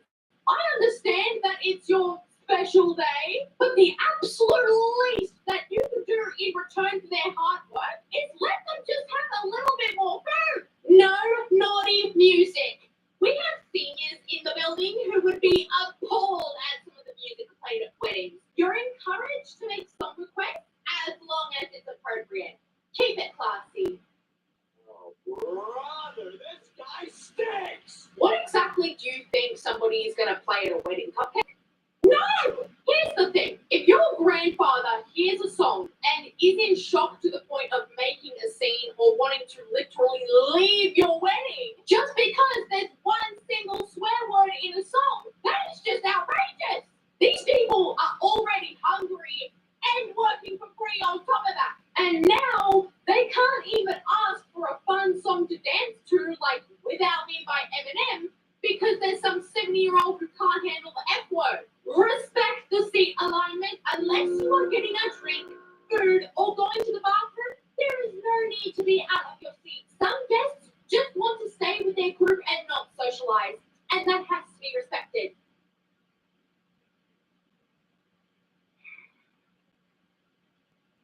What kind of freaking NPC-ass robotic-ass wedding is this? So I can't even get up to dance? Oh my goodness. You can tell me what colors to wear at your wedding. Yes, absolutely. But you cannot tell me that I can't be a regular human and simply walk around the venue. Look, I'm not the most social person in the world. If I attend an event with my family or with my friends, fish, and I'm sorry, that is also a terrible rule. You just want people to behave like zombies the entire time, and that's really weird. If you and your date break up, here goes your +1. Huh? Our wedding is not a free-for-all. Are you okay? Okay, I am not a fan of your tone.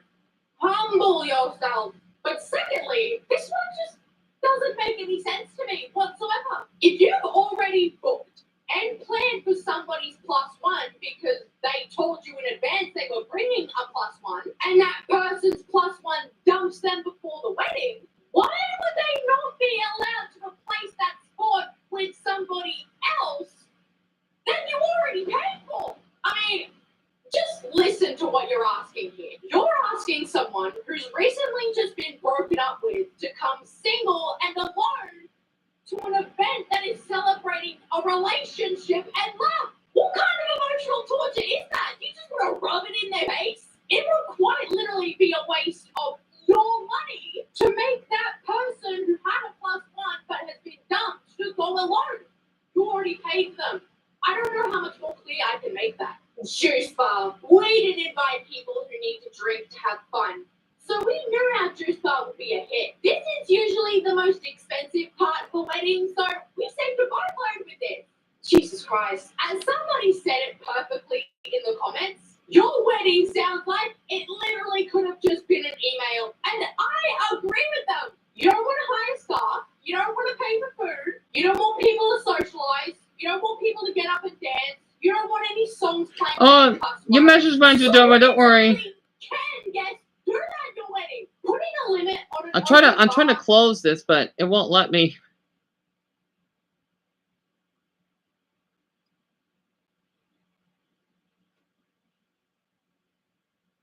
Certainly something that I agree with. I wouldn't want anybody getting belligerent want people to actually loosen up and enjoy themselves after the ceremony. It's supposed to be a celebration. So pop those bottles and have a good night. Just know your limits and we're all good. And I understand that you want to cut costs, but you didn't even hire a photographer either. So how much all special night are you willing to sacrifice just to save money? Because another rule was that every single person must be out by 10:30 p.m. We love party animals. Are you sure about that? Who stay up late and want to have fun. But my husband and I still have work in the morning, so we need to get a good night's rest just like any other day. Okay, so you're cutting all these costs to make your wedding as lame as possible.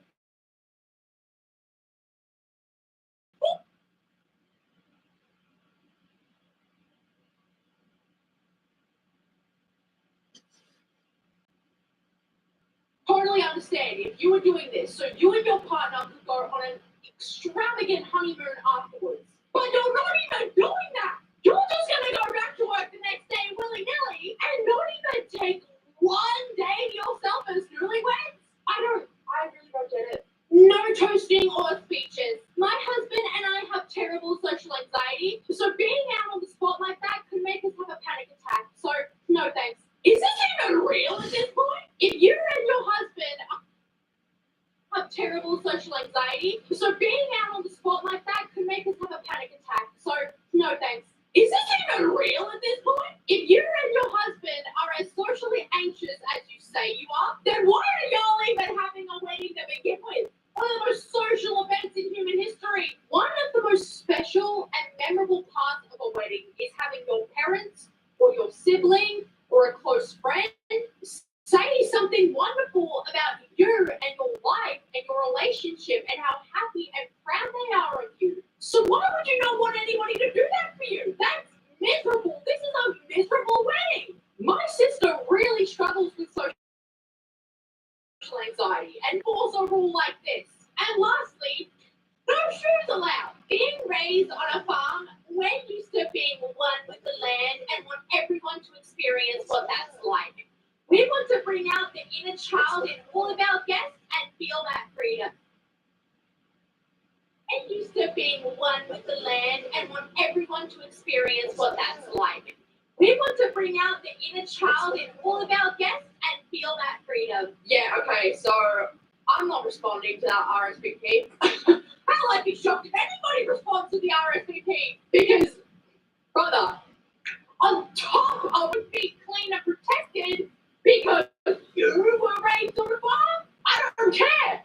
That's nasty, man. One more thing. If you don't want people at your wedding to take pictures and post them online before you can post them online, that is perfectly reasonable and I completely understand that. But to take people's phones from them at the entrance and having them locked away until after the reception is genuinely crazy because you aren't thinking about the personal lives of those in attendance. In the case that a guest is receiving a call or a text because there's an emergency going on at home, they have absolutely no clue and no way of responding to the person who needs help simply just because you don't want any pictures of your wedding posted to their Instagram story. Now what? What are they supposed to do? It is incredibly dangerous to strip some people's only form of contact with their loved ones like this. You never know what could happen to anybody at any time. So just ask people to respect your wishes and just tell them to keep their pictures to themselves until you give them permission to post them online. It's really not that difficult. I just don't think people know how to truly act anymore because there was a tweet that also went viral on Twitter that said this: am I wrong for not wanting to go?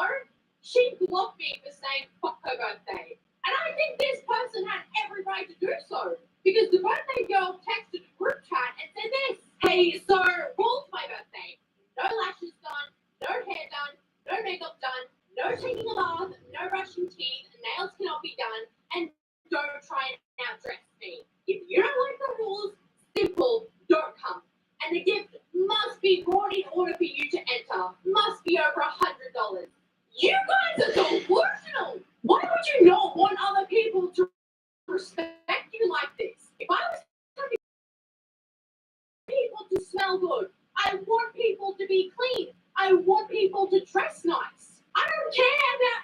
showing me up on my birthday. I just want to spend time with the people that I love, eating good food and doing fun things. And to demand all of that out of someone while still also making it a priority for them to bring in $100 gift is wildly entitled, and some of you do need a reality check. So can we just be normal, please? Anyways, guys, thank you so much.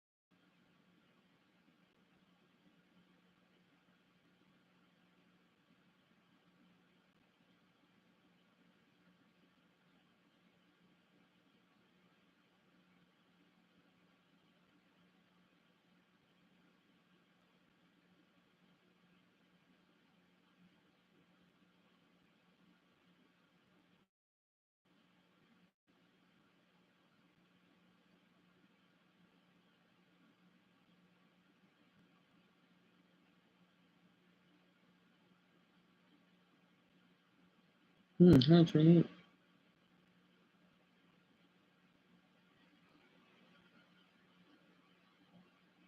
TikTok is an app that says its users can be 12 plus, but I believe the age of the people who can be 16. allowed to use the app should be much higher. You want to know why I picked this? Because when I was 12, TikTok, which was Musical.ly at the time, was an app where videos of people dabbing and doing the mannequin challenge and flipping water bottles all over our featured pages. But now it's videos of girls being insecure because they don't have so-called leggings legs.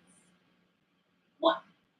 And despite the fact that there are legitimately thousands of girls out there right now who are uploading TikToks of themselves saying how jealous they are of girls who have these legging legs, there will still be people in the comments trying to drag them down even further by saying, yeah, you're right, you don't have leggings legs. Because TikTok users think that kicking a person while they're down is the most hilarious thing in the world. So I have two things to say about this. Number one, this is a made-up insecurity by TikTok and TikTok only. All girls, every single girl in this world has leggings legs. Why? Because all girls have legs. Do you think that